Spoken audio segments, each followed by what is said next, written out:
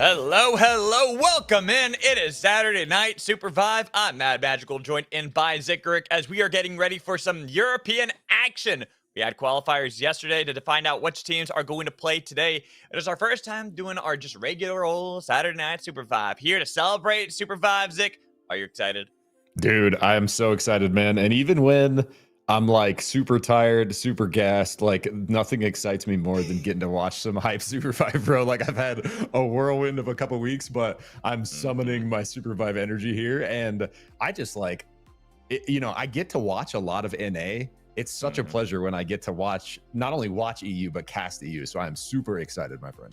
It is a treat to be able to change the pace every once in a while. See some players that we don't always get to see because you and I being in NA, sometimes it's a little bit early for us, but here we get to watch some awesome European games. And like I said, yesterday, they already did play in the qualifiers, so we can actually take a look at those scoreboards if we have a chance to find out how the teams made it into today. So starting off, we had Group A. It was the top 7 teams made it through. So all those top 7 teams from Bao, Shy, Aurora, Three Little Pigs, TSM, Rat, and Miss 200, those 7 qualified into today. While the bottom 5, they had to play once more in another group. And it might surprise you to see that we didn't have some teams that had to upset back in the Turbo Cup like Apex. They sadly finished 6th place, barely missing out on making it today. Dude, it makes it extra sad when you're just like right on the line like that. And we've had that happen over the course of a couple qualifiers over the last few weekends. But we do want to remember back to the Turbo Cup last weekend, thinking back to some of our teams that we see on these scoreboards. It was Rat taking 3rd for the $400 cash prize. It was Stormbreakers taking 2nd for the $750, and then it was Three Little Pigs, 3LP, coming in 1st place with the $1,350 cash prize. So that was our Turbo Cup. That's going to be the format that's happening monthly for the 2,500 per region. Like Magical mentioned, we are now into our regular Saturday SUPERVIVE, Saturday night SUPERVIVE cadence. That's going to be $500 per region played for the next 3 weeks. And that's going to include rotating tier 1 and tier 2. So you talk about that a little bit, Magical? Yeah, of course. So here we are starting off with Europe, and it is going to be our tier 1. This is where we have it open to any team from top to bottom. Anyone can sign up for this one, but it's to make sure that we are seeing the top of gameplay. That's why we had the qualifiers. We had enough teams that we were able to do so. While when we have tier 2 later on in the day for North America, we are now trying to encourage newer players, newer teams. So next week we'll have Europe. It'll be a similar format, but they're going to be the tier 2 next week. NA will be the tier 1. So if you are new to SUPERVIVE or newer to competitive, you've been playing SUPERVIVE and been wanting to crack into this, but feel like the competition has just been a little bit too stiff, well, next week is for you because that will be tier 2, but this week it's tier 1, and it is going to be for the big prize as we talked about, and it's going to see how these teams stack up after a week. Turbo Cup was last week, as you had talked about, Zik, and it was very exciting to see Three Little Pigs take that one, but we know how close Europe is, and every week, every tournament is different because any one of these teams can take the title. Absolutely, bro. And something else we want to call out right at the beginning here that we are moving into this week, and this is led by one of our own, Kaya, putting in a really cool job getting this started with Vive Camp, but she is working in collaboration with the GOAT Zodag, that you guys all know and love, to start our weekly clip contest. So for all the players that are participating in the tournament series, there is now an opportunity for 1st, 2nd, and 3rd place clips from the entire weekend. This includes both regions, and those are now going to be essentially a weekly cash prize reward. So we're looking at $150 for the best clip, $100 for the 2nd best clip, $50 for the 3rd best clip. And by the way, if you're able to capture multiple POVs, that means if you're streaming or recording yourself and you are able to clip the POV from the stream VOD and you submit more than one of those to the Clips channel in the Discord or to Kaya, you are going to be receiving a 2,500 TC coin bonus if you are a winner for those clips, because we're basically trying to utilize this to make really cool content and edits and the more POVs we have, the more we have the ability to do that. So huge shout out to Kaya, huge shout out to Zodag for helping us put this thing together. And I'm super excited to actually implement this because the ones they did for Vibe Camp Magical were freaking awesome. Sick. Yeah. Oh my God. It was so cool to see that and just be able to celebrate the community, right? The whole idea about this is celebrating the community, being able to bring everyone together to play an awesome game every single weekend. And for the clips as well, is to be able to show off your awesome moments that you have as a player, that you're able to make these highlights. We have even more exciting things that are going to be coming up soon. So make sure you're keeping your eyes out, not just to this channel here, Theorycraft Games, but also to their Twitter when it comes to things. So make sure you're checking out Play SUPERVIVE there. You're checking out the YouTube because we're going to have a lot of shorts that will be able to tell you about future content and just kind of, you know, giving a little bit of a heads up that you might want to start getting into that content creation because there might be some exciting things, but I'm not going to spoil it just yet.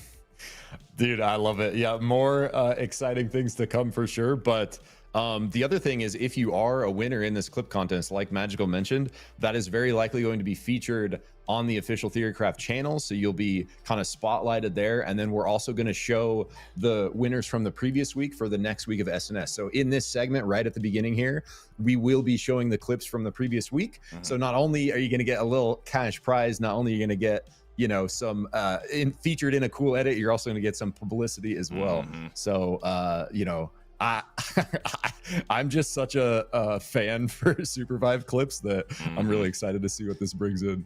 Exactly. And I think it's just like the whole idea is celebrating the community. So not just clips. So if you have any cool fan art, cosplays, I know there's people out there who do that kind of stuff. Let's get everything. Let's just get anything SUPERVIVE related and just start celebrating the game even more. But let's move forward because I did hear that we are getting close to starting our game. We got our players all in the lobby. It will be normal weather. And as you talked about, you kind of hinted at, it is going to be a $500 cash prize pool for Europe for today. Later, it will be NA. They'll have their own $500 cash pool for the tier 2. But looking at these teams, we have seen a lot of them. I think a big one that I want to focus on, though, is TSM. Because last week, they got upset. They did not make it into the finals. They did not get a chance to play for the Turbo Cup. Now, though, they have made it through into day 2 for the first Saturday night. Dude, super exciting. And we're diving into game 1. Let's freaking go. Something that I love, Magical, specifically about watching EU, is just like a distinctly different kind of macro strategy than NA. We see a lot more Oath. We see a lot more Kingpin. We see a lot more patience, really. It's a lot more about the kind of macro movements. And then it is just like sort of hands checking everyone that you come across. Which is kind of fun. Honestly, I love seeing the differences between the regions, and it makes me excited. One day we're going to get that big old LAN, the World SUPERVIVE, where everyone's playing in person so that we can actually see how the clash of styles truly match. There's no lag, no ping. That's a future plan for today. We got to focus on the present because everyone has died on the breach. On for their landing point all the way up in Imhotep. Only Rue went for that one. Nobody else going to contest them at gold. Yeah, and that's like, you know, another big kind of difference. Gotta say, take that back because I guess Rat were there too. Never mind, Rat. Actually, we're fighting him over it, and it was a trade of 1-for-1. Zodag, our hero there we talked about with the cliffs, already went down, but now it's going to be up, yes sir, and Fate strikes a fight against Rat. They've already gotten rid of Cookies, and Adamark to join him. Only Mekimek is left. Yes sir, now on the hunt, throws down the dagger, looking for Mekimek, forcing him off the ledges. It is now Fate strike to try to chase off Rat, keep him on the run. Dude, forgive my ignorance. I did not even realize Zodag is en route playing here. Let's freaking go. That's amazing. So they win the battle for golds. It's going to send Mekimek riding out on the Sky Shark here. Remember, Rat, our 3rd place team from last week. So definitely a squad to be keeping our eyes on. Would have really hurt them, Magical, if they found themselves in 12th game 1 there. Right? That would have been kind of wild to see such a strong team fall first. Not just like fall first, but within the first day. No other fighting to be had, just out. As we look at other parts of the breach, level 6 is already going to be won out by some teams. Shichi here has been kind of a god for... Oh, no. Oh, no. We had a disconnect, unfortunately. So, tragic there. I was wondering what happened, and we are going to have to restart our first game. So a bit tragic on that one, but kind of gives us a little bit of a look on some of our teams where do see some of these adaptations. We talked about Zodag playing with normally our clip god making all of those highlight reels. If you haven't checked out his YouTube, go check it out so that way you can see makes almost daily content. It's usually like every other day, every third day, but lots of awesome clips that are gathered from out the community posted on their YouTube. Yeah, the Zodag has been a staple of the SUPERVIVE community for a while now, and just gotta love the consistency he puts out his content with, because it's just like it's so good, man. It gives me my at least my weekly dose of SUPERVIVE dopamine from watching and not playing.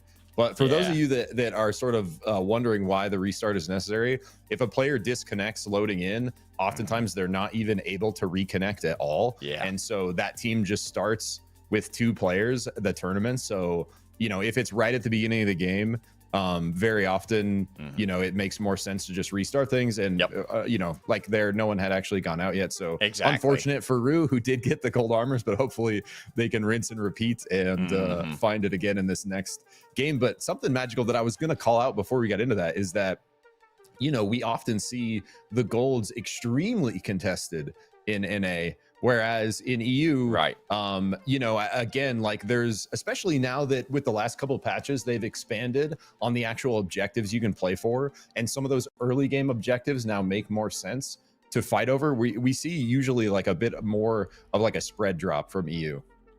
Yeah, exactly. It's really interesting to see. I think it's because in NA we have BAP, and BAP are such a highly aggressive team right out of the gates, where it's like they'll always fight for golds no matter what. Even if they have a composition that should lean towards the late game, they'll still fight for golds. And other teams, they debate whether or not they want to contest BAP for that, because if you don't contest BAP for the golds and they get to late game, they're usually one of the strongest teams late game, but then they'll fight you. And if you lose that 50-50, now BAP has an even stronger start. So it's kind of like that catch-22 that you have in NA. While I feel like in EU, there's such a good dispersion of skill across all teams. Yeah, where that's you have true. a lot of really good teams across the board. So it's like the top 6-7 teams all realistically can vie for the first place and take a trophy each week, where we could have a different top 3 from week to week, let alone just the first place. 100%, yeah. And honestly, it's been really cool to see the North America group kind of reaching that level as well, where you mentioned BAP kind of dominating the early gold armor objective. That's very often still true, but the group in NA sort of contesting those top squads, the likes of BAP, the likes of TLD, there are more and more of those teams kind of showing up every week. And we're going to get, you know, really exciting, kind of looking forward to the second event today. We are going to get a look into some of those newer NA teams that are looking to punch their way up into that tier 1 group. Exactly. So here we go. Sorry about that, everybody. Round 2 Electric Boogaloo, as we are getting ready for match 1 of Saturday night SUPERVIVE EU. It is a bit different now. We have Dawn Caps with the gold. We're focused in on Magebog and Wraith's Row for our initial circle, but the drop is going to go right down the center of that circle, where we go from Machine all the way to Shards of Fate. Got Soul of Affluence. We got a Codex. And I'm a huge fan of these early Souls Magical, because they're basically like positioned such that they're like timing based, like 5 minutes. And once you get them, like if you win that kind of battle for them or the coin flip, you get to leverage their power to kind of scale into, you know, day 2, day 3. And it's just like, it's a lot more texture than what we had before, where it's sort of just like a coin flip for these exotic perks that you can then just drop when you die. Seeing some of our teams, though, drop, and where they're going for it. Not actually seeing as many go for the hot drops right out of the gates, but dropping with another team regardless. Here in Ion Acres, Rat and 3 Little Pigs stare down, but 3 Little Pigs have the advantage. They already got that level 3 across the board, but still Rat will try to fight back, getting a lot of damage onto Acklinks, but Acklinks cutting backwards with the rest of the team, getting back into the fortress, while Meki was a little bit late on finding that rotation. Nice slam from around the corner from Meki there. Thought they were going to be able to follow up with the damage, but Shroom pumping on that Zeph with no anti-heal in effect there is able to keep Acklinks up, and they're going to be just fine. Another fight breaking out to the south. Blink taking a lot of that damage and focused away. An easy split off target, only level 3. BBB, they were the team to win out on those mini souls, as you were talking about getting that extra level and they take advantage of that.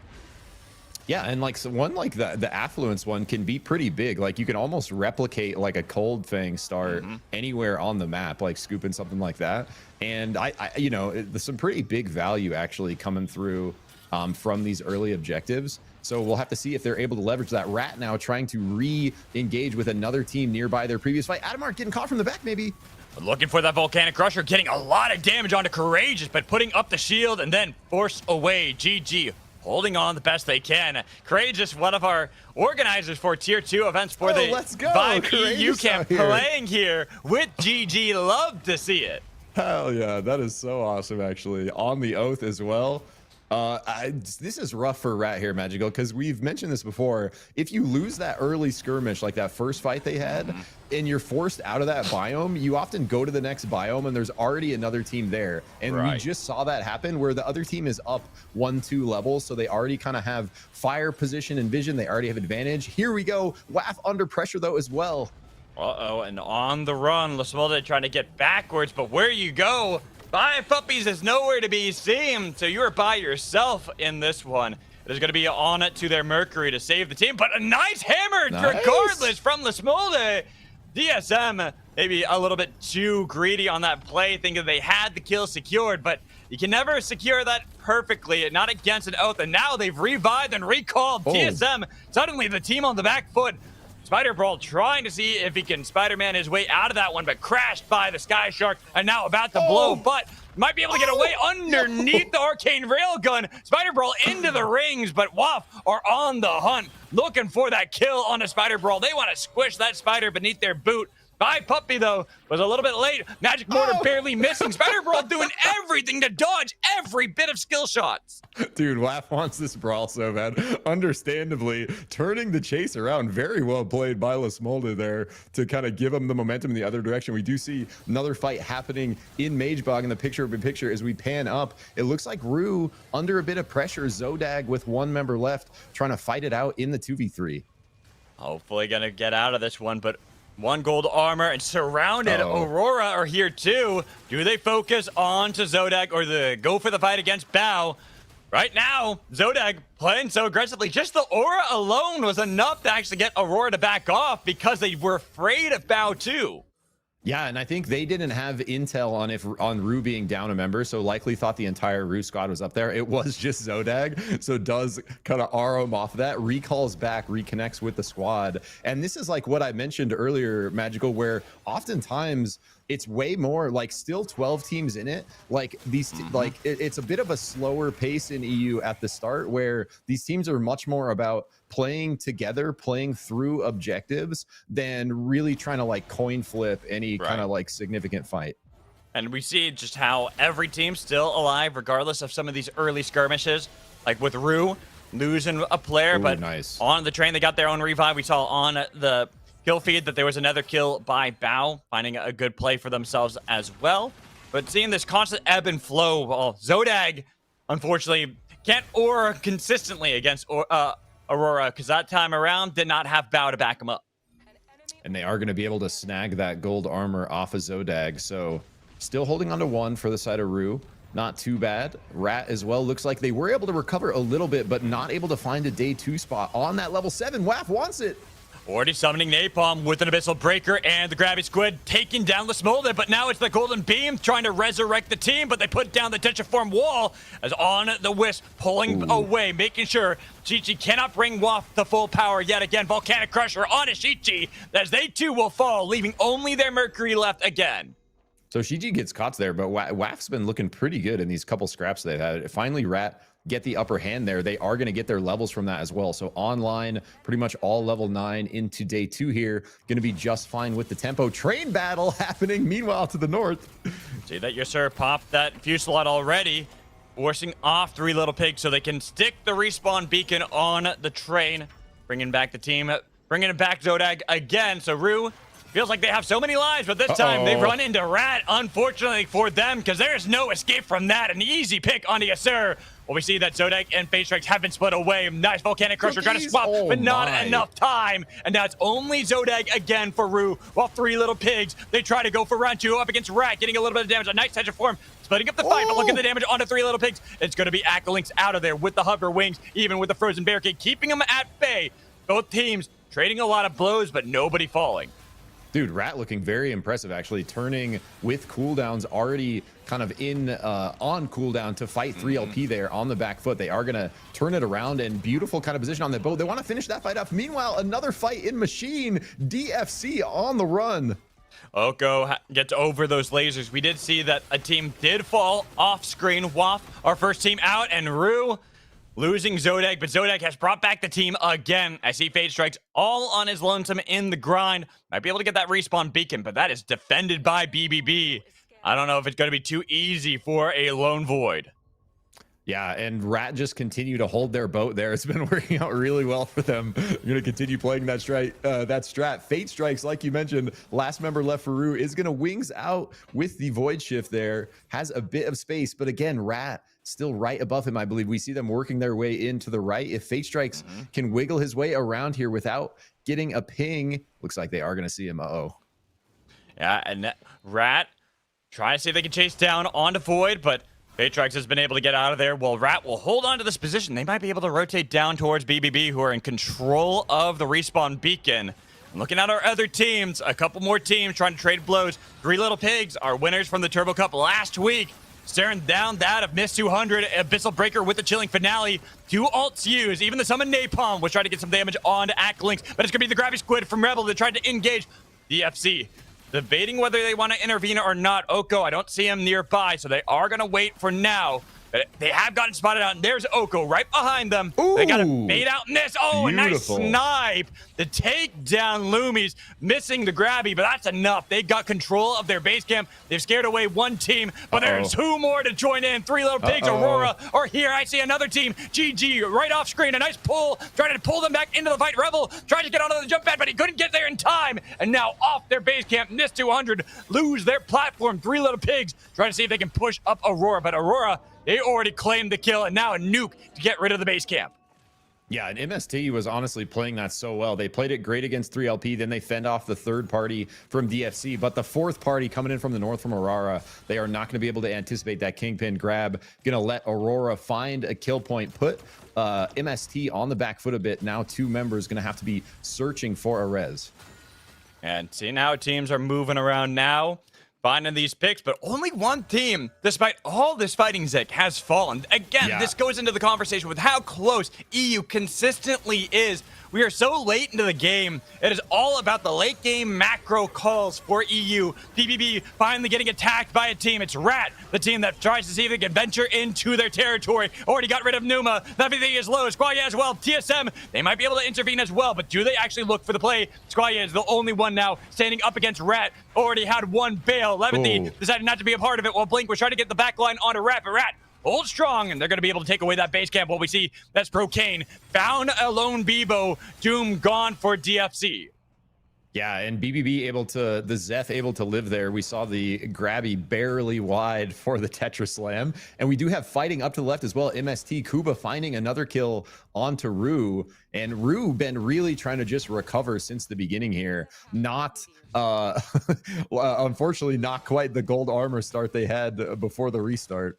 But still looking at our teams moving around and just seeing how they're able to hold their ground or not hold it in the case of BBB, unfortunately losing their control in the grind. But what you're seeing as another pull lands, this time it was onto Hachi. The Shies trying to kite backwards, put down by the Shock Trap drone, getting a little bit of damage onto Bao. Having that gold armor onto Baroof especially, if that oath to be able to stand strong to any competition. Yep, and they got the Soul Stealer on Orlando's here with the Carbine. Actually going to be disgusting with that Refractor in the other Relic slot. Already have 3 kills on their side for this game. Going to be looking to continue to farm those up. Stack that Soul Stealer. Fight to the right. Abyssal Breaker out for MST. Forcing off MST from the respawn beacon. TSM get full control. Calcinator, an easy target for Little Meep.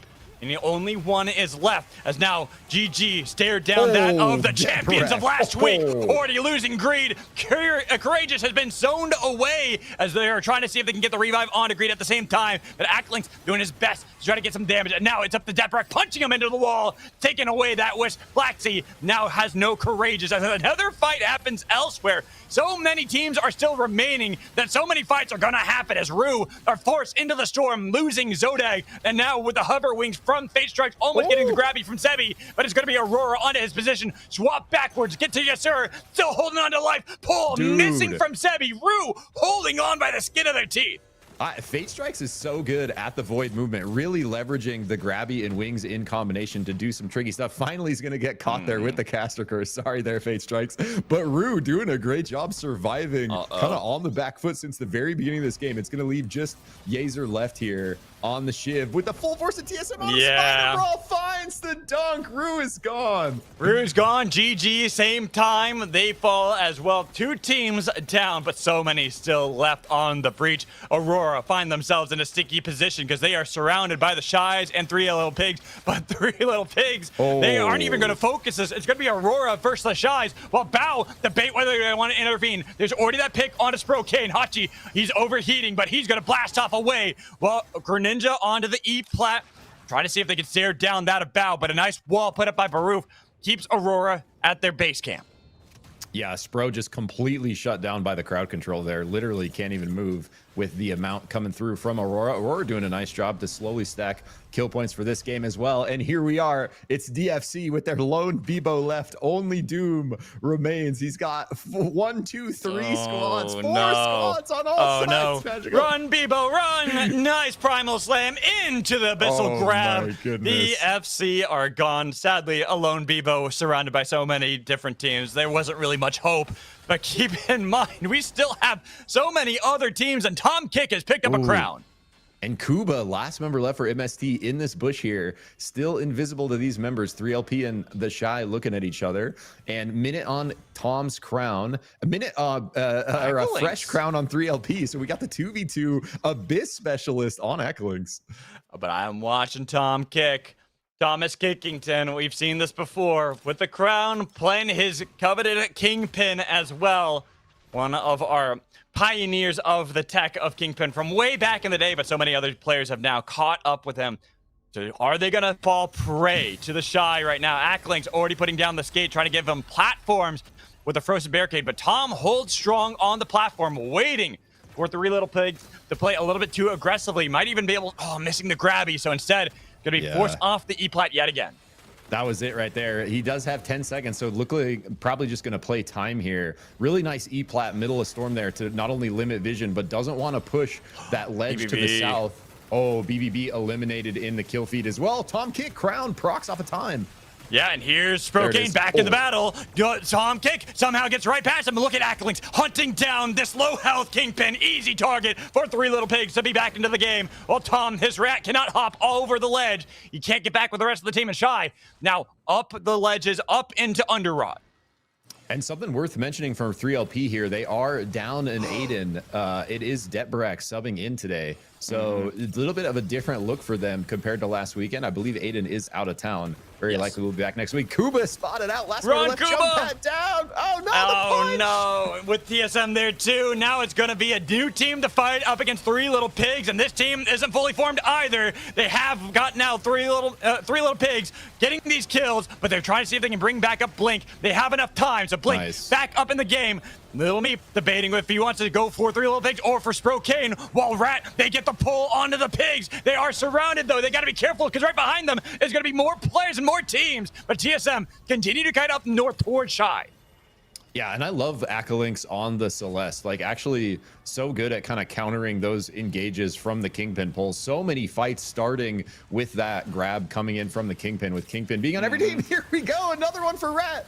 into the Volcanic Crusher 2. We've seen that combo so many times from Meki Mek and Cookies, but that time it couldn't amount to a kill. Deprek had enough support from Shroom. Make sure they're back, staying formed as a team, but this Orb of Light to be fought over. Bungie trying to drag it. I believe that was Rat to pick it up, so they get that for themselves, but now they are surrounded, sandwiched, and pushed back to the walls, to the storm, barely holding on to life. And here's the nuke from Bao. 3 little pigs as well, trying to see if they can find him, putting down the anomaly, but Rat play into Bao. They're getting picked at. They're separated as well. Mega Avalanche trying to see if they can pick up the fight onto Meki Mek, but around the walls they go through the storm. Somehow Rat are still fully formed, while Bao, the team, pushed off with a pull, looking for the slam, but Deprek again able to stay with the rest of the team. Akalink's now skating, pushing Bao off, blast up onto the platform, getting the haymaker punch on Bao too. Orlando's is so low, barely any health left, trying to get the overkill around, but he'll fall as Ash is too late, pushing him into the storm, looking for the slam. Shroom has barely got any health, finally will fall even with the second wind, as Bao are now in the 2v2, locked to horns with 3 little pigs into the storm. Again they go, but Bao try to see if they can cut backwards. Even though they've lost 1 player, at least they took one from 3 little pigs too. Dude, that was such a close battle. And that was off the back of a third party from 3LP after they were fighting against Rat. Now Rat up here to the north in the battle against TSM wide, but the Mega Avalanche is out. Mega Avalanche is out, and Spider Brawl somehow does not fall in that battle. Puts down the jump pad as well to try to go over the heads of Rat so they can heal back up for another round. But keep in mind, we have very little territory left here, Zik, and we have still 6 teams remaining. As I say that, Sprokane where the shyest falls. Down to 5, but yeah, still not much space to play for. Even with 5, we see a little wider view in the picture-in-picture here. Aurora trying to fight and defend for their fire. TSM on this little piece of land. They're going to throw a fire out for themselves to try to hold this. Want to keep vision. Meanwhile, on the left, 3 little pigs. This is going to be big for them. Fallen and losing Akalinks. Another one down for the team, but they are not out of this game just yet. While Rat sandwiched between TSM and Bao. But Rat have been doing a great job every single time. I think that's it. They are sandwiched. There's no way they get out of this one. Just their aura alone scares off the teams from looking for it. Well, Deprek is locked in the underrun vault to get that respawn with the crown, but now Bao have already moved down south to try to see if they can take out 3 little pigs, put up walls, and they put up barriers with an abyssal breaker, forcing them back into the vault. They have no way out of this one. They're forced into the fight against Bao, who are trying everything to make sure these overkill rounds can land, but 3 little pigs, I don't know how they can do this over and over again. They're able to get back into this game, stay strong without losing a single player, but now Rat have heard the call as well. They want these fights.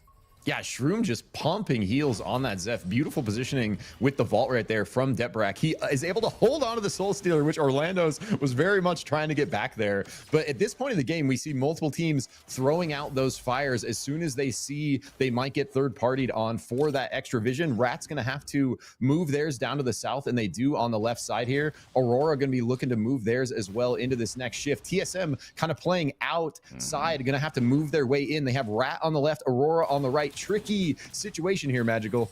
Very difficult as TSM, the fan that's been put in front of them by Rat, can make it a little bit harder for them to engage onto them, but might make it a little bit easier to third-party Aurora, because Aurora already dealing nice pick onto Shroom, but it's still going to be 3 little pigs fighting their way out of this one. Akalink's already using the chilling finale while Deprek's been separated from the team, and chaos ensues here on the breach for SUPERVIVE, and you can't believe it, a nice dunk from Meki Mek lands onto the champions. 3 little pigs down to only Akalinks, while Bao have to deal with that of TSM and Aurora at the same time. Akalinks taken out by Rat.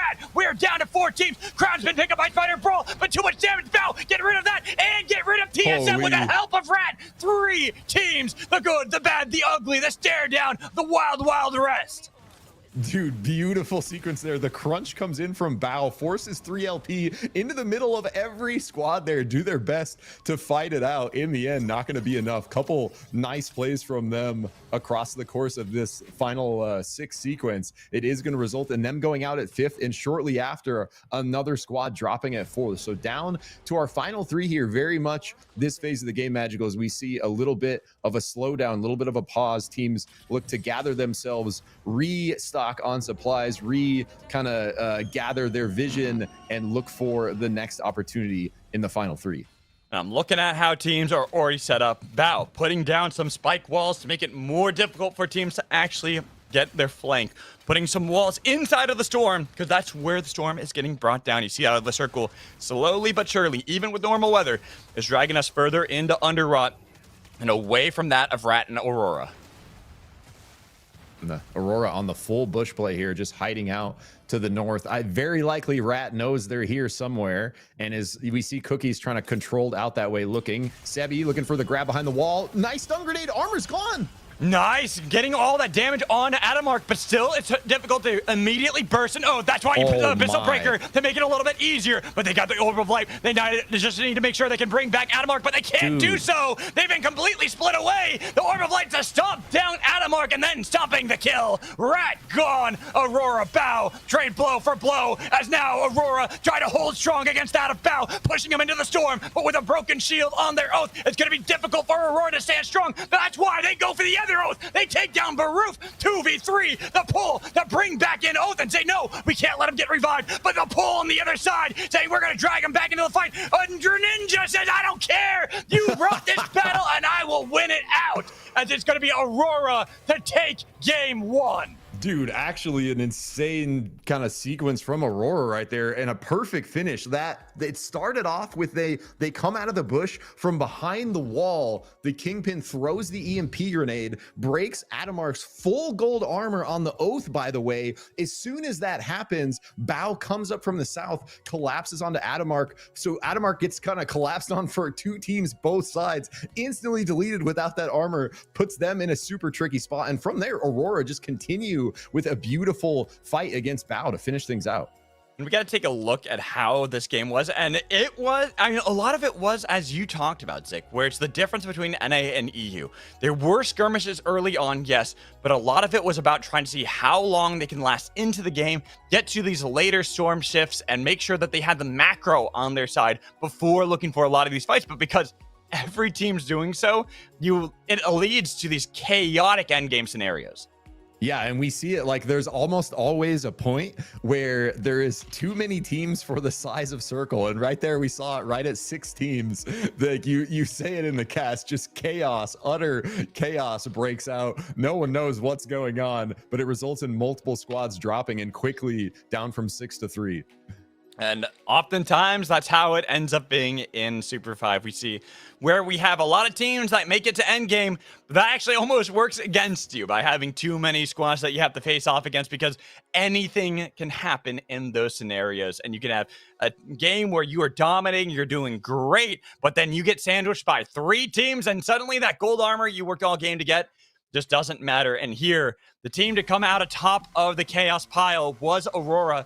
And this is actually really interesting to see with Aurora, because this is a team that we've seen win Abyssal Cups back in open beta. We've seen them even yesterday. They won game 1 of the qualifiers to make sure they made it here to day 2 and into our first Saturday night SUPERVIVE. That's not just the Turbo Cup, but actually just one of our fun ones that we're doing every single week for the community.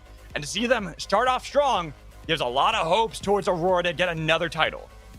Absolutely. And you mentioned like, like a squad like Rat, they were playing exceptional that whole game, got a lot of kills, like navigated this chaos with 6 teams left, found themselves in the final 3, had a good position to play that out. But in the end, like just the little kind of misstep, and maybe it's not even a misstep, Adamark just getting caught in the EMP grenade, and then the third party coming from the south instantly after. Like if you're not kind of spot on with your position, with your reaction time, it can make all the difference, going from, really kind of feeling like you're running the lobby till all of a sudden you're out of third.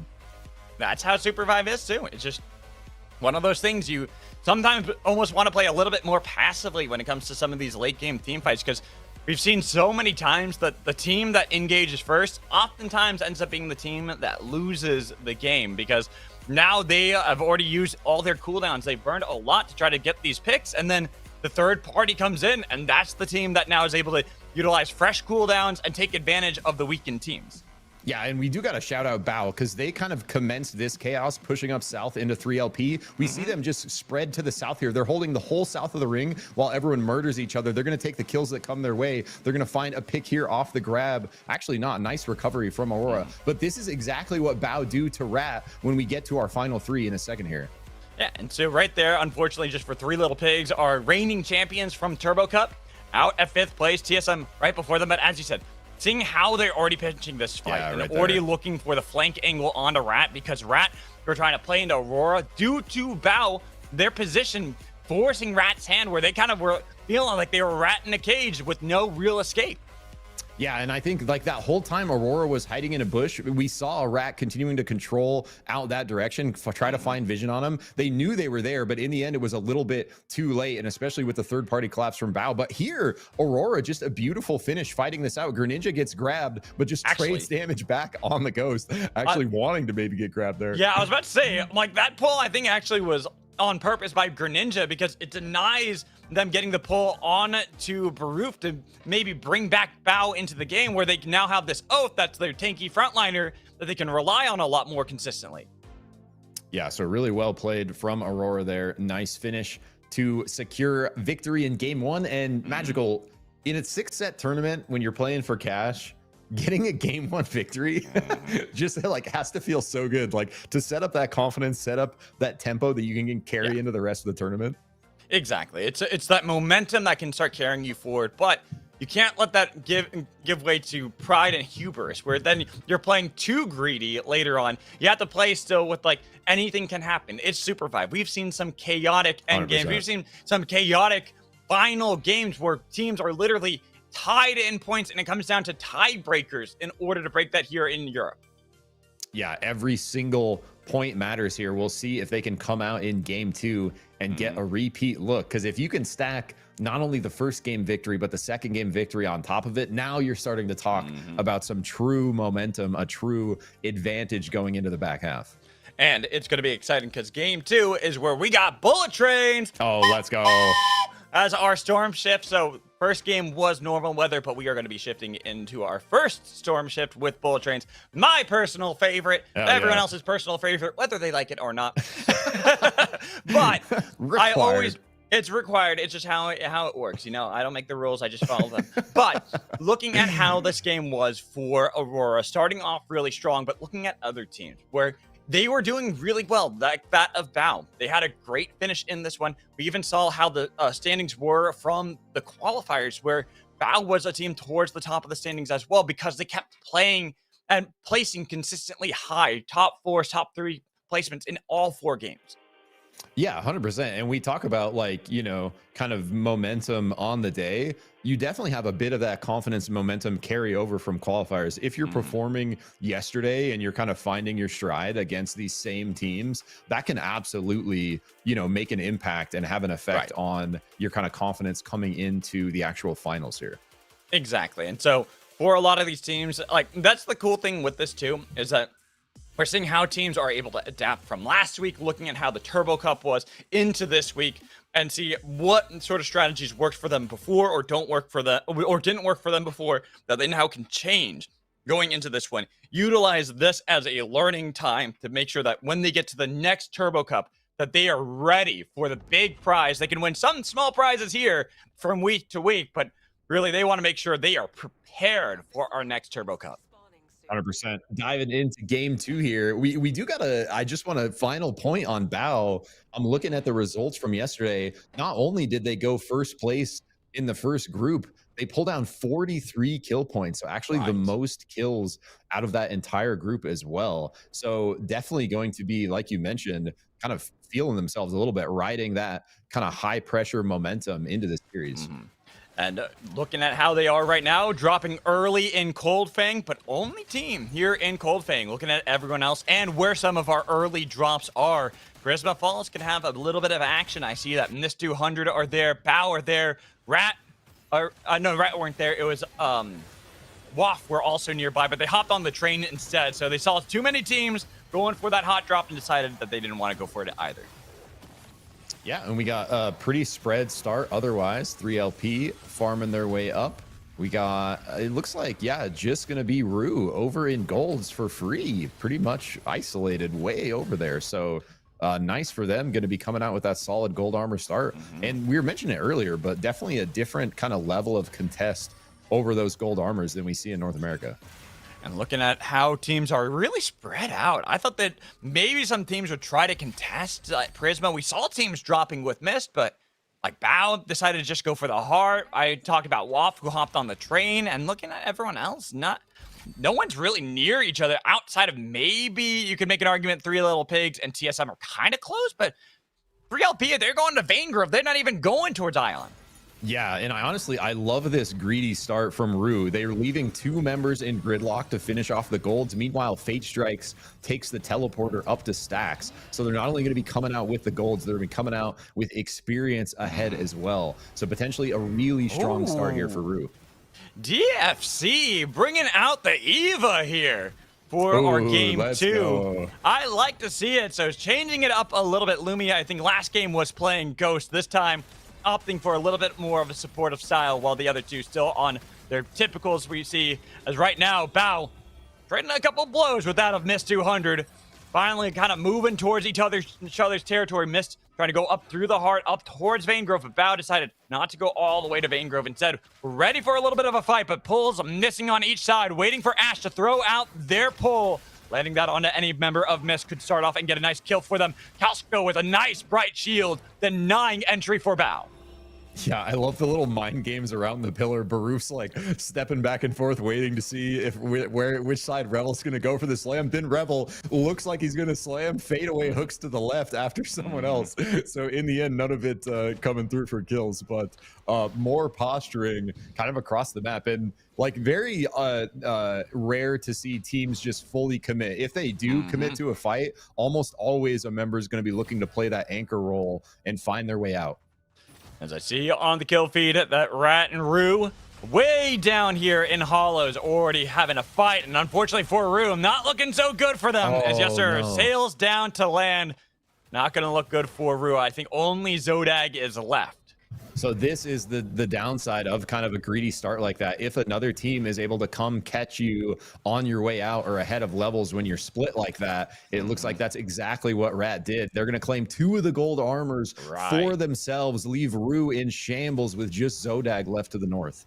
But Zodag at least has Frag Isle. They can go up towards, get that respawn beacon on. No team is nearby, so we'll at least give them some hope. There's plenty they can farm up there. No team having dropped anywhere near there. Going to give them a little bit of levity in this game, but it is going to be a bit of a poverty run going into day 2. While Waff and BBB are 2 teams. We saw Waff hopping on the train, try to rotate up north to Imotech, and then into the Dawn Caps where BBB were. But BBB already have level 7. They have an advantage against 2 of the 3, but a nice flank from Lasmolde, starting off this fight huge against BBB. Squire tries a second win, but he's over the abyss. Hammer after hammer being lodged and thrown at his face, so Shichi can pick up an easy kill with BBB still running, but they did get Shichi. It's a trade. Singularity Levity with the golden beam from 5 puppies. Make sure that even though they had that singularity, no death will befall that of Waff. BBB actually do a really nice job trading back there. Was looking really sketchy for them, but that spike and the ultimate saves them. Abyssal Breaker out. Ult on this side. Beautiful from Rat, catching Bao off guard a little bit. They are going to peel back and recover. Quick reset. Looks like they want to re-engage, though, with this level advantage. Oh, Slam goes wide. But good on Bao that they take all of that and they are able to walk it off. The fact no one, not even into Wisp form, for that of Bao, that they were able to withstand so much pressure from Rat, and now back off into Wraith's Row, continue to farm it out. But we look at our other teams and how everyone is moving. Some of these fights have happened, one of them for that of Rue, but lucky for them, they did have Frag Isle, as I mentioned, so they could farm that out, even have gold armor for Zodag. Didn't lose that one, but now staring down BBB, another team that was on the run. One of these teams is going to come out the better, and I feel like right now, Rue have the advantage. I think they did until BBB got those levels, because BBB just right off of that res able to get prio on those 2 camps to the north, get level 9 on 2 members. So now the level 7 Ruse decide to back it out. Probably the right call there. Similar situation here where we got a slight level disadvantage between the 9s and 7s across the squads. We'll see if Shy opts for it. Tom looking like he is unafraid. Trying to snipe some damage onto Lasmolde. Now already launching. Hachi, what a backline play, utilizing that fan with the second win. 5 puppies down. Shichi, Lasmolde on the run. Shies take advantage of that one while we look at BBB and GG. Trading blow for blow, but it's going to be GG, the team losing greed, and now running into Rue. Courageous, in danger, about to overheat. At least Flaxy up to the north. They can start kiting away. They can escape the clutches of Rue. While back over at Ion Acres, more teams fighting. 3 Little Pigs and Aurora are champions versus the champions of last game. Trading up more blows, but 3 Little Pigs, they're waiting for their angle. This is a team that always plays aggressively, and now that the pull's gone for Sebi, I wouldn't imagine that exactly right there. They look for the play, but now they're going to get pinched by Mist right behind them. Abyssal Breaker absolutely destroying 3 Little Pigs. Shroom, an easy target. Only one left, as now 3 Little Pigs on the run. Only one was able to get out of there, while Aurora have to deal with Mist. Sebi has barely any health. An Anomaly has gotten him away, but Greninja couldn't hop in that same orb either, and now they take way too much damage. Mist don't want to relent. They're still playing as aggressively as possible, missing the spike grenade stun, but now that time has been given to Aurora. They've healed back up a lot of the missing health. They've gotten into the jet stream and out of danger. Yeah, beautiful over-the-wall shift there from Akalinks, keeping 3LP in it. Fight continuing to the right, though. It's Rat versus DFC looking for the Bunchy Slam. Cookies connects. Beautiful. What a slam. This is Cookies on their Tetra. We've seen how good Cookies is on this Hunter so many times for DFC. Another one of those teams that plays their own style, just not in a good spot. Even putting the orbs down, the orbs of Argus, are trying to get the revive onto Doom. But up north, Shy have found BBB. They've got a good angle initially. Look at Hachi, again, looking for that flank, trying to see if he can replicate what he did before. But it's going to be Rue getting a lot more damage. They've already got the bungee on Numa, trying to see if they can drag him back into the fight. And he's got no escape, an easy target. Rue are the ones that got the kill credit for that, while Shy try to kite backwards. Levity above their heads. Do they focus onto the Void, or do they focus onto Rue? They're just deciding which one they want to go for. But Levity, as he is trying his best to see if he can avoid the attention, was able to do so. Actually, insane juke by Levity there. Cannot believe he was able, I think, just barely out of vision. No one saw him, all looking to the left, and he wiggles his way out to the right. They do have the Zeph left, but he is in the middle. It's in the middle of literally everyone. Gets bungeed back, eventually gets spiked. Luckily, Levity's still alive.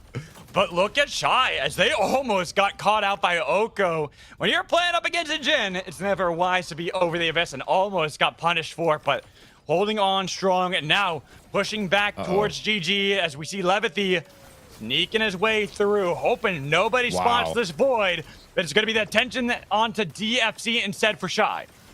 Yeah, Shy actually playing this game really well, not afraid to fight despite being a little behind levels. That's awarded them with a few levels from the PvP XP. Now they're on par with DFC here, and we are going to be rolling. We are already in a night 3. Look at the train. Close. Almost got pushed in by Beckett, but now Rue flanked a third party. DFC, Tonk, Dragon 2 away. Lots of damage on a Shy, but they were able to hop into the portal and get away. Second win from Tom Kick keeps them on their feet, but DFC now struggling as Oko does not struggle when he's playing Jhin. Found Hachi over the Abyss. You never play against Abyss Specialist Jhin, and now it's going to be the nice Fate Strikes Singularity on to Shy. Tom Kick down, swap onto Spro Kane. Last one remaining for Shy as he's trying to snipe people out of the air, but Rue have found their angle. GG right behind them. Do they focus on a Shy, or do they worry about Waff? Greed's gone, and now GG push into Rue's territory, but Zodag just hops into the bungee to get it back to the team. I love this. Rue actually playing insane as well. Fate Strikes has a really nice ultimate into the swap there to put huge pressure out onto the Shy. I do believe they made it out with just Spro left. Going to be looking for a res somewhere. He looks like he did find that. And BBB Levity this whole time playing to the north eventually does get caught out by GG. Finally found out the Storm working so heavily against BBB. So another team to join the bench. Looking at the teams that still remain, and it's like what we saw last time. So many teams still remaining. Only 2 have been eliminated. Yeah, and we got the fighting continuing up to the north side here. Honestly, the Shy just kind of fighting out of their minds on the back foot levels this whole time. They don't care. Continuing to look. Hachi goes in, connects the punch, but he gets spiked in return. Rue fighting even better here. Yeah, a little bit of, I think, disrespect there from Hachi. He just felt like he had it, accidentally pulls out the glider at the wrong moment and gets punished for it. But now Rue have to deal with Bao. They put down the singularity to try to create a little bit of a space, but Bao are not threatened by that at all. They push back Rue again. They will swap their way out of danger, but Bao will take control of the base camp. Yeah, and I wanted to call out earlier Fate Strikes. Oh, I'm going to have to pause here. Yeah, you got 4 squads of Missile Breaker. 4 teams here at the heart. Aurora, our team that won last game, the team that finds themselves the ultimate sandwich with the cheese of miss, and now they are in punished territory. Only Greninjas left, and they're gone. Dude. Very early exit from 1st to 10th, and now 3 little pigs, they too are in a bad spot. Miss, they were already trying to see if they can fight their way out of this one. They've been able to hold on strong, but TSM not going to give them a moment to breathe. They continue to assail them into the back line. Oh, we see GG right behind them. Then Rue to intervene as well. Revel has been tagged. He could be the target they look for. Zodak, even though the Gravity Squid has gotten Revel a lot of distance away, it's up towards the Shy's territory. Revel is still getting hunted down. Yes, sir. Wants to take down another kill, but Revel has done a great job of getting away from danger. Yeah, so lucky, honestly, that the Shy decides to peel to the north there. Revel just at the very last second has some land to land on. We see him all the way over to the right by his lonesome now, surviving. This whole time, though, TSM putting together a really nice sequence. Huge amount of pressure out in that 4-man fight. They had the position bottom left, able to result in the wipe of our winners from last game, Aurora in 10th. Like you mentioned, Magical, this is SUPERVIVE. This is SUPERVIVE, and this is EU. EU, a region where anyone can win, but also anyone can fall, as we saw with Aurora. WAF almost having a bad fight there against 3 little pigs, but they were able to weather the storm. The chilling finale didn't do too much. First American has been put up, but guess what? Power on the other side, and they're looking to see if they can get onto 3 little pigs, and they're going to eat well. These pigs are now going to be hot dogs as they fry them, grill them. Hacklink's gone. WAF getting the credit. Dude, so another big squad taken out very early there, I believe at 9th. So 8 squads remaining, Aurora and 3LP out of here. So we're going to be very much mixing up the scoreboard moving forward. And a couple teams looking really strong here. WAF, one of them. And if Bao fall too, that's going to be another big dog gone. But that time around, WAF could not get a play against Bao. They take down one of WAF, and WAF are now on the run while we look towards the tracks. It is Rue versus Rat with Miss behind Rue. And Rue, they've been playing well from behind all game, but unfortunately, there's just too many teams, too little real estate, and Zodag gonna join the bench with the rest of the team. Man, like it literally feels like sometimes no matter how well you fight, sometimes the demise can be inevitable. And that just goes to show how much like kind of spacing, positioning, and even RNG, you know, comes into play in these tournaments. It's one of the things that makes like watching a battle royale so exciting is there's just constant kind of shift of momentum, not only from fight to fight, but from game to game. Hachi taken down by WAF, and WAF, as they had brought back the team to full, they stare down Bao, Shy, team that had to get splintered and go into separate directions. We see Tom down south. I see all the way in the north is Sprokane for Shy. Well, Courageous, he's been separated from Flaxy as well. Sprokane trying to take a little bit of damage onto that of Rat, but he's got to deal with Courageous. Charging up the hammer, might want to get him into the storm. Nice kidnap from Sprokane, getting around what could have been certain death if he got pushed into the storm. Beautiful swap there from Spro. Actually knows he has nowhere to go. Working that shark glider through the rings between 6 squads over Abyss. Mecky Mech really wants the slam. Everyone kind of eyeing this. Saros has a tiny bit of space for a second here, but not going to last long. I also see an air blaster on Spro here with bullet trains. I wonder if he's going to try anything cheeky, but he's got to get to the train in the first place. And now WAF already on the tracks and holding on to that little bit of land while Spro's been doing his damnedest with the rings and with the jet stream to hold on to his own life. Even though Tom is still alive, Sprokane's doing what he can to make sure it's a lot easier for the rest of the team for them to be able to bring back Hachi. Trying to get some damage, but Courageous now going to be the team that has to join him in those rings. Which one wins? Onto the bullet train. Sprokane has hopped the board. He's got the ticket, and he's got enough time, I think, with the bullet train to be able to get the res and then get back into the storm. But it's going to be all up to the wire. He's got to get in quickly, as we saw that Miss lost Calcinator. They too will be pushed into the jet strings and rings, while Hachi could not get into the storm quick enough. Tom kick and Sprokane low on health from the storm as Sprokane is about to overheat and he burns. Spider Brawl getting the kill credit. Dude, I cannot believe the Shy is still in it, if I'm being real. Spro survives forever, somehow finds the train res, gets his team back in it, but it leaves just Tom Kick now as the final member. Tom Kick gets a kill onto Rebel. Meanwhile, it's GG eliminated to the south, so somehow Shy outranked GG, and they're still in it. And still in it is the big thing for me. Tom still alive, Spro before him, and now it's his turn to be the Abyss Specialist here and hold on to dear life. The train not going to work quite as well for you this time around. Too quick and too much damage from the storm, and look at how you are surrounded. There are so many teams all over the place. Only missed a team like them down to some players. Yeah, and this whole time we've seen Bao and Waf just looking at each other on the left side of the map, constantly poking. Nice Bright Shield going to negate the hook there for the side of Waf. Stop that Bao engage. Bao posting up some walls, really wanting to play this position. Oh no! Oh, couldn't get on the train, and now this has started off the fight between that Rat and TSM with chains landing, but not gonna pull the trigger, too afraid, knowing even if there's gonna be that fight against Rat, there are 4 other teams that are remaining here that they have to deal with. Yeah, and somehow Tom Kick finds, I think, a box res because Spro is back on the Sorrow. So the Shy up to 2 members looking to find their third. These other teams all at full force, though, Magical, with 5 squads left, 4 of them posturing. It's Wath and Bao on the left, TSM and Rat on the right. I'm looking at where that crown is placed. It's in control of Rat. So if Shy want to bring out Hachi, get their engage tool back into the game, it is going to be quite the fight to get towards that crown. They don't even have the ability. I don't even think they have the gold to be able to go buy themselves their own crown. Yeah, it's a rough spot. And like, yeah, and there's one way over to the right here, but going to be very tough to work your way up and grab that.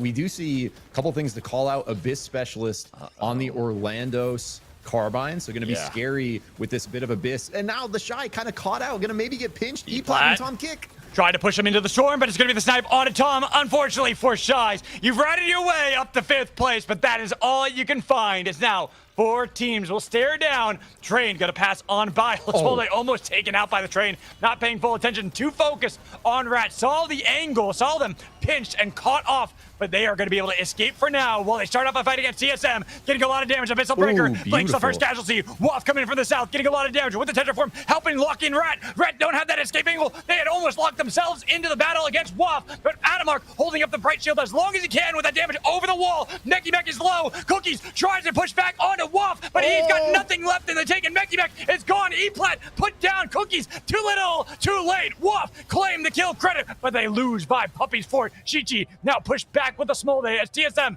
they've gone down south. They placed down their own Freespawn beacon. They'll bring back up Blink. Wow, so Waff was kind of cooking right there. They do a beautiful kind of move to the south, push their way up to the right, force multiple teams into each other. Going to result in a squad wipe and put them a little bit on the back foot as Bao looped around and took that position away from them. Now, kind of big positional advantage. Bungie. Ooh, nice shift there from Shichi. I thought that was going to be a death sentence for Waff with that crown. But holding on to their platforms and looking at where the storm is bringing us further down towards Magebog and the tracks.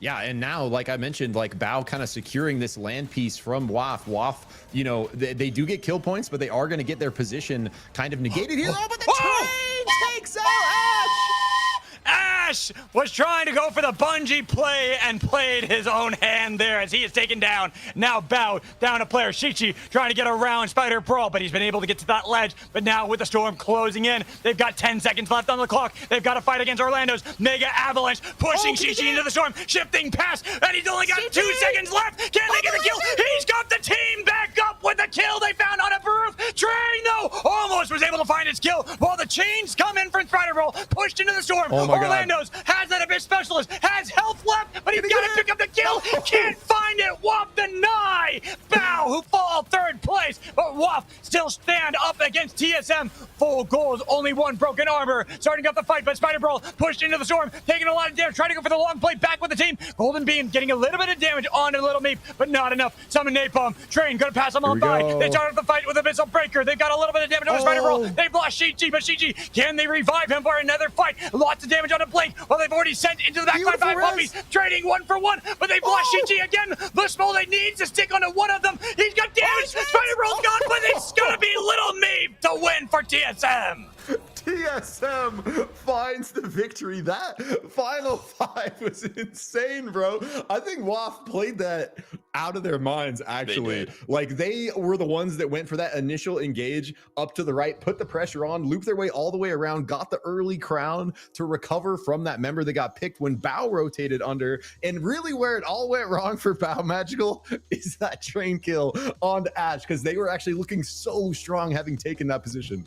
And it is unfortunate for Bao, but at least it's a top 3 finish. So not going to be the worst result for them, even though they would love to win that game. But looking at how crazy these games were, again, like this is the great thing about SUPERVIVE and seeing these different regions and how they play. We're seeing such different styles from EU to NA, and it's the consistency that EU players tend to play when it comes to a lot of these late game fights and holding on, where they can have bad fights early on.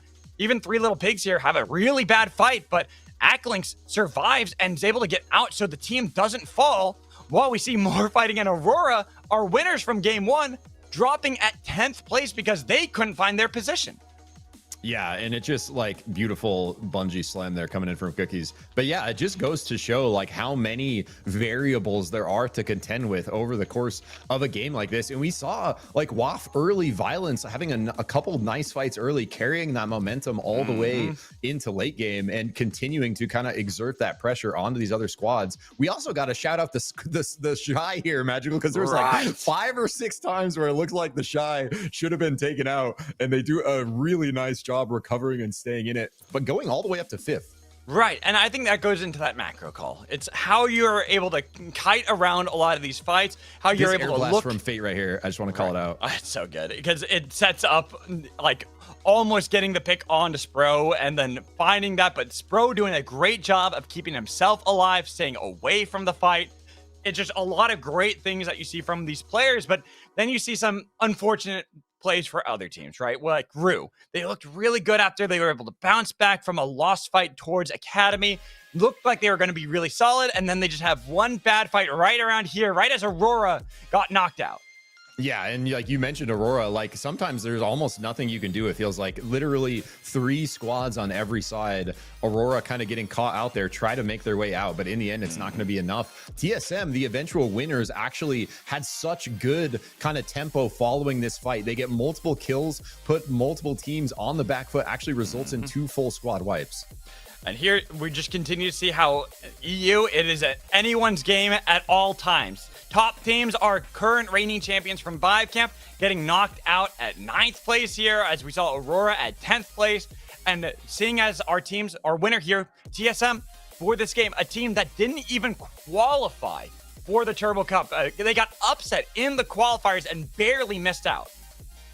Yeah, 100%. And like, there were just so many good fight sequences. Actually, this whole kind of end game was so spicy. There is where the Shy finally get eliminated. That's after like some insane win ring plays by Sprokane, then more from Tom Kick. Tom Kick finds the box res in the end. Doesn't matter. So right here is when the violence kind of starts. So WAF have this land position, right? They exert a ton of pressure onto Rat here. It's going to result in the full Rat wipe. But right here, Bao circling around to the south, now pinching WAF into the squad to the north. This is what really is going to set up Bao for a victory position, but it's the train after this, bro, that really sets them back. Exactly. Just losing Ash in the train. There it is. Like not fully paying attention. Look You're at so all focused on That's finding. tragic. It was so focused on finding that pole. And he thought he dodged it, but the rock right there kind of pushed him back towards the train. So it was really tragic there for Bao. Yeah, and we're kind of shouting out all these other teams for fighting really well. TSM kind of being very patient, holding the northern position in this entire final 5. It's going to pay off huge for them as these other teams scrap. They're going to be able to collapse for this third party onto both. We saw a little bit of a split there as they make sure they get the kill to the left. And here, Spider Brawl really just forcing Orlando's back to the arms of WAF. Now, this final 3v3 is actually so close, Magical. Exactly. It just gets so insanely close. Literally down to a 1v1 because res after res. You see right here, it's the kill on a Spider Brawl too. Lasmolde, it's tragic because I feel like had they had armor, probably actually could have bounced back in that fight and had the true 1v1, the Oath Ghost duel. Yeah, that game was just such a perfect example of SUPERVIVE. It's just like everything you thought you knew about who's going to win, just thrown completely up in the air, and a really kind of exciting final 5 sequence to lead us into a new victor. And Aurora now maybe feeling a little bit rough after a first and then 10th. Like it's in a 6-game series, when you're playing against these caliber of players, just one game dropping, like it literally, like 1 point can make the difference of finding the podium. So Aurora are going to really want to rally here, remember back to game 1 and what they did then, and try to implement it in game 3. That's kind of what I was talking about, where game 1 victory, it can give you that momentum. It can give you the boost, but you can then let it get to your head. You can play too ego and then drop immediately in the next game, where it all falls away, and suddenly that lead you had now has been snatched away. Like Bao finding 2 top place finishes, even if they don't win, that's 2 top 3s in a row. Probably going to be the team that's at the top of the podium right now. Yeah, and yeah, it's a great shout actually, because with the very, not first place, but if you're placing top 3 consistently and you're getting kills, that's very much putting you in a position to go for the first place, across the entire tournament. And as long as they can manage to not drop a game ever, like over the next 4, that's really going to set them up for that kind of point success that they're looking for. And we are looking to ship it into the next game here. It looks like we are waiting on one team to rejoin the lobby, and we will be diving right in. And we can talk about what storm shift we have coming up next. It is going to be cross country for our next storm shift. So very chaotic one. And this one, honestly, is probably one of personal favorites of many players, because it really does shake up how you have to approach the game, where normally you're able to get these strongholds, you're able to set up on these little areas and fight for every bit of land. Cross country, you no longer have that safety. You're constantly having to move with the storm and play into what the storm is, and then at the same time look at how your opponent is moving. Yeah, 100%. And it's like, it's a really fun storm shift to watch, because it plays out completely differently than basically any other storm shift. It's a really hard storm shift to play, if I'm being real, especially at this like kind of level of play. Like these teams are so good at kind of knowing how to give and take space. That dance is just put on like hyperdrive in cross country, where all of a sudden the amount you're having to give and take over the course of every second just is that much accelerated by this super aggressive storm movement. As we are going to see how our teams will move with the storm and try to migrate, so that way they're not getting caught out by the storm and having to see if they can face the rain. Instead, we'll see our drop first off. We have our game 3. It is going to focus in over that of Mana Coils, way over to the west. We do see gold armors in Coldfang as well. So it's gonna be a far drop. Look at this path, actually, Magical. Like top left, gonna be a journey down to Coldfang. Yeah, I would be surprised if we didn't see. There it is. A few teams trying to drop for Sky Sharks and try to go for that. Oh, though I think we might have had a disconnect, unfortunately. Hey, you know what? I'll take that. That's the perfect time for it to happen right at the beginning, because that way we're not getting too far into the game. Yep. And so quick kind of reset here in the lobby, get the person that disconnected back in. But going back to kind of the cross country angle, Magical, very likely following that, we usually see Final Destination. Is that going to be the case today? Final Destination we will have, let's see, looking at our storm shift. So for right now, it's going to be cross country. Then we'll have our break, our bans, and with our first storm shift, after the bans, it'll be Unstable Portals, then Final Destination, and then last, we will have our spinny wheel to decide our very last one. A little bit new adaptations that we are bringing here to the breach and to the viewers. I love that. So we're gonna get some RNG for the final storm shift. Is every storm shift in that pool Magical, or is it just kind of the competitive ones that we're used to? Just the competitive ones. Just the ones we're used to. That way, teams don't have to worry about things like luxury goods that can be very game altering. 100%. Makes sense. So makes it so that we'll have some fun. Of course, you know which one I will be pulling for. I will want my bullet train to be again, but we'll see. Is the circle a little bit wider where bullet trains is? Like there's more of a chance for the wheel to land on bullet trains? And now, if it was up to me, it would be a 99.999% chance for it to be bullet train, and then 0.001 for the rest. They would all be tied to that. But I'm not the one in charge of the wheel. That is our producer, Shivam, is going to be in charge of that. So it's going to be an even split of 25% for bullet trains, unstable portals, Final Destination, and cross country. Okay, so we're keeping it fair and unbiased. I like it. So Yeah. let's maybe take this moment to talk a little bit about the bans, which we haven't really had a chance to talk about. Again, this difference between EU and NA, the types of bans, the hunters we see getting banned in NA versus EU are vastly different. Very much expecting, at bare minimum, the Kingpin and the Oath, right? Just so much of those guys out here. If it's anything like what we saw in Turbo Cup, it'll be Kingpin, Oath, and then I would imagine either Ghost or Zeph. Like, those are the ones that we see a lot of from a lot of our players. So I would imagine those are going to be the ones we will see. While NA, we saw, crazily enough, that almost Nyx, which we see none of here in EU, nearly got banned in NA. Very true. And even like we're now, what, a week and a half into having Nyx in the game. This is the point where you maybe start to see some more players like picking her up and trying to opt into her for competitive. Zero, like you mentioned, Magical, coming into EU here. Oh wait, no, Doom is on it for EFC. Oh, let's go. So Doom is just playing what, like, right now, I gotta say that DFC are becoming my favorite team. They played Eva last game for Lumi. Now Doom swapping off of Bebo to Nyx. This team, they are one of those teams that kind of made it here into the finals that we don't see too often. And this is what I love about seeing SUPERVIVE. And this is why we're trying to make sure to celebrate it, because anybody can make it into the finals as long as you are playing your hearts out. We saw Apex be the heroes last week, where they even won a game in the qualifiers, be the upset team to make it into Turbo Cup. This week, we see DFC be that team that narrowly edged out that of Apex Hunters. And I want to see more teams when we come to NA and we have our tier 2. It's your time to get that practice and get those reps so you are ready for tier 1.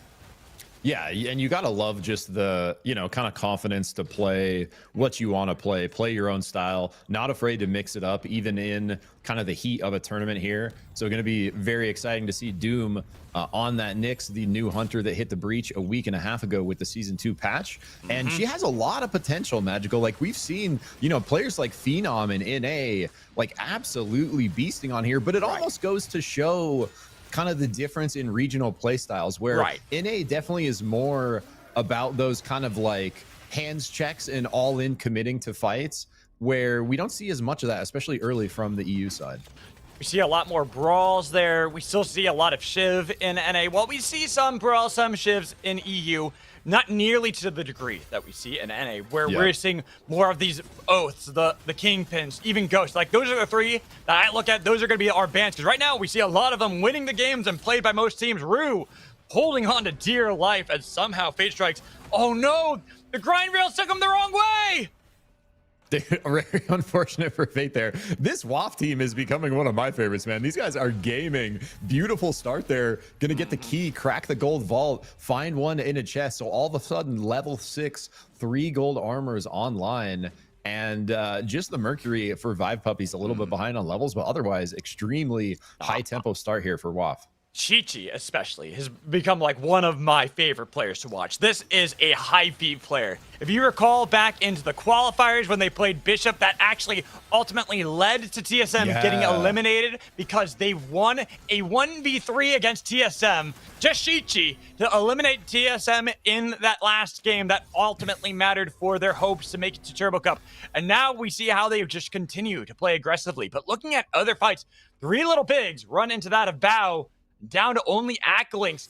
3 Little Pigs struggling a bit. Aiden, they are missing their star player there here with Deathbreak, another really good player, but you can see the synergy just a little bit lacking. Yeah, and one of the things that's like hard to see from the outside when you're in a situation like that is like, the normal comms that are coming in from Aiden are just kind of not there, and when they're playing with another player. So meanwhile, WAF continuing the violence on the south side. Shy looking for it though. What a huge...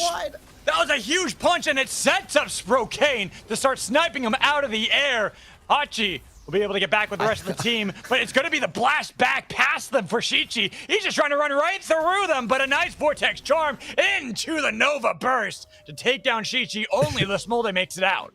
Dude, unless I saw it wrong, it looked like they all sidestepped the punch. It was like really good positioning either way, but I think WAF like fully avoid the punch, but in the end, it gives them the position they need to follow up, get 2 kills anyways. And we mentioned the high tempo start for WAF, backfiring now, Magical. 1 member left. And then looking at another fight, there are lone Nyx player here in EU, Doom, losing their life alongside Lumi, still on Eva. DFC only have one left and hoping to be able to get out of there. Just saw that Bebo running down south towards a different respawn beacon. Yeah, we've been seeing some good moments from MST as well. Haven't seen a crazy placement from them yet, but some really nice kind of picks and good fights, good engages coming through from all three members. Oh no, Akko, last member left on the Bebo. Can they make it out? The Tonk is huge. They're alive. Oko not playing Jin either, has swapped up the Bebo instead. So Doom off the Bebo, putting Oko on it instead. And now Tonk, as you said, to get to safety for DFC.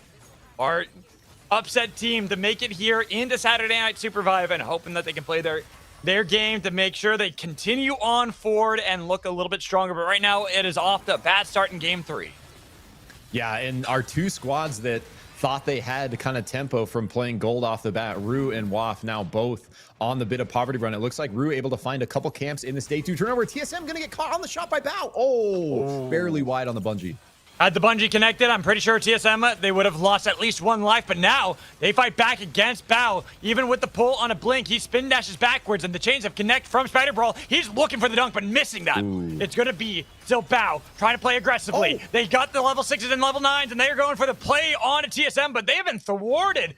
Too little on experience here for their Oath, who's now been chased away by TSM through the rings, but it is difficult to still get on top of an Oath who continues to skate away. Yeah, and Baroof, one of the OG Oaths, a true master at this hunter, been sticking with the Oath for a long time. We see it in the movement there, able to pod race his way out, find his way back to his team. And a lot of other teams just continuing to look at each other. Rue trying to find what camps they can, but MST to the south already kind of farming up this area near the Kaiju Vault. I still see on the picture-in-picture that Three Little Pigs struggling. They made it into Hollis and into Magebog, but they run into Rat, who take down 2 of 3. Only Deprek, the Stormbreakers player that subbed in for Aiden for the team. It's the last one left and has that Wraith throw respawn if they want to use it. Things are starting to heat up a little bit here, Magical. A lot more fighting early than we're kind of normally seeing. Teams opting into the scrap again in the picture-in-picture. Looks like TSM continuing the pressure. It's DFC on the back foot. They're going to look to trade here 1 for 1. Not going to be able to do it. Forced out for the Knicks. DFC, I'm still watching them. The Oblivion Spin was trying to heal back up the best they can, but unfortunately for Doom, just not enough. Well, we see 3 Little Pigs there. That Wraith throw respawn beacon. One right in the center of the storm, the one they go for as TSM struggled to get away from Bao, losing Blink. Eventually, finally, we have a team to fall. Oko found by Zodag. DFC doing such a good job trying to live there in the end. Eventually, the Bebo does get caught. They are going to find their way back to the lobby screen, but still plenty of opportunities to play. Only not even halfway through the series. BBB fully committed to the bush. Is Courageous no! Oh my God! Courageous, why? Unfortunate. Checking the brush, gets punished, but that is going to be a Tetraform putting down Rue on the flank. It's going to be instead of, yes sir, Blinking back with the rest of the team, but RTO there for tier 2 for the EU Vive camp, unfortunately losing their life here in game 3. And now BBB staring down Rue. A little bit of damage on Yes Sir. BBB holding strong, trying to see if they can steal away some of the farm before it's picked up by Rue. Yeah, and we can see here and in the picture-in-picture how much these camps are contested on the day turnover. Rolling into day 3 here, everyone just fighting for every camp, every creep they can get their hands on. 3LP get half a camp, but WAF already to the right here. Take that away from them. Now trying to kite up to Magebog away from this high tempo. Force of battle. Nice pull! What a pull from Ash, landing on Ashichi. Team that had taken him out in game 2, they're able to get a nice play on to Waf, putting him down to a disadvantage again. But looking at the other teams that still stand and where they're playing right now, only one team has fallen so far. We have Rat staring down TSM. They brought back Blink, but he's got broken armor on that Oath. Might have the shield, but it's going to be a little bit hard, especially with the Tetraform like that from Cookies. The double mega avalanche in both directions doing so much to split that fight. All of a sudden, Rat with the level 11s versus 2 9s on the side of TSM. Oh, beautiful Bright Shield canceling the grabby slam there from Cookies. It looks like TSM is going to make their way out. but it was just such an impressive tetraform for me for Cookies to get them that kill in the first place. Set some up for success while we stare down another team, miss, lose Kuba, split away from the team. Don't even know where the rest of them are. There they are in Wraith's Row, going right to get the immediate respawn on Kuba. Yep, meanwhile, BBB trying to play for the hatchling here. They are going to get it. What? Secure that. What happened? I missed it. Tom stole it with the second wind! I literally didn't even see it. Tom the GOAT, huge plays, takes away this XP from BBB. Now Tom's level 12. Yeah, exactly. That's why I'm like just baffled. The second wind barely steals it away, and now Shy, where it initially seemed like they were going to be the team on the back foot because BBB had themselves a soul, is Tom Kick stealing that away from them, and now they have the advantage. Dude, for the year and a half of my life that I did play a lot of League, I eventually found my way over to being an Ezreal main. And the second win reminds me so much of like sniping stuff with the Ezreal. It is like peak dopamine, bro. When you snipe something, especially something like a Baron or something like a big boss objective like that, where Tom just snags it away. Just such a kind of like, it has to be perfectly timed, and Tom does it right there. To me, it's even more impressive with Zeph because it's not as much damage, but a nice pull there from Revel on the Levithy. No swap to be seen. Didn't have time to even process what had just happened. And now Shy, seeing it as a player down for BBB, an easy time for them to strike and try to get some damage onto BBB. But BBB have done a good job of kiting backwards, even have a jump pad escape for Numa. Yeah, we can see BBB a little frustrated. They're continuing to stick around, just poke at the Shy, not wanting to give up that boss or their space. Eventually are going to have to give up both as they make their way out with two members. No. Oh, no. Fate Strikes. Wait, Cookies over the top with the bungee because he went through the warp. Yeah, he didn't mean to go through that anomaly. What a weird interaction there. Either way, it results in the same result with Fate Strikes and Rue taken out, while TSM, they brought back up Spider-Brawl and lose him immediately, bring him back up, and I think it's going to be the same thing right now. But Three Little Pigs, they too are kind of battered. They've been having a hard time finding a good foothold here in the map, and they're trying to get some damage onto Meep, but Meep did a good job of holding strong. Yeah, and Shroom actually opting away from the Zeth into the Shiv. I'm wondering if that's a little bit of metagaming to keep the Zeth off the ban table. I think so too. We've seen a lot of the metagaming over in NA. Looked like EU starting to pick up on that a bit. Hoping that it's going to be Oath, Ghost, and Kingpin as the three bans with a little bit less Zeph, but we will see after we add up everything. But looking at our teams still remaining here on the breach, keep in mind, it is cross-country Storm. So with a lot of teams, that means you're going to have a lot of teams moving at the same time as you with the Storm. Yeah, and it looks like we got a Blink Stone going to be fought over here. Early pull from MST to bring it over to their side of things. Now has still the full health bar and phases to play out. But here it is. Oh, a nice pull again to take that away. It's going to be this ebb and flow back and forth for teams. Can Tom manage another seal with second wind as missed? They're looking for that pull to dash it back, especially for Kingpin, especially for Revel. We've seen how good they are with a Blink Stone, but back up into the Mage Ball. Three Little Pigs have been chased away out of their homes. Waff nearly find Deparek, who's on a Sky Shark, punching him into the jet stream, getting a lot of damage onto Shichi. But Bishop by themselves, second win from Vive upping a little bit early just to make sure they can heal back up Shichi while they chase down Deparek to the ends of the earth. We saw Tom Kick fall to BBB. BBB getting a good advantage, but still Shy were able to bring him back up, and now a bad fight for BBB in the picture-in-picture, only left with one player sandwich and over the abyss. No easy escape for them to see, as now Miss trying to go for their Blink Stone damage, taking down it's Hachi who's gone. Extremely scrappy here in game 3. So the Shy gonna go out fairly early. I believe that is 9th place for them. Despite that beautiful snipe from Tom Kick onto that boss, is eventually gonna result in their demise. Not able to capitalize on that advantage. Here we see Bao very, kind of still ahead of tempo, like posturing to, like you mentioned earlier, Magical, find themselves into another top 3.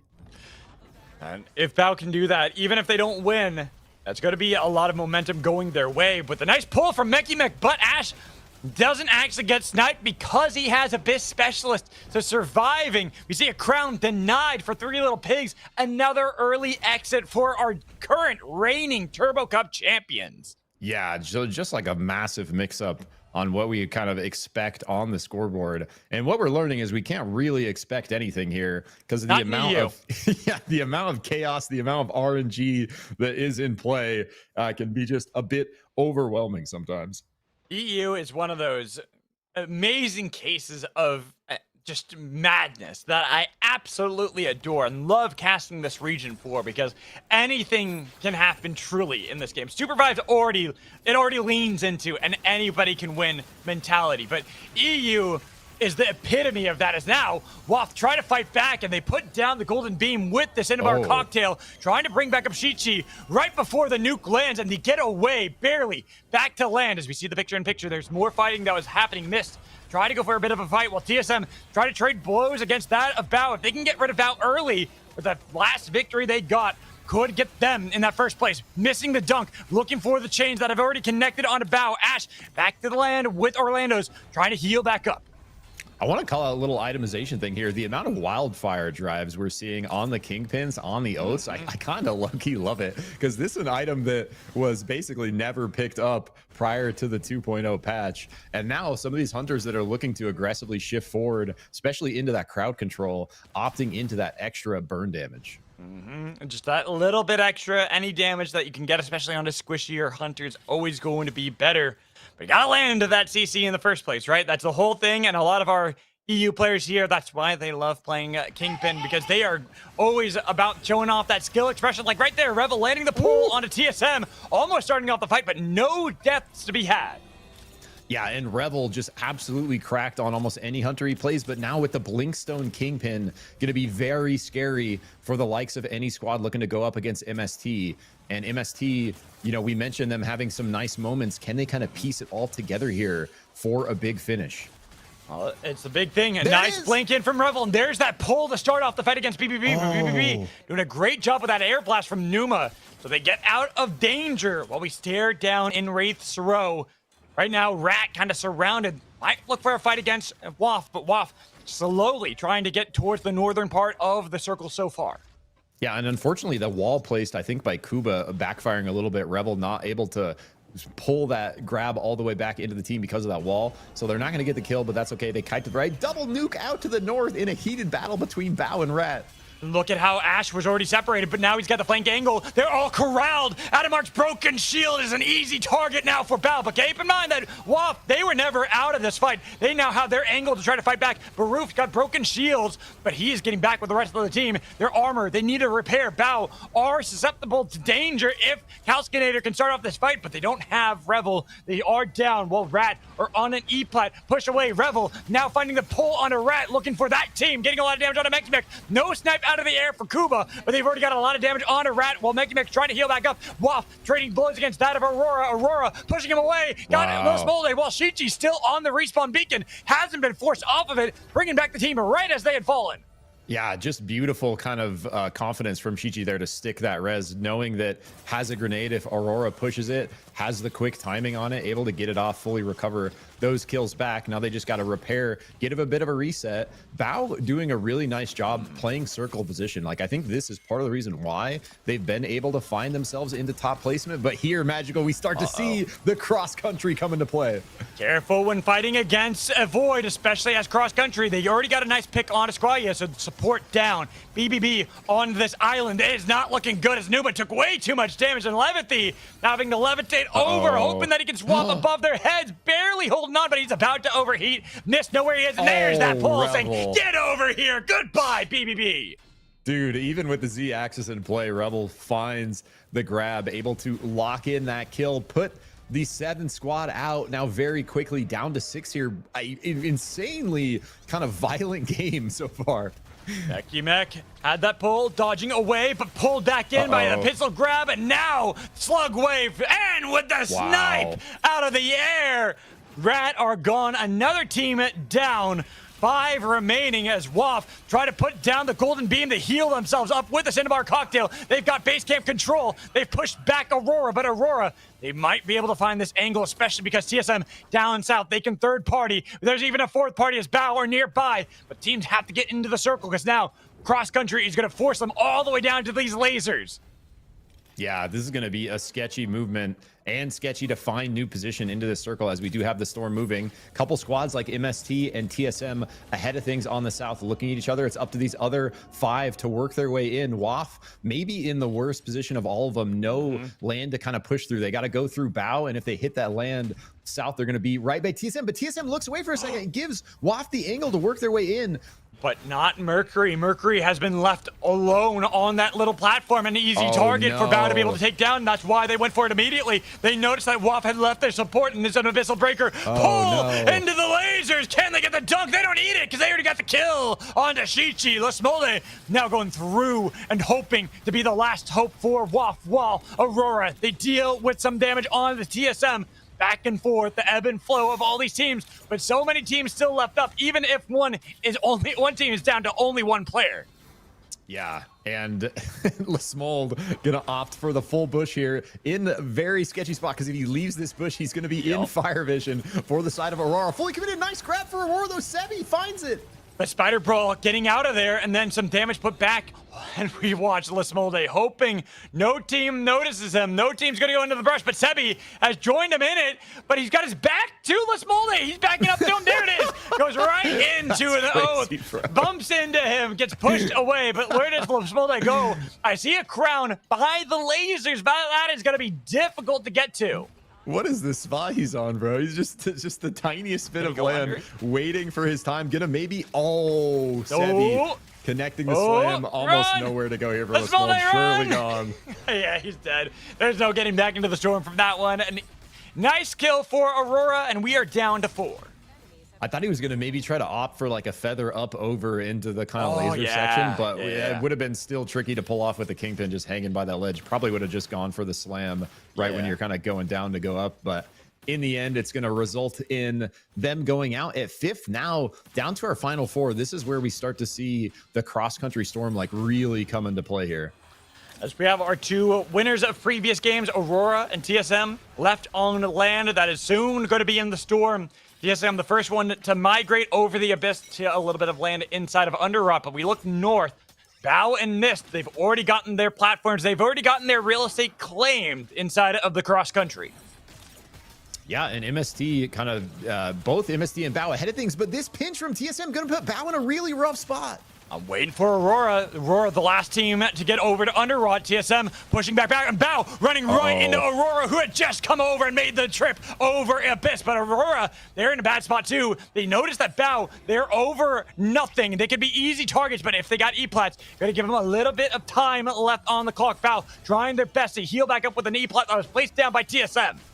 Honestly, spectacular job from Bao there to recover from not only the pinch between MST and TSM, but then to get out from Aurora as they land right on top of him. Now they're in a position to pinch TSM. It's TSM in the middle, taking huge damage from both sides. But still, they stand strong. Nobody has fallen, not even to Wisp again. We see that TSM, a lot of these teams doing a great job of holding, but a nice pull as he stepped a little bit too far forward. Spider Brawl, but still, as Brawl was able to get out of a tricky situation.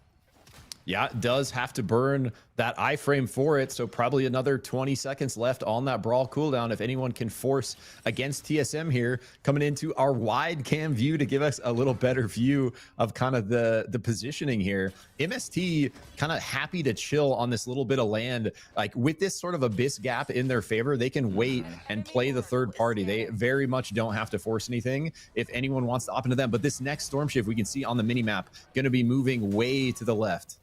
I'm watching these teams and who's going to move first right now. Spider Brawl trying to get some information on it to Bao, and he's going to be the first target. A little bit too aggressive. The team was not ready for that kind of play. I think ult probably back up by then, but literally just not having time to pop it. Boo, big crowd control going to take out Sebi for Aurora. Aurora under big pressure. Abyssal Breaker from the other side. Coming around and sandwiching Aurora as they had won game 1, but 2 and 3 they're not able to find. Then Miss play into the hands of TSM. Bao are helping to take down Miss. Only left with Kalskin here, who puts down a respawn beacon immediately. Bao tries to see if they can stop it, but he put up a wall. The bright shield, enough time. They've got another chance, but they've lost everything. everything, and they got to battle up against Bao, who push them again back to the storm towards TSM, as somehow Miss are still in the game, but it is going to be difficult for them to get away. TSM getting a lot of damage on Akuba, focusing away the Ghost, leaving the 2 left for Miss, throwing down a nuke, another respawn beacon. Can they stick this long enough to bring back in Kuba? They're taking a ton of damage. They've got to get back into the storm while Bao get the pull on a TSM, but they are only 2 against 3. They pulled the trigger. Spider-Bro getting a lot of damage, and they're almost on top of Bao. Bao are still alive, though, healing back up, and now TSM taking a little bit too much damage. Will Miss right behind them. So much time has been given to Miss to get back into this game, grab everything. A pull has dragged back in Blink, but Blink spins his way back to TSM, and in this platform, Miss now have to deal with TSM. Dude, these fights are so close. Now all of a sudden it's TSM getting just chipped away from both sides despite the Blinkstone and avoiding that hook. Blink is down. Spider-Bro, 1 HP. Lil Meep, 1 HP. It's just Spider-Bro left for TSM. He's gone. He's gone. He's trying to feather. He's got Orb of Life. That's enough time. They can get back into the game one more time as Bao now are the team on the run. Baroof barely holds on. Spider-Bro, where do you go from here, dude? There's nothing left. There's no land. Everything is miscontrolled. You're by yourself. Well, Bao, they've picked up the lone crown that you needed to bring back up TSM to win your 2nd game in a row. Bao try to find the play on a Miss. Do they even know that Spider-Bro's behind them? That could be the target if they can get that one. Bao can find their first victory of the game, but it's going to be Miss getting the pick on it to Baroof, getting a lot of damage, noticing Spider-Bro behind them. That's a target they could easily take down. They look for the dunk, but Spider-Bro gets missed as they found Kalskin. Then gives it back to Bao as they get the crown off Spider-Bro. Dude, Spider-Bro Soul just completely disrupting everyone's game plan there. No one cancels the auto-res. He gets his way back up, then finds the dunk, and then they get the crown back, but Bao over the top of the slam. Looking for the overkill rounds out of Orlando's. They got to be careful, though, even though they have the advantage. They have to deal with Kuba, and now over the Abyss. Revel is trying to see if they can drag them over to the Abyss, but they got a lot of damage on Kuba, as Kuba has no armor left. They try to go back towards Ash. They've been pushed into the storm. Bao will take the 3rd game, denying that orb. There's not going to be the respawn, or is there, for Revel? So close. Come on. There it is. You got it. No way. No goddamn way that these Orb of Lives keep happening for Miss, but there's no crown. There's no more glory for Miss this time around as Revel no longer with the orb. Bao take game 3. Maybe that's what happened to Soul or Spider-Bro then. I did not realize if you're mantling with the Orb of Life, it can't get canceled right now, or that, at least that's what it looks like right there. Like everyone just piling on top of him.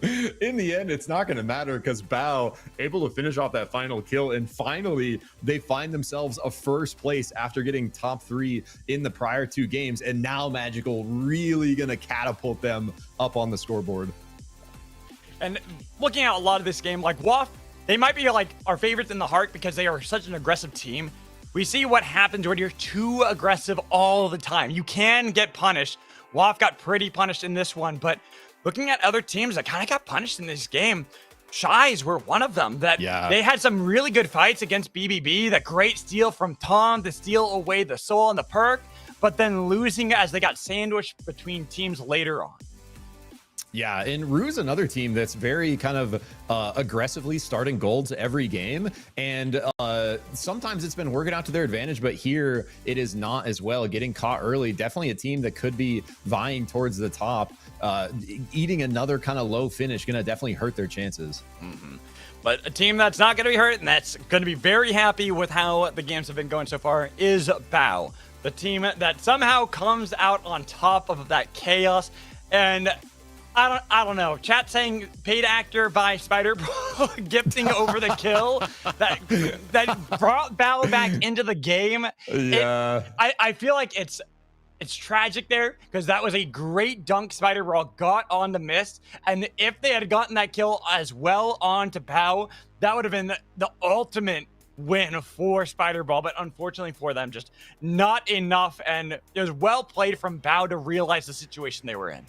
Yeah, and like up to that point, MST was playing extremely calculated. It was certainly their game to win. And I think very much just not expecting that brawl to still be hovering to the north there with the shift into the dunk. Really kind of a big determining factor, let's say, in how that final fight plays out. And I just want to watch that again because I feel like we're going to just see the last like 3 minutes play out in our replays because it was just so wild. Like, that whole game was so wild. That was a scrappy game, very violent game. Actually, so much fighting start to finish. Lasmold hiding in bush, eventually getting caught there. Here we go. Down to our final 4. Aurora, one of the teams vying for the top of the scoreboard here, going to get crunched by Bao. So good at these endgame third parties again, right there. So decisive with the entry, completely eliminating the Aurora squad. And then right here from Ash, so much pressure on MST. Somehow MST recovers from this though. It's because they had Calscanator still alive, Respawn Beacon was down south. Great way of utilizing Bright Shield, so they get out of there. And it was madness for this entire endgame scenario. Back and forth. Mist doing a great job of faking up that respawn, then having themselves another respawn beacon into the Orbs of Life, into chaos after chaos. Yeah, and I initially thought, we're about to see it in a second here, I thought no one stepped on Soul to the north here when he was getting the auto res, but it looked like someone probably did, but it doesn't count with the Orb of Life. We're gonna see it right here. So he's mantling, and it looked like the Oath was opting for it, but doesn't matter in the end. So you step on it, but you still can get brought back with Orb of Life if you get off of it. It's not like how way back in the past, Orb of Life was just, if you step on it once, it cancels it. Orb of Life, if you're not stopping the wisp completely, they'll be brought back. You see it right here, bro. Exactly what happened to Spider Brawl. Rebel gets one last shot. Not going to be enough. Huge shout out to Bao finding an insanely well played finish for game 3.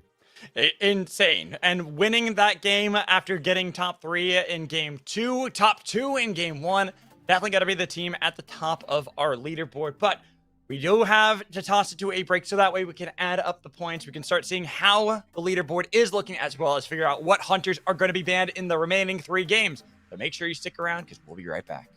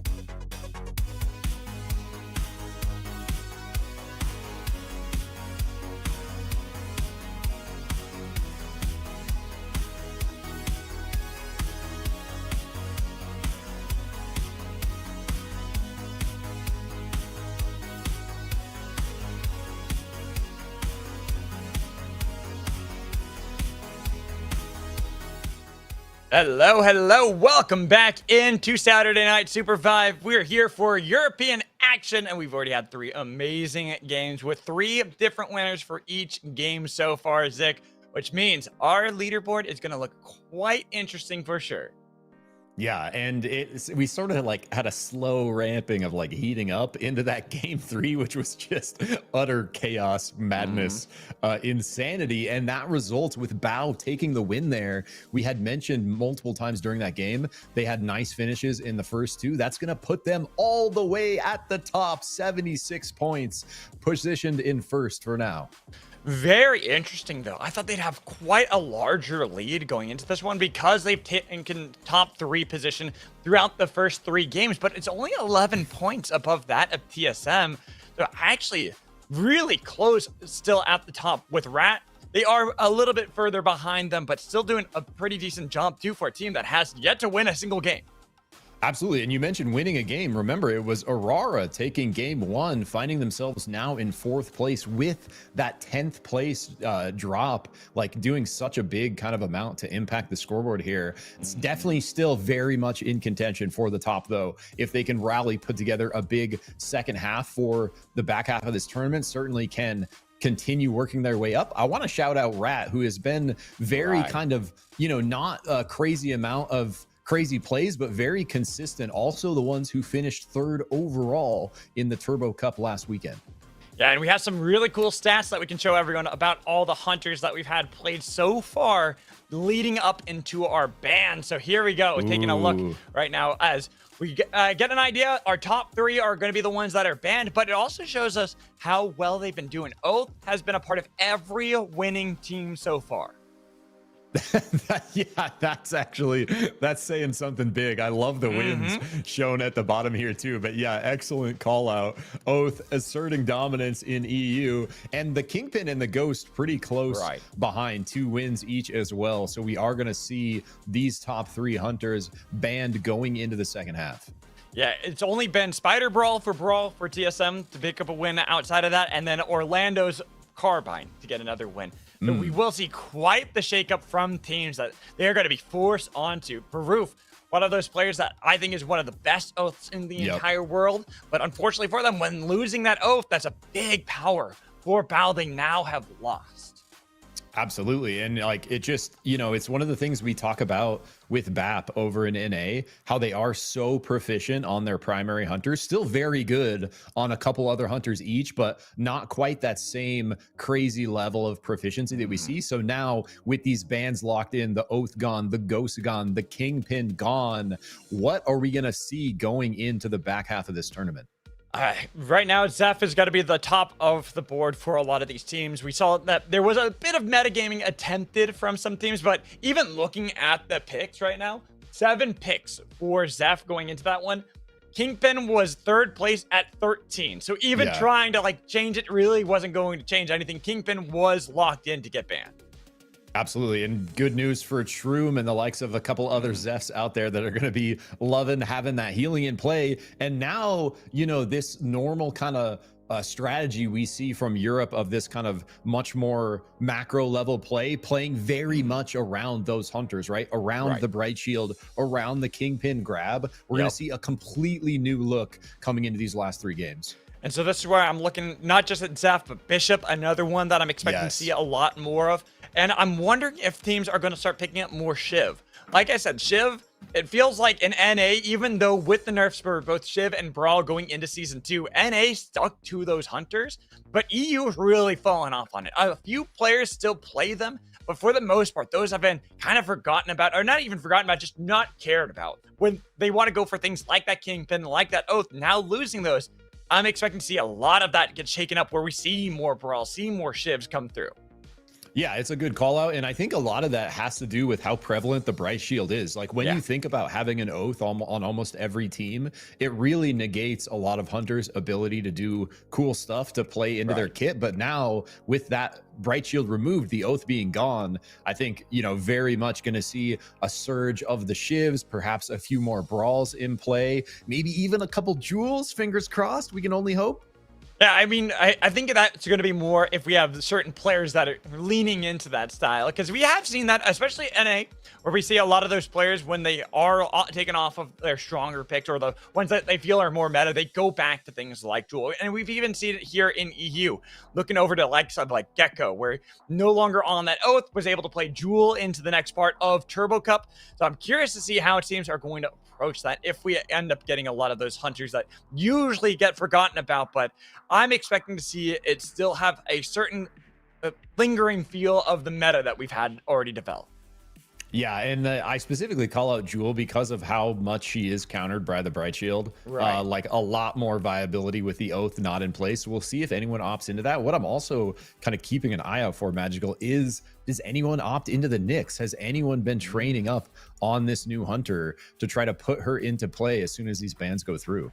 Well, we will find out as we're getting ready for Game 4 Unstable Portals, the Storm Shift, and looking at how our teams are already. I'm seeing more of those Zephs. I'm seeing Shiv, and you are seeing that Nyx. It's again being played by Doom.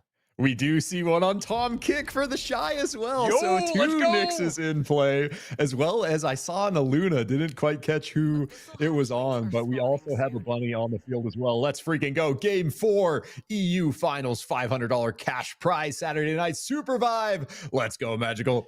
And already seeing there's going to be 3 teams dropping Academy. We are going to be taken to school right now and have quite the rumble to start off our game. Seeing how many teams drop on one another right now.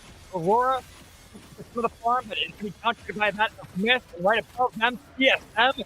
3 teams vying for every scrap of knowledge they can, getting these books and gonna scrap soon. But I already saw that Aurora immediately bailed, try to go down towards Gridlock, but DFC were already there getting the farm. Yeah, I like the idea from Aurora because they can hit the ground sooner in Academy, find the teleport. They actually made their way to Gridlock before DFC landed, but DFC landing right on the camps, not coming through the teleport, gives them prio on those top 2. And it looks like they are going to look for an engage in Gridlock.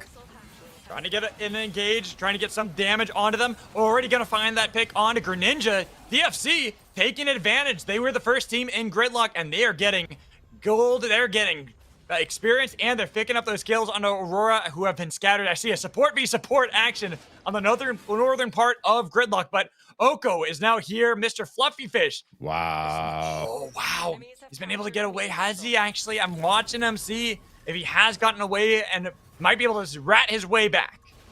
Yeah, so nice kind of hide in bush there, but DFC finding, wait, that warp not working for Spro. Works the second time, does get his way through the wall. Nice punch from Hachi, setting up a kill. Acklinks is down. It was a bait. It was all a bait. That's what it was. The anomaly just forced 3LP to play into the hands of Shy and into Hachi, who were able to pick up the kill, but Shroom not playing Zep this time around, has swapped it up to Shiv. Was able to get Hachi, and now Oblivion spin from Tom Kick, looking to see if they can take down Shroom. Shroom was cooking, though, not missing, putting so much damage pressure out on the back end of that fight into Shy, almost looking to turn it into a 1v3 on the back end there. But Tom Kick and Spro able to exert the pressure back, take out Shroom on the Shiv. Very interesting to see him just leaning completely away from the Zeph. So kind of proficient on that Hunter, continuing, even with Zeph not banned, to stick with the Shiv. I wonder, though, with this being Saturday Night SUPERVIVE, it is a $500 prize pool, which is nice, but it's not that Turbo Cup prize pool. And looking towards the future, trying to get more experience on different styles for Three Little Pigs. So that way, when it comes to the next Turbo Cup in a month's time, they are prepped, they are ready. Doesn't matter the bans that teams will face, they are already with the strategies. I like it, and maybe some of the other changes they made with their team comp work more with the Shiv in play. We do see BBB with triple gold armor off of this start in Game 4, so really nice for them to put themselves in a position to start climbing the scoreboard themselves. A lot of teams going to have to look towards how they can climb, if they can climb in time. Because right now, GG fight against Three Little Pigs, putting down Tetraform as well as Rock Waves, getting a good punch on Creed, but the punch back on Ackling. Then Deperek absolutely destroying the back line. Now it is a 1v1. Flaxy just pick up the 2 Wisps, should be able to bring back up the team to full, but Deperek trying to get him off of the Wisp. Enough time has been gained by Flaxy. Deperek has now been sent sailing away. Dude, that's some NA hands check for all the coins right there. Is gonna force Detbrack off. We almost see the 1v1 result in a squad wipe. 3LP live another day. Meanwhile, to the south, huge damage pressure out onto Bow is Rat trying to find a kill. They are gonna take out Baroof, who we do see opting away from the Oath over into the Bishop. Yeah, no longer getting their prized hunter, having to go to the second string that they have. That Bishop is usually Baroof's backup foot right there. Unfortunately, run into Rat, a team that always looks so strong. Once the bans are dealt out, they always seem to find their strength afterwards. Yeah, and Bao still kind of looking to recover. We do see on the kill feed Tom Kick getting another pick onto them as well. Looks like multiple teams kind of vying for position on the southwest of the circle here. The Shy in bush. Tom maybe looking for an engage angle. Looking for Tom to try to pull back in with the Reap on to Mech. That's so much damage dealt out by the Snicks as Tom is cooking, but it was a trade for Hachi's life.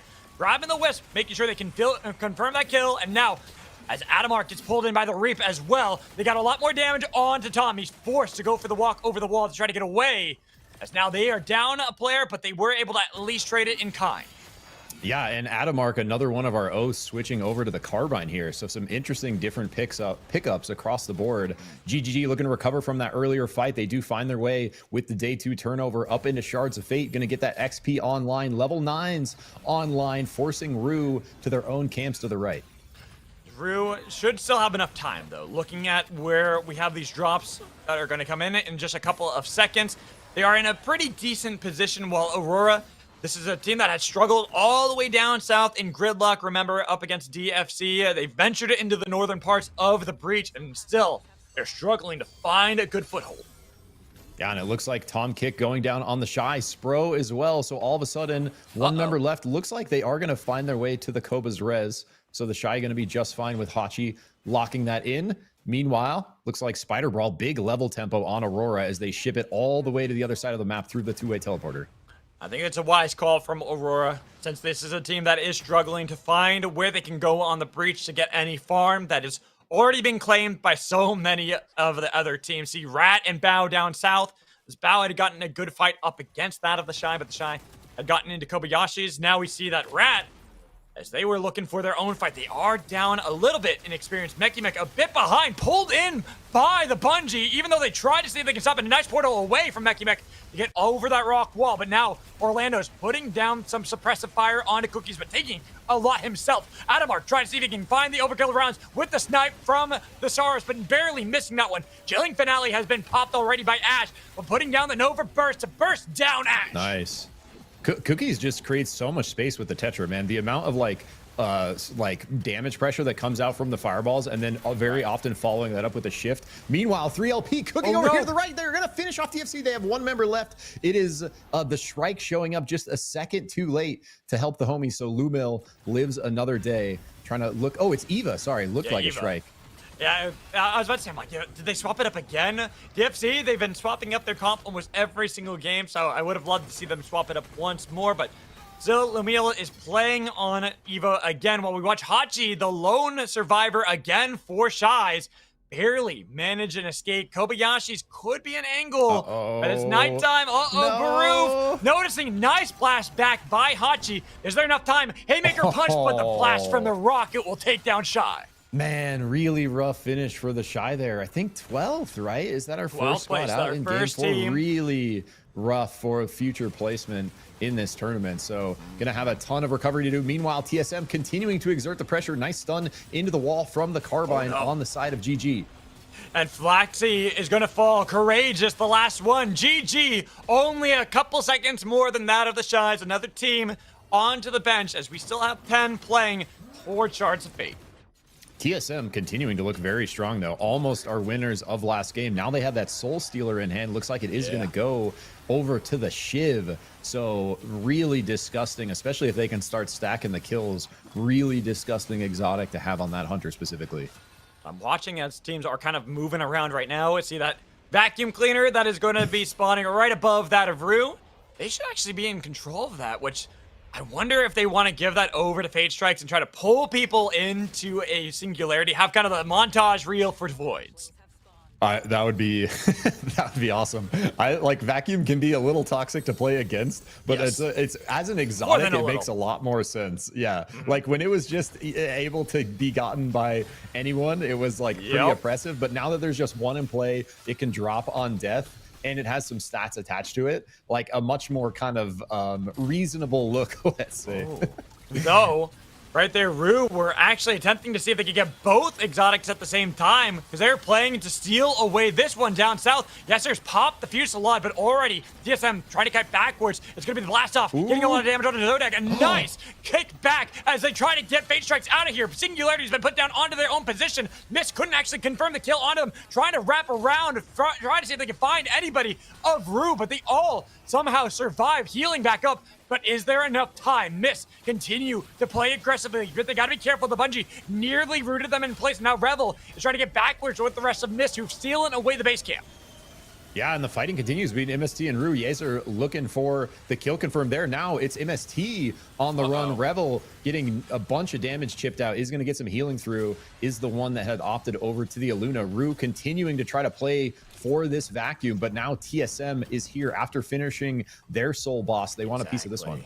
That's the problem, is that Rue tried to see if they could have both cakes, and they got none of them because they were playing it with split attention. And now they finally get that one, but it's out in the storm, and they took a lot of damage, and the storm is going to start pushing them even further away from it, so they don't even get the exotic. Interesting. None of them even want the vacuum. They actually just go ahead and take the XP and go to the shop and move on. Very interesting, actually. Ooh, nice pillar there. Was hoping to lock down somebody, but Umil getting back towards Kobayashi's as day breaks, but we see TSM pop the Fusillade and get a lot of damage onto 3LP. They nearly stand strong, though. They already got Blink. Spider Brawl is gone too. Acklings is still alive, finally sent over the Abyss, but it was a trade 2-for-1 in favor of 3LP. Yeah, now 3LP find themselves with a Soul Stealer on Deparak. So going to be looking very strong here as they are also ahead of the XP curve. Level 12s and 13s online. See our other squads kind of moving up into this northern position. Meep finds his way to a bush. Very likely thinking he kind of kited out from there. He is going to stay right nearby this res beacon. But he knows there's so many teams around his position. Having just lost that battle against 3LP, the respawn beacon tantalizing right in front of him. Just if he can get enough time, if TSM can wait enough for 3LP to get focused elsewhere or get their attention drawn away from the beacon, it looks like he is making his call, looking for the beacon. Has enough time. Nobody's actually kited up north towards it. A little too late from Deparak. So, but a huge punch! What the hell was that? Oh my god, the Soul Stealer Bishop completely annihilating almost the entire force of TSM. Gets 2 out of 3 in like sub 1 seconds with the punch into the ult. Beautiful from Deparak. Absolutely monstrous from Deparak with that punch. I've never seen such a disgusting play from Bishop in my life. I was about to say, like, likely had good timing on it because he was waiting for 3LP to roll over to this Blinkstone for that engage. But 3LP say, screw the Blinkstone. We want kills. They already have 2 exotics in hand with that Super GA in the hands of Akalinks as well. So 3LP looking very strong. And with that play, getting those kill points, they feel strong to fight up against Rue, missing the grabby squid tech with Tetra, but they've already popped the Fusillade and the Chilling Finale, putting up the rock wall, but a nice swap around to get the play onto Akalinks. 3LP, they felt powerful, they felt untouchable, but Rue showed them the combination of Void and Celeste. Beautiful. Fate strikes. He has the Blinkstone, but doesn't even need it. Just Void swaps Zodag over. They connect on the 3LP. Now it's 3LP, the ones having to get a res for themselves. While we watch WAF fall to Bao, but Bao now the deal with BBB, a team that's been slowly farming their way up in this game, fully golden, looking strong. Bao, a team that's actually on the back foot now that they don't have Baruf on their oath anymore. Playing a much more passive gameplay style, missing Ash's Kingpin as well, not having that immediate engage like they did before. Yeah, so a couple of our, teams that have been looking extremely strong, getting put on the kind of retreat in multiple situations in this game, looking to play kind of recovery. and Bao being one of them. And now Rue, finally, they're able to put this tempo together, make their way towards the end game. We saw the kind of vision of this from them in prior games, continuing to put huge pressure out. The Fade Strikes Blinkstone connects on the Akalinks.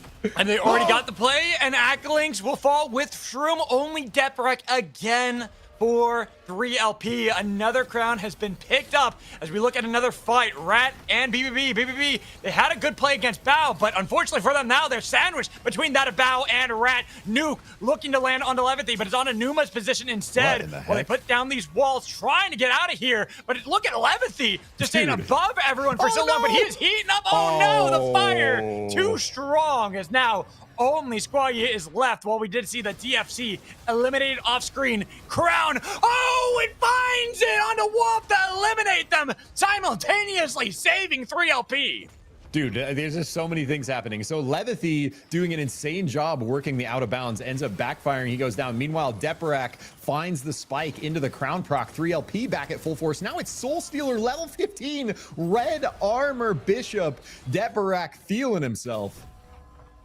And right now, seeing Deprek kind of try to get away from this and get onto the respawn beacon, but he's going to be forced off it. Another swap attempted by Fate Strikes. And with Deprek, how many times can he pull off a miracle? Not every time. That time around, he does fall, and 3LP, only with Shroom, almost having the swap tech again from Rue. It's going to be them chased away. We've seen 2 times now this game, 3LP down to 1 member. Can they get back to full force a 3rd time with just Shroom left on that Shiv? We talk about Shroom very often being the kind of core Zeth of the team, but now has to survive on the Shiv. We'll see if he can make it work. Levithy back up over on the out of bounds, trying to cut him off. Run, Shroom, run! But he's not on Zep this time around, and he's been grounded. He tried to go for the blink with the dagger, with the play. Rue helping him out to take BBB down. Shroom still alive.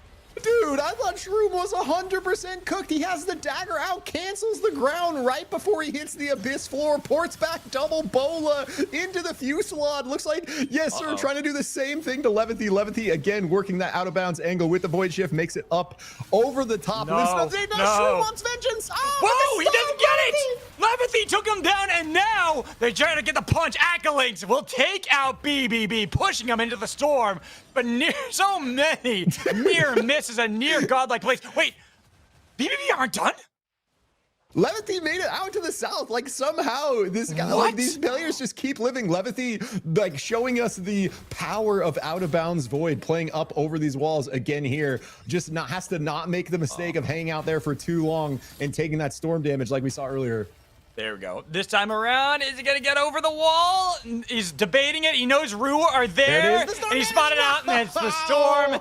Bao will get the credit. And it's like the damage when you're out of bounds scales with the damage of the storm. So the later and later you get into the game, the more damage you take for staying out of bounds. We saw it right there. Like, literal 1 second just completely cooks his entire health bar before he can even glide out of it. In the end, BBB do fall at 6th.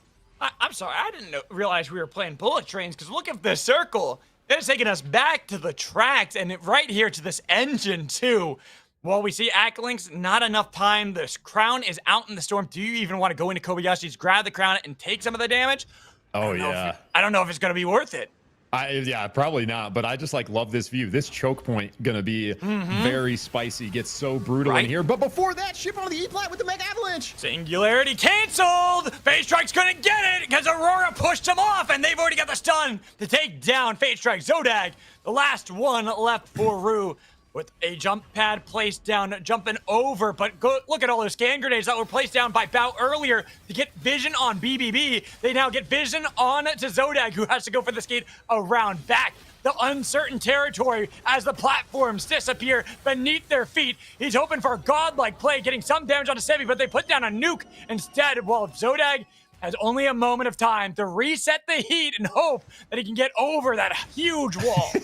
Yeah, Zodag in such a rough spot here, actually doing a really good job living. Look at the full force of R looking at him, just like, dude, we got to finish off this pesky Celeste with their ice. And they're going to jump pad. Greninja going to actually opt over the top, get a bit of vision. They do know that the crown for 3LP is in play right to the south on the tracks. Watching that 35 seconds on the clock for Three Little Pigs. While the team still left, one of them, our first place team currently, Bao, still alive, looking for another top finish with the chains having connected, but not pulling the trigger just yet on it. 2-3 Little Pigs. Instead, letting Rat try to clean up, and no crown play for Accolings. Cookies in the Tetra v Tetra finds the slam, and meanwhile across the map, Zodag taken out by Bao as well. So away from one team, but then finds another team on the other side of the wall. Basically nowhere to go for Zodag. So Rue, actually really good job outplacing those. So they go from 5th to 4th because of how long Zodag lived there. Giving them those placement points, trying to move them up in the standings, but right now we got one of our top dogs of the lobby, Bao, looking for another game, even though we've got the bans, and normally that has punished them in the past, but they say it doesn't matter. We've been playing the safe game. We've been making sure to get to the late game, and then we've got the fight up against that of Aurora, but they've already lost Baroof. Baroof not nearly as tanky as he was before, but then Rat try to intervene with their own portals, but they're going to portal backwards, staying on the other side, waiting for the Storm to start playing into their hands, looking for Chilling Finale on a Baroof, but he's been bounced around by the Bungee. They got enough time to be able to bring back up Bishop, and they push Aurora into the Storm with that frozen barricade. Ash has got him locked in. Haymaker punching down Aurora.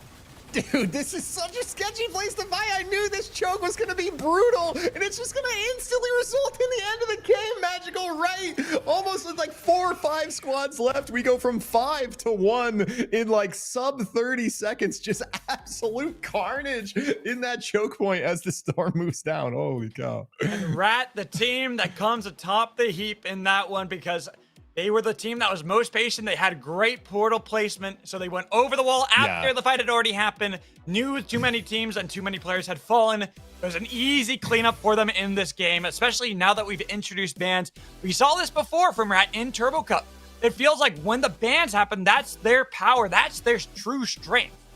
Yeah, and they were doing a really good job, like even before the bans, like in 3rd place total on the scoreboard coming into the back half. So if they can really wield the bans to their advantage, gonna work out very well for them over the course of the tournament. And so now a couple top 3s in the first half with a 1st place here, gonna do a lot to move Rat up the scoreboard. And I just got to shout out, because we saw that very first play of the game, Detbarak for 3LP going absolutely turbo in game 4 here. Huge. They are 4-3 Little Pigs, and that's the sub player too, swapping in for Aiden, who's on vacation this week, normally on Stormbreakers, as we don't see Stormbreakers playing in this one. But what a player. This shows why SB is normally one of these teams that we always look at the top of the standings, a team that tends to take a lot of these tournaments in EU, which is a chaotic region. So to have a team that typically takes tournaments is already impressive enough. 100%. Yeah, and just making the Bishop look dominant here, especially without kind of the Kingpin and the Oath around, just free to ship it in and blast these punches. This one right here, bro. Oh my God, that damage, just disgusting.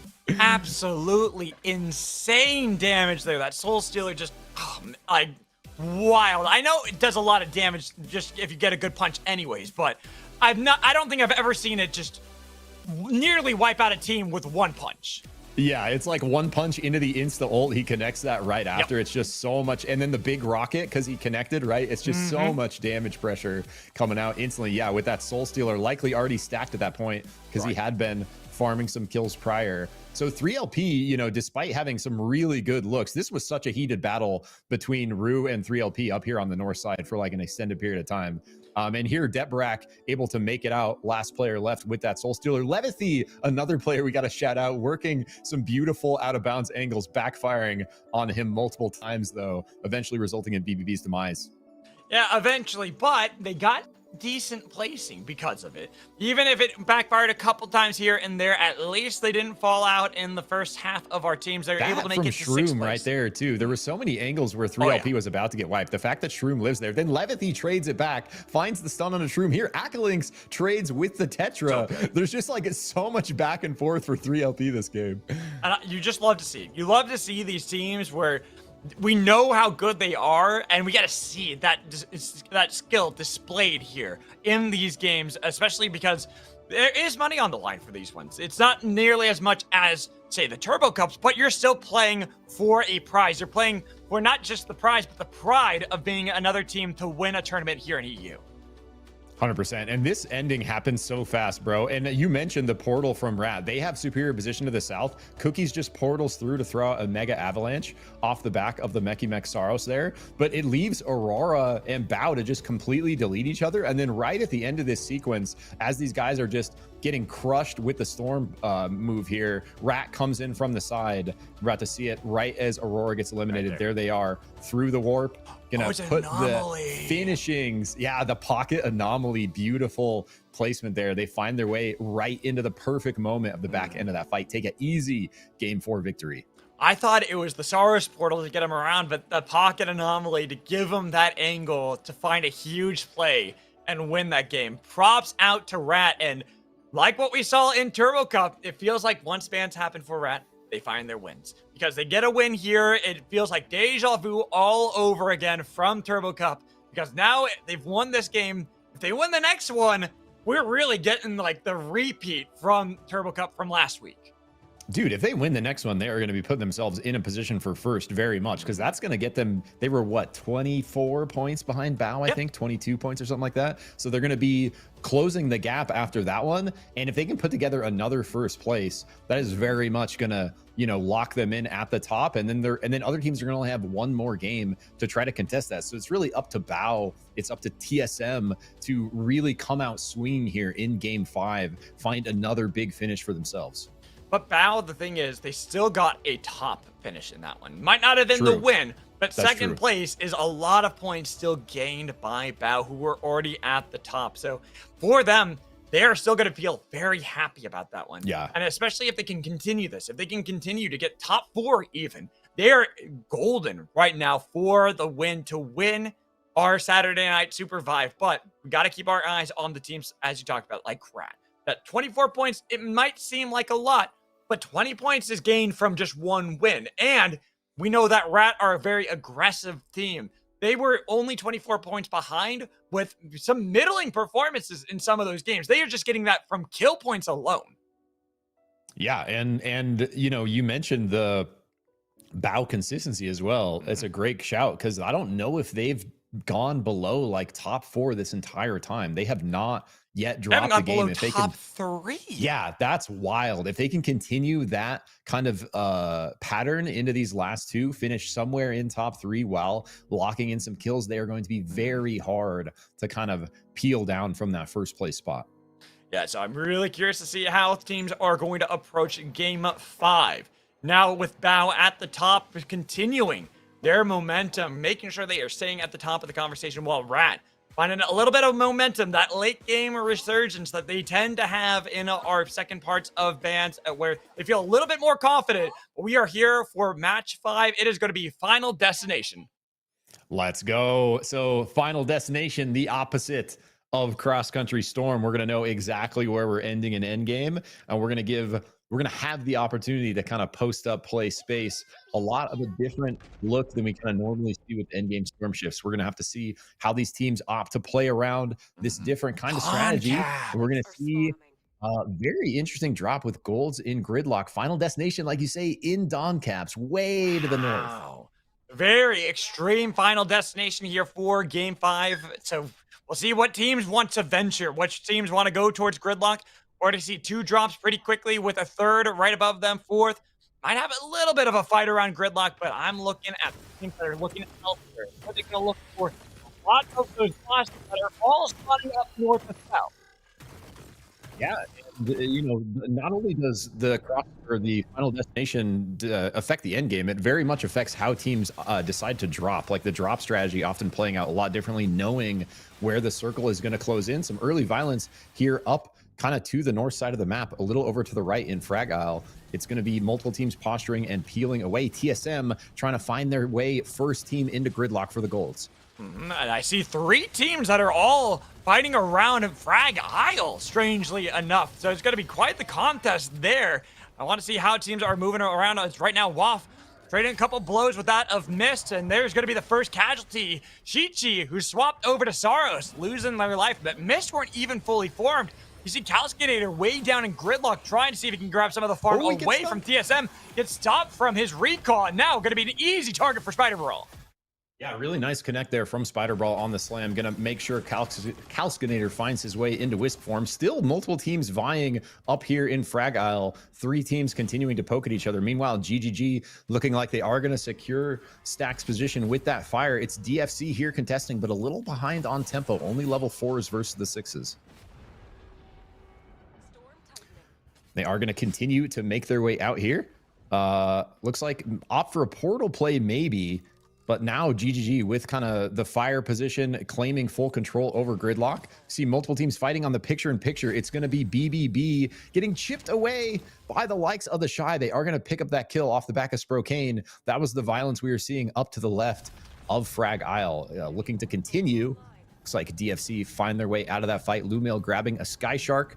One of the last hopes. It looks like they're Jin hanging around, Akko hanging around Gridlock, trying to snipe maybe a gold armor on his way out. But this position right here, level 3, level 4, deep into day 1, about to turn over tonight, going to be very difficult to find some camps. Lumail able to find at least one. So very much going to probably wait for teammates to recall, get a little bit of XP. But Aurora is here. This is the downside of playing behind tempo, and a third team is here as well. Bal, there's almost no creeps to play for if you kind of get behind at the beginning and you can't find a biome. Baroof connecting on the punch onto Sebi, forcing him out.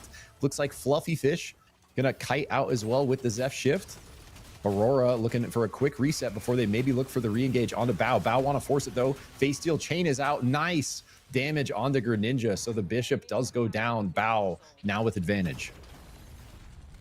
Fluffy Fish grabs the shark. Can Ash get on the back? Oh, they do, barely at the last minute of time. So sends Fluffy Fish back off of the shark. Baroof really wants to finish this kill. I think Aurora did get their brawl out to the left. Ooh, Fluffy Fish though getting taken down with a crash from the Sky Shark as we go up into the north, and we see 3 teams staring one another down. Lasmolder is going to be the first one taken down by Levithy, while Mist, they have to vacate. They are down in levels, and we are seeing more fighting all over the breach here in Game 5.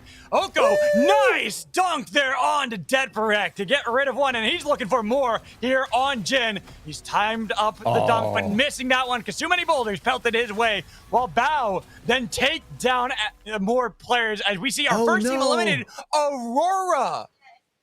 Dang, that's tragic for Aurora because we saw where they were at on the scoreboard halfway, very much needing a couple big finishes to position themselves for first. Rue looking to do the same to MST here. Really nice look, nice damage pressure out, but getting reverse spike. Now Zodag is low. Rebel is pumping on this Zeph. Wow. Oh no, as we see Rue only having the one left, it all got turned around on them. Unfortunate, so Fate Strikes hoping to find an escape angle while we see more teams and more skirmishing. Dude. Tom and the Shies out at 11th. This is crazy. It just gets more and more violent every game out here for our European region, and that's Rat taking out the Shy, the team we were looking at after the win last game, very much with the potential to scale their way up to the top of the scoreboard. It's really going to depend on what Bao do here. If Bao is able to keep up their tempo, finish top 3 themselves again, even if Rat take first, going to continue to be extremely close.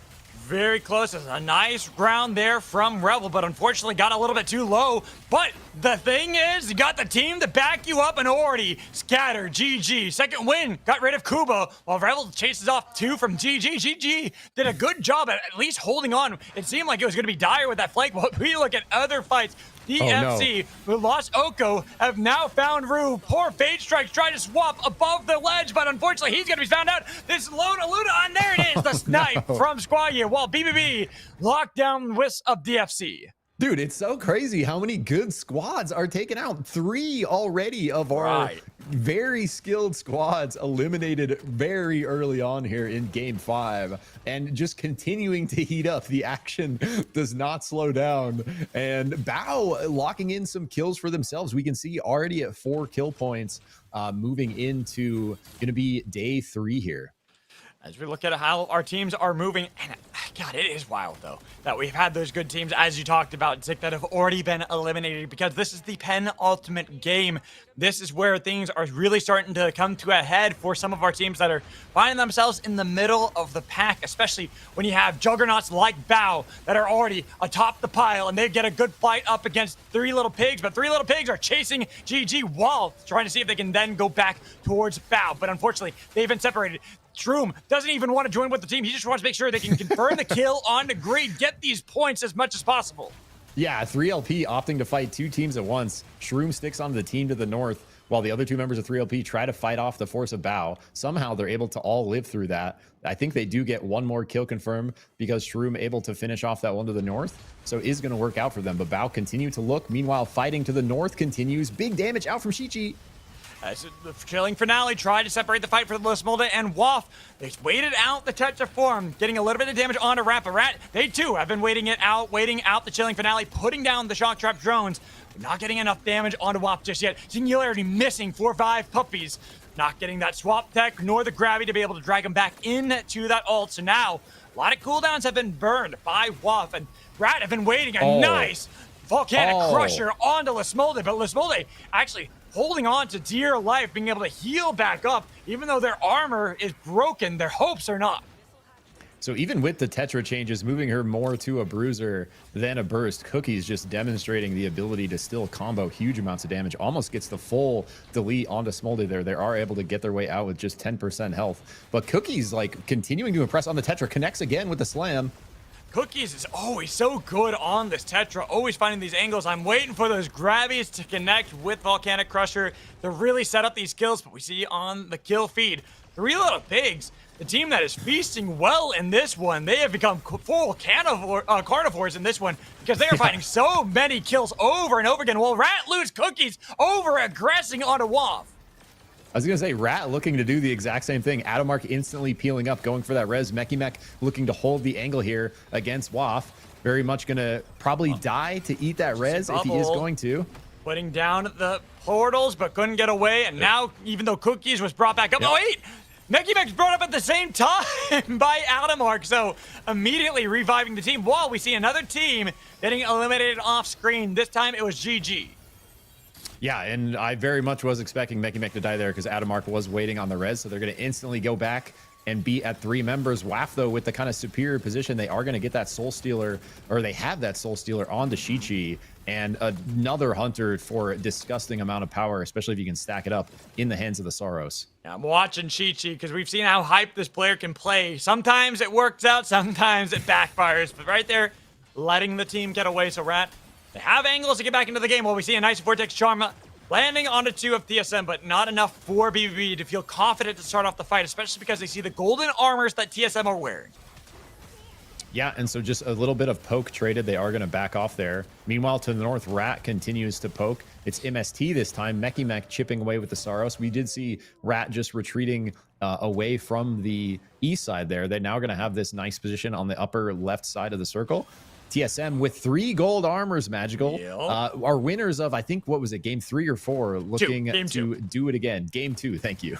It's been a bit, but this is a team that didn't make it into the Turbo Cup, and they are playing with a little bit of anger in this one, finding another play, this time on DFC, to add more points to their category, because they were only 11 points behind that of Bao after the break. And now they want to see if they can rack up another kill to get even closer to that of Bao, but they got to make sure they're beating and kicking up these kills, because just placement alone might not be enough. What a huge engage there from Blink onto 3LP, but Acklings chasing Brawl so far away and split off from the other player of 3 Little Pigs. That's like crazy. It just goes to show, like you were saying earlier, how close this region is. The fact that TSM didn't make it into the Turbo Cup last weekend, they're looking, exceptionally strong in Saturday Night SUPERVIVE this weekend. Like, it is just inches between these teams out here. Exactly, and that's what makes it so much fun to see how these European teams will stack up from week to week. Anything can happen, and we already are seeing right now that Bao, a team that we had already had as favorites for Turbo Cup to win, who didn't end up winning, now atop the standings for the moment. But they got to make sure they continue to play the same way they've been playing the last 4 games. Yeah. I'm waiting to see MST to put together a win because they've had some really good looking moments across the first 4 games. Now it's Kalskinator with the Masamune on the Brawl. And, you know, I think this team definitely has the ability to take the W SUPERVIVE. It's just a matter of them actually putting it together. But Levithy up over the top, looking for the stun into the Singularity. Doesn't commit the Singularity, but Kalsk in bush.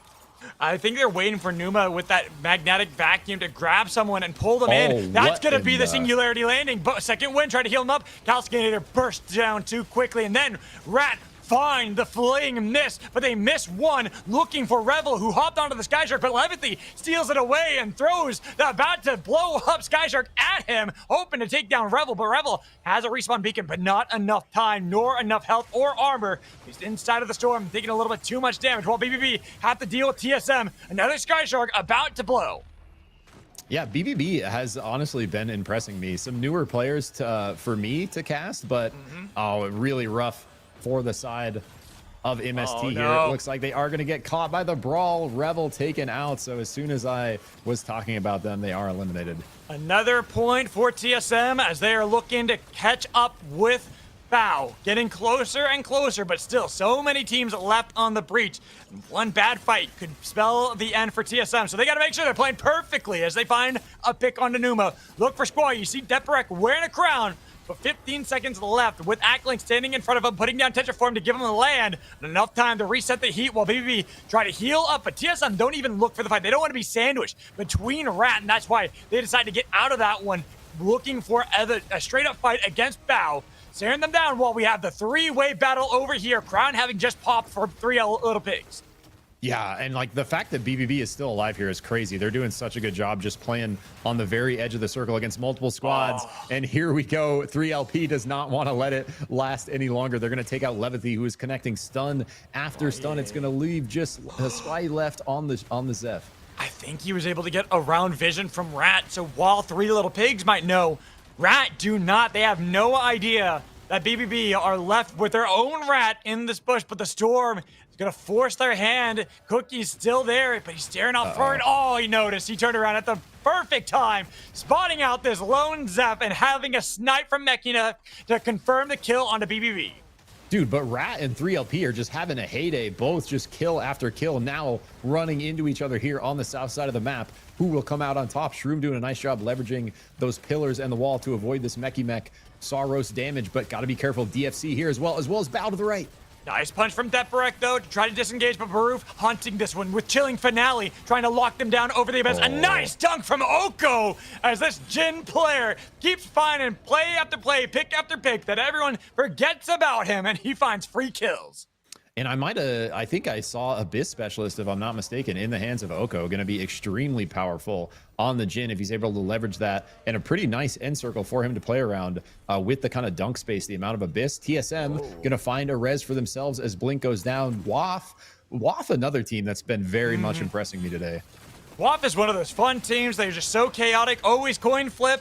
We'll see if it's going to work out as we are in our top 6 in DFC. Oko wearing a crown, but Doom on Nick tries to heal up with Oblivion Spin. Barely any health, just needs to get sniped out of the air. Has done a good job of getting away from Bow for now, but there isn't any place for them to go. Oko in the jet stream, looking for Deperek with the crown, taking a little bit too much damage, hoping to be able to find that spike. It's trying to go in for it. Barely any health to Oko. It's going to go over to 3 Little Pigs instead.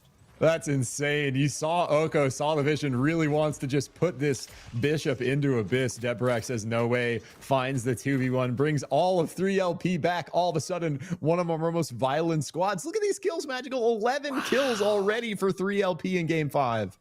A team that there's a reason why they won the Turbo Cup. Even if it's Aiden not playing this time and Deperek playing for him, they're still a very good team. They have components of top 3 teams with Deperek in this position. Absolutely. Yeah, absolutely. And it's looking like the Bishop looking very strong for them. Some crazy value punches coming through for the side of Deperek to really set them up for success. Nice connection, but answered back with the Singularity, shipping in with the finale to finish. Beautiful kind of look there from WAF. And for TSM, they were looking primed to win this game and move up further in the standings, catch up with that of Bow. But they had one bad fight against WAF, and this is what I was saying. One bad fight can turn it all around.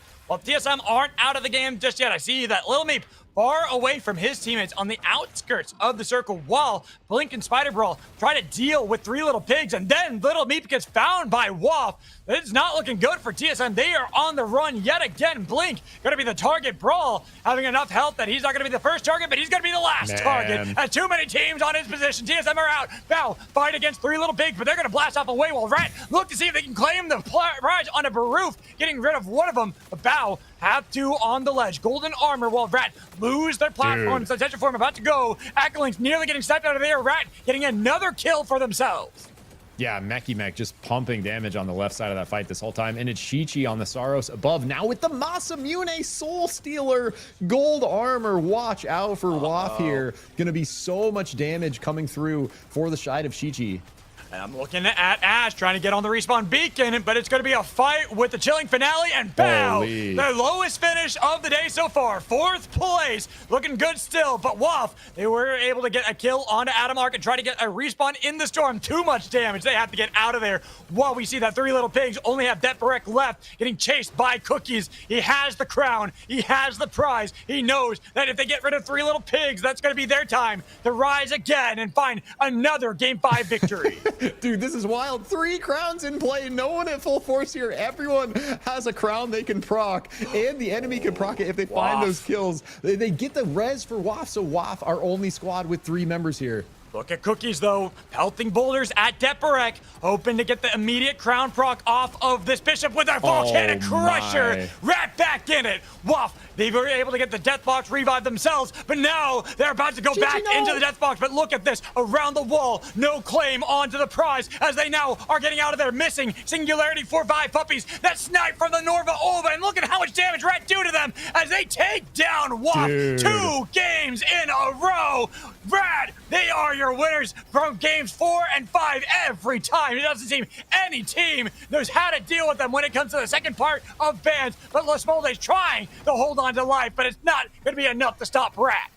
Dude, Rat just scaling, bro. You mentioned them coming into play after bans. They take game 4, now they take game 5. That absolutely, especially with Bao going out in 4th, missing that top 3 placement, and the amount of kills we saw on Rat that game, going to be doing a huge amount to push them up on the scoreboard. Have to be really close, if not right there with Bao at this point. Right. I would imagine that Rat, they might have been able to take 1st place too, even though Bao, it's like they're not doing bad. That's a top 4 finish again. But Rat, it is the late game resurgence they keep having. Right now, it is deja vu for them, but we got to make sure it's not full deja vu, because remember, last week in the Turbo Cup, they won games 4 and 5, but then game 6, they were out at 8th place, denying their complete miracle run in the latter half. Yeah, and we just like the violence just continues to scale up, man. Like, but there is no stops. No one is holding back. Everyone just shipping it in, really hunting for those kill points. And it comes like we often see this in these tournaments, Magical, where the deeper we get into things, the more and more violent it gets as more and more teams realize they need those kill points to climb their way back up the scoreboard. Exactly. It is a desperation play. The penultimate game is where you feel a lot of that pressure, because if you are too far behind points, even in the going into the last game, you're not catching up regardless of if you play first. Regardless, if you find 20 kills, if you're that far behind, unfortunately, it means you are not winning at this tournament. And right now, we are starting to see that after this game, there's going to be quite the gap between our top 4 teams and the rest. Yeah, and you know, a couple of the teams that we normally think of as top 4, at least top 6, getting, you know, very much pressured over the course of this series, dropping, you know, significantly lower than we would normally expect. Honestly, so many good plays in this end game. Just really kind of epic fight after fight. And I really thought in this kind of final circle with Shichi rocking these double exotics on the Saros was going to be able to put something together and WAF find a win. But in the end, Rat just play it too well. Do a great job. And it just, like I said, it's just weird with this team.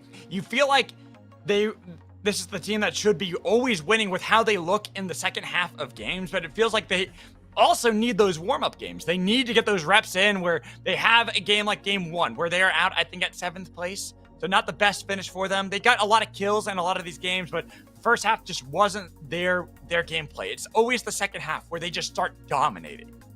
Yeah, and Cookies, again, just so many nice plays on the Tetra. I really like their comp. It's Cookies on the Tetra with Adamark on the Carbine and third player on the Saros. So it's just like a massive mech on the Saros. It's just a massive amount of damage that's able to follow up on that Tetra crowd control. And Cookies so reliably connecting that. Like as soon as they get the slam, the Carbine shifting forward, and just one RMB from the Saros, they're very much going to delete anyone caught in that crowd control. So working out very well for them games 4 and 5. It's so weird. It feels like the bans actually work out in their favor because they lose Oath Kingpin. They don't get to play that, so they change up the style, and then they start winning. But we have one more game left. We are going to toss it to a break as we add up the points and look at what our final storm shift is going to be after this break. Let's go.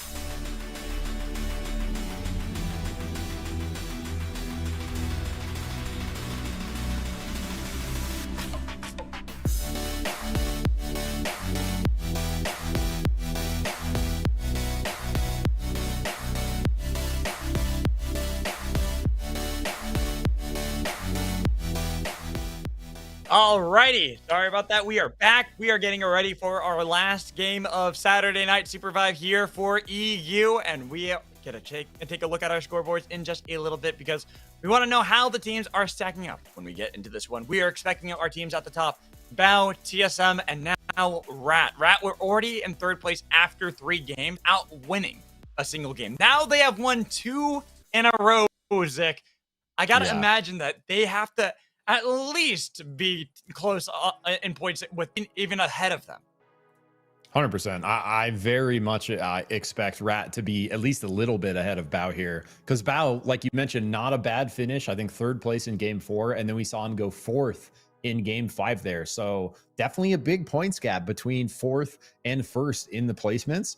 And you know, it also comes down to how many kills were farmed. Rat doing a very nice job continuing to stack the kills on top of the double back-to-back first places. So if Rat can repeat and find a 3rd W here, Magical, it is going to basically 100% guarantee them walking away with the $300 victory. All right, but we actually have a surprise for everyone. We talked about it before, that our final storm shift, we were going to decide live because we want to make sure that if we are doubling up on one storm shift, that it is not up to us. Nobody is deciding this. It is left to chance here, Zick. I Are love you this. ready?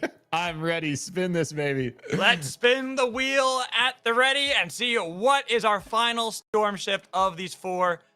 Looks like, is it cross country? Oh! Oh, it's unstable portals, barely. I thought we were gonna get cross country, but unstable portals.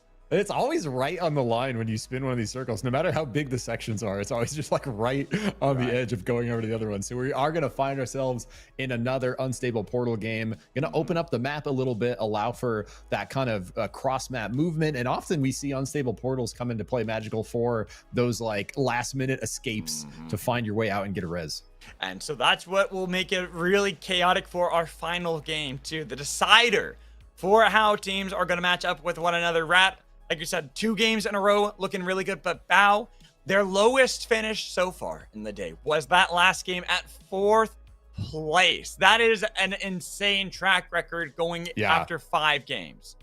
That is crazy. So regardless of where Bao finish here, putting together so far just a very impressive performance, especially for, do you remember where they were at in the Turbo Cup? So for Bao, I'd have to double check. I'm gonna while we're talking here, I'm gonna take a peek at that because now I'm curious of where they ended up finishing last Saturday, because they were not really on my radar. And today they are very much on my radar all of a sudden. That's right. I would have to think, because I know when it came out of the groups. So out of group stage, they dominated Group B. They were the top team of that one. I remember that. Yeah. But I'm trying to remember how their placement was going into finals itself. I think they still did well. They were still a really good team and won some games, but it was the second half when they started to fall apart because they lost a lot of their hunters that they put a lot of their practice into. Gotcha. And so it was like they won a couple games in the first half, but then second half, it just all went to pieces. And that's where Rat nearly clawed their way back up, because they were a team that had struggled in the first half, and it was the opposite of Fates, because they won games 4 and 5, but then game 6, they had all the momentum going their way and sadly finished at 8th place. So that's what led 3 Little Pig to won at final game to take home the prize, to take home the first ever Turbo Cup. Dude, actually, that Rat has such a cool storyline. Like the fact that they did that last weekend and now looking to do the same exact thing this weekend, where as soon as the bans go through, they opt away from these more like passive engage hunters dropping the oath, dropping the kingpin. All of a sudden, they have all this damage to follow up on the Cookies Tetra, and it seems to work out beautifully for them, especially when other teams don't have those defensive hunters as well. Yeah, exactly. So we're going to get into our final game here in just a little bit, and it will be unstable portals. But I'm wondering how other teams are going to start matching up. TSM, this is a team, they were able to win earlier, but they've also had a shaky track record where we know that they're capable of great things, but because they didn't make it to Turbo Cup last week, and we just saw in that last game, they did struggle. So when we have those chaotic fights, they tend to start falling apart. And even though they were the team in second place, I imagine they've probably slipped down to 3rd, maybe even 4th. Yeah, we have seen some really good moments from them, though. So we'll see if they can put together a really big game 6 and at least find their way onto the podium. Remember, just top 2 places getting paid out here with the smaller cash prize. So like there's even a very heated battle between 2nd and 3rd, because it's really going to be top 2 making a name for themselves here. Exactly. So top 2, that's going to be the prize pool that you are claiming here in this one with the $500 prize pool. And for tier 1, going to be great for these teams to kind of say that they are one of the top dogs of Europe. Even though we know how close it is, they'll still like to be able to take some pride. Like last week with the first Turbo Cup, this week with the first Saturday Night SUPERVIVE. You want to have that pride to be like, you're the first one to win that event. 100%. And that's something you can just say forever, basically, you know, like there's almost, you know, depending on who you are and how you think about things, can be more gratifying than the cash prize. Also depends on the cash prize amount, I guess. Yeah. But the victory, the prestige, just that feeling of winning, and especially in a BR setting, we often talk about like what differentiates Battle Royale from other types of games. You're not entering a lobby 5v5. You're entering a lobby like this, Magical. It's 3v3v3v3v3v3v3. And to come out on top, not only in one game, but over a 6-game set is an incredible feat. Shichi has swapped it up to the Shrike, and we've seen this before. Adashichi has had quite a montage already with the heroic plays in the early game, getting these kills and setting up WAF for success, but also then falling apart very quickly afterwards. But look at Dude, here we that. We have quite the group up here at Dawn Caps. I think that counted 6 teams that all are dropped here up for. All the marbles in game 6 here, everyone. And these teams know it. Hot off the drop. So many teams vying for these gold armor starts, especially with it being right on the drop path. Looks like 3LP getting some nice levels, instantly putting Shichi from WAF on the back foot. And looking at Shichi landing those headshots, but it's going to be a recall on his position. Has got to the level 2 armor, and this is what I was talking about with Shichi. If he can land one more, that could be enough. Waiting for the shot. There's one on Acklinks. 360 trying to go for the no-scopes and missing that one. That would have turned it around, but Shroom will deny Shichi those insane strike highlights. It was literally the recall body block, actually insane from 3LP, because that double tap, that last double tap would have hit if that recall didn't come through right in time and the strike shot hit the person that recalled instead of finding the double tap on the target that was about to die. So actually insane from 3LP. All right, so we have an update on points going into our final game. Bao still atop all teams, 123. But right behind them, Rat, only 9 points separate them, as we do see Courageous getting a nice snipe there on Aurora. But Rat at 114. Those are the 2 teams fighting for first. TSM has slipped quite far away at only 86 with WAF at 79. So it is that consistency, man, actually paying off in spades for Bao. Still 9 points ahead of the likes of Rat, despite those back-to-back victories. BBB, nice fight against TSM. TSM fighting for 3rd place here, but BBB wants to ruin their chances. TSM, this is not the way you want to go out, not in the final game. Feels like every time when it's the last game, all the gas is gone out of the tanks, but we see the Shies fight against 3 Little Pigs, and it's quite the battle as Shroom was able to take down 2 of Shies. Only Tom Kick is left alive for the Shies, while TSM still have Meep in this jet stream with BBB hot on his heels. Yeah, Meep very much trying to find a creative way out of here. Looks like Squai gonna maybe spot him. He does, gets the jelly bounce. Can he get a second shift reset? Oh, it looks like Zeph doesn't get the shift reset off the jelly. Not this time around, but he's gotten to land at least. Squire just a little bit behind, while BBB actually knocked out Tom Kick accidentally. They were chasing Little Meep. They won that fight against TSM, yet somehow find a straggler along the way. That is honestly just tragic for the Shy. I have really high hopes for this team. Some really, high caliber players coming together. The likes of Sproke and Hachi, and now Tom Kick with them. And really unfortunate to see some, low placements, especially at 12th place in the final game. Pretty brutal for the mental. Yeah, a little bit tragic there for them. But there's always more Saturday at SUPERVIVE to be had next week. 100%. As we talked about before, it's going to be Tier 2, so they probably won't be able to play in that one. But after that, we'll be back to Tier 1 for EU. And I'm looking at how Tier 1 is looking to end here. We have another fight, another pick. See how much damage right now. 3 Little Pigs, even if they are quite far behind at only 68 points, so they are not playing for first place. They're still at least playing for pride. Yeah, and this is just the complete opposite of how we started this series match goal, where it's a bit slow pace, pretty calculated, a lot more about the macro. All of a sudden, it's just like everyone just murking each other left, right, front, center, and it's 3LP now on to MST. Rebel punched into the wall from Deparak. Acklinks follows up with the Tetra Slam. Somehow Rebel lives with the shift. Not for long, though. Is taken out eventually right there. Meanwhile, panning to our picture-in-picture, violence continuing in Magebog. Mega Avalanche pop, but going the wrong way here is going to give Bao the opportunity to turn this fight around. Swap away. It's going to be enough time for them to heal back up. Look at Zodag getting nearly back to full, so that's why Bao decided not to continue the play any further. Having to buy some of their own 5 potions there, get the Bride Brew ready, and then heal up north through Hollows and Magebog. Yeah, and Bao claiming nice positioning with the day 2 turnover in Magebog, going to get all these camps for themselves. Some nice tempo to play into the next shift up to the north here. Really consistent with that kind of macro and placement. CSM still running away. They brought back the team, but 3 Little Pigs have never stopped their hunt. They've sniffed them out, and they've got Little Meep as well as Blink. Only Spider Brawl left, and TSM, another early exit in the final game. That is just painful if you're TSM, because very likely, depending on how things play out, can lose you the 3rd place spot. So, you know, not quite able to pull together a game 6. And you mentioned it, like sometimes there's just like so much to be said about the kind of pressure. And once you kind of have that in your mental and you're thinking about it, almost makes it even worse.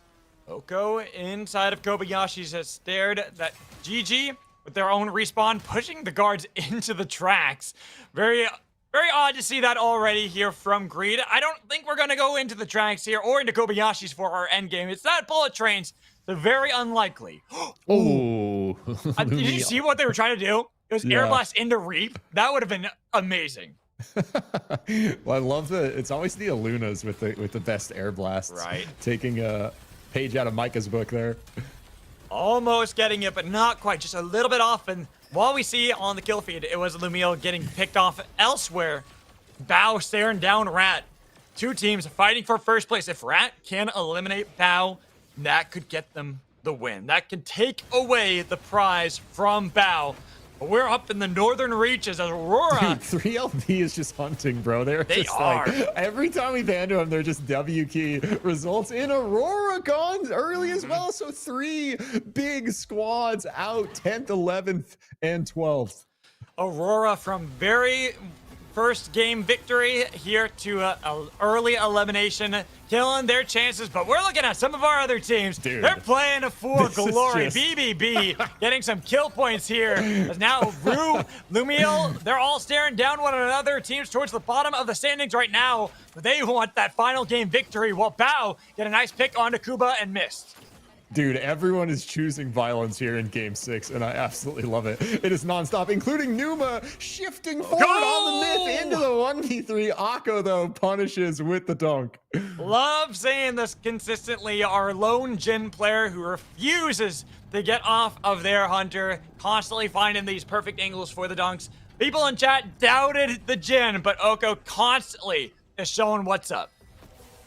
Yeah, really. I also just love watching the Jin. Zodag, nice wall to buy some space for the homie to res in Storm on the Koba's heart here. Akko really wanting to do something about it, as well as Doom. Doom maybe playing the most different hunters back on the Eva now. Going all over the place here. Kind of wild to see. Or no, is that Soros? I can't even tell. That's Nyx. Dude, I'm like blind, or it is A-okay. It's also hard when you don't have the name above them, so you can't really see what's going on. But back on Nyx, as we see Rat down a player, and this is, oh my god, is this really the ultimate deja vu here for Rat, where they win games 4 and 5 and then have an early exit in the last game? There, it's a nice kill on a Shroom, while we see Calskinator on the run from WAF way up into the northern reaches. There's no land to be had here. There is nowhere to go, Calskinator, even if you have an E-plat. It is not looking good for WAF. Yeah, and Mech buys time for Rat to find that res, so they have both members left, but they're gonna be a huge punish. 3LP wipes Rat, putting Bao in position to close this series out in first. Deja vu, I have been in this place before, and unfortunately it's not higher than we've ever seen before for Rat. Bao, all they have to do is place well, and they have guaranteed their Saturday night SUPERVIVE victory for France. That is wild. And I thought Rat was going to be just fine going into that res, but the 3LP tempo, they are just so aggressive this game, nonstop moving forward, and it's going to exert that huge pressure onto the likes of Rat, instantly wipe them after they are able to get off that res. And like you say, Bao now just very comfortable, going to play this nice and slow, really just work their way up to find that good final placement and guarantee this victory. Genuinely, I don't even think they need to place better than this. They are guaranteed the win with that. As long as they have enough kill points, they are going to be fine. They are 9 points ahead of Rat going into this final game, as Baroof will fall, Orlando's 2, but Bao, they're taking victory laps here. No team is close enough to them. TSM are out. Rat are out. Only the team that could possibly hope for a miracle would be Three Little Pigs, but they are more than 60 points behind. I mean, they are farming. It's 60 points is a mega mountain to climb, but they are farming this game. 1 kill, 2 kill. If we take a look at their points, it's 6, 6, and 8 kills for the side of 3LP. So what is that? 20 kill points locked in already with double evolved armor. What the heck? You've got to double them. Get those rookie numbers up here, 3 Little Pigs, if you want to make sure you hold on to your title as the European team. You won Turbo Cup, but here it is needing more than a miracle to win. I mean, but if they do something crazy, possible to vie for that second place slot, even if they don't get the first to surpass Bao, if they're able to somehow work enough of a crazy game together and find that first, imagine if they were able to push Rat down to third. That would be another tragic finish for Rat here. Add another kill. That's 1 more. 19 to go for 3 Little Pigs as they're hunting the Smolde. They are hunting even Bao, who are over the abyss. Ash far away from land, but looking at elsewhere. Right now, for 3 Little Pigs, they got to make sure they're getting all the kills, but Rue will make sure they snipe their own kill while the Smolde will fall to Acklings. Another one for 3LP. Waff is out of here. Meanwhile, other side of the map, it's Alco finding the crown, making his way out into Abyss, trying to kite someone out for a dunk. MST opting to follow. They are looking for Doom. They find it. So now it is just Akko left on that Jhin. Looks like they do not want to fully commit to this chase. As Bao did find a respawn beacon, so they're back in the game. Not out, and every placement they get, better distance they gain from 3 Little Pigs, who are hoping for the ultimate miracle run. But Rue run into Bao, who have reformed and are ready for another battle. But Orlando's taking a little bit too much damage initially, forcing out Chilling Finale, waiting to see if they can get the swap again. That time, just barely missing it for Zodag with the skate away from Ash, but a nice bungee to drag him back into the fight, so Rue can easily clean up that kill onto Ash. Yeah, and yes, they're not able to finish the one on the right. It looks like that's going to let Bao get the res. So they're back at full force. 3LP continuing the hunt. They find Kuba. So many squad wipes for 3LP here, and another kill on the board. 17 points to go. And that is imagining they get first place with Bao getting out earlier, but Bao are still alive. They are purely playing for placement because that guarantees their victory. Yeah, and it's going to be like end of this game. We're very likely going to see it's like Bao facing up against 3LP and who can come out on top. But like you say, even if Bao make it to 3 or to third or second here, going to be very, very hard to bring down. Even 4th place is enough, I think, where there's already this mountain to climb for 3 Little Pigs as they watch DFC get their crown procced over the abyss, but they didn't get any of the kills off of. They're chasing so far into the unstable portals, and they are making sure that Jhin is going to have to work for it to get back with the rest of the team, but they do get a kill onto Lumail. 16 points to go. Hey, maybe working in their favor with that crown procking because now they have more kills to get up there. It's exactly what they need. Bao, you know, not really getting many kills, just kind of comfortable to hold their position like you were talking about. Probably exactly what they need to do anyway, so likely playing this very smart. But if 3LP can continue this tempo, it's starting to look scarier and scarier. It is looking very dire for 3 Little Pigs. Regardless of how many kills they rack up in this one, they have to fear Bao. It's the French team already in control. They play onto BBB, but they look to see if 3 Little Pigs can get any of the picks onto Rue, getting a lot of damage onto them. They found Yasser, and they're looking for Numa, who's inside of the wall. He snaps back, but they're cleaning up Rue. 3 Little Pigs. That's going to be 3 more kills unless Bao can stop them. Bao trying to intervene, Chilling Finale. They've got a lot of damage on Accolades. As Bao, all they got to do is get rid of 3 Little Pigs, and they have guaranteed their win. But 3 Little Pigs respawn beacon, and it's 4th place. That's the worst for Bao, and they're still in this. Yeah, and so finally someone stop thwarting this 3LP momentum. It is the likes of Bao that stand up to them, get the pick onto Acklinks. They are quickly able to get the res, though, so back up at full force. Acklinks, that is insane, bro. That is a turbo performance. And it looks like with Debarak, he's got the armor shredder or the dragon breath rounds with the freaking soul stealer. Oko, crown, Waiting it out. Do you chase too far here, Numa, and let him get his dunk into the fan, missing the second win, and then Three Little Pigs find Levithy while Oko has breaking ankles, but unfortunately for him, Three Little Pigs, they are here and they have found you. Low health and another point. They let him go. They want the points. They're metagaming it. Dude, I think they actually are there, because I think with just one shift and one shot, Shroom finds that kill. They're like, we need a few more points, boys. They let him get away, and they are just stacking the power. It's 2 exotic perks on each of them with double exotic relics on the side of Debrak. So, and level advantage on Bao. If they can find an even fight here, going to be able to take it to any of these squads. DFC back in the game. Three Little Pigs staring down Bao, trying their best to start off the fight. Already popped the Fusillade. Debrak missing the Haymaker punch. DFC waiting for their own angle. Look at Oko right behind them. They have the sandwich onto Three Little Pigs. That is a scary team to try to see if it can get the flank onto. Three Little Pigs been able to kite backwards. Not really able to find a crack in the resistances that Bao have been able to build up, while DFC have gotten around the scary teams. They're trying to get down south. The Three Little Pigs have noticed them, but they don't chase because they know Bao right to their backs. Yeah, I think maybe playing that Abyss Gap right there would have been a spicy move for the side of DFC, but they're just looking to play placement themselves. They are going to back off of that, move down to this bottom island, play a new Abyss angle, give 3LP the space to move right, but they're right in onto Bao, not backing off. Debrak looking for that entry. Looks like is going to peel out, get a quick reset, look for a re-entry.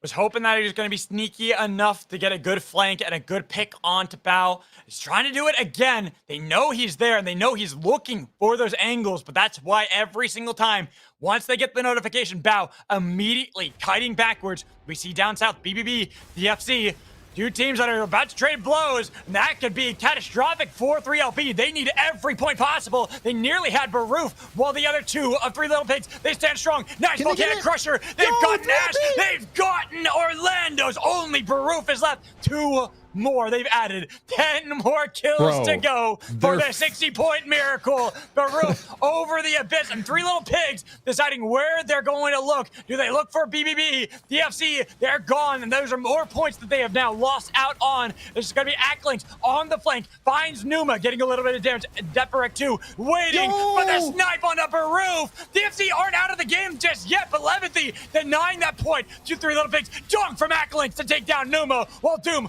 holds on to life. This Nyx gets back to land. Dude, the fact that 3LP forced Bao to get a 4th place there after all of that is actually insane. They very intentionally loop around, push the likes of them into BBB. Levithy waiting, finds that opportune stun. And in the end, Bao is out at 4th. So we were talking about all they need to do is place high. They place as high as they can, but will 4th be enough against this potentially record-breaking points game from Three Little Pigs? 31 points from kills alone for Three Little Pigs. As they are looking for another one, they've got a pick on Esquire. Esquire has taken the Zephyr over the Abyss, right over to the hands of DFC, who got a box revive, Tetraform from Acklings, damage from Doom, but a Volcanic Crusher way stronger. Fusillade has been popped. He was able to get over the wall, but now on the run, DFC heal back up health, while BBB looking to do the same. They got that crown from Levithy as he is on that little tick of land. Esquire is overheating, an easy target for Three Little Pigs. Dude, this is just... I almost want to say 3LP, like, wait for this crown to proc. Like, is that what they're... They need to. They need to wait the 30 seconds. They don't, and they give BBB. But wait. There's the respawn beacon. Can they actually get on it? Deperek's been pushed off. Same with Shroom. They fight their way through BBB. Even with the golden armor, they got the respawn beacon for Deperek. More kills that they can gain from BBB a little bit sooner. Now with the train pushing their hands, they're going to have to see if they can get the fight against BBB, but Shroom has been waiting. Deperek, he's invisible, and he's got that angle, but look at BBB. They have to be cautious. Squire has been punched away with a grabby dunk. Another point added to Three Little Pigs, but it's going to be Oko stealing one away, while BBB do get eliminated by Three Little Pigs in the Abyss, in the storm. It's not good for Doom as he gets hit by a rocket. 3LP need one more point to win this game, but Oko takes down Accolades. They forgot about Jen and the crown for the bunny. Dude, but they have this other mobile beacon over to the right. So 3LP finds another res. DFC finds another res, putting more points into play for the side of 3LP. Can they find this final fight, Magical? They got to be careful, though. Even though they've been winning these fights and getting all these points, they cannot play too cautiously. They got to make sure they're getting all these kills. They already got one. Put down Tetraform, punching Doom around with no armor. An easy target. Oko, the only one left. 1v3 Jin mechanics, Oko. You got to pull it out now, but he can't. Hecklings picks up the victory for Three Little Pigs. I actually cannot believe that performance from Three Little Pigs. I think probably the most kill points I've ever seen in a game, and the first place finish in the exact spot where that's exactly what they needed to do to give themselves a chance to win the tournament. Like, how insane was that game from 3LP? What in the heck did we just witness? Absolutely wild. They were racking up kills from the moment the game started. They were making sure they got so many points. They well deserved all of that. But is it enough is really going to be the question. Did they get enough points here to catch up when they were so far behind? They were 55 points behind Bao going into this one. But even with 60 points and then a good placement from Bao getting 4th place, I don't know if that's enough. Dude, I mean, like either way, regardless of how the final score plays out, man, the heart from 3LP here, just absolutely insane. Like the fact that they actually put together the exact game they needed to give themselves the best shot at placement. Even if they don't get first, man, the odds that they surpass Rat for second after Rat dropping fairly early that game is actually probably pretty high. Yeah, I mean, that's got to be some sort of record that we've had in any competitive SUPERVIVE game with the amount of kills that 3LP got in this one, because it was insane. Like, yeah, at the end, they were toying with teams a little bit, but they were racking them up well before then. Yeah, I mean, just the whole game, this game, just the tempo from the very beginning, they knew exactly what they needed to do. You can't put together a kill point game like that without starting right off of the drop. Right. And you can see it in this replays. Almost every replay we cut to is 3LP just finding more and more kills. Exactly, just over and over and over again. They're on the kill feed or they're part of a fight like right here with this play onto Rue where Rue had this great fight against BBB, but then 3LP out of left field come in and start cleaning up poor Rue.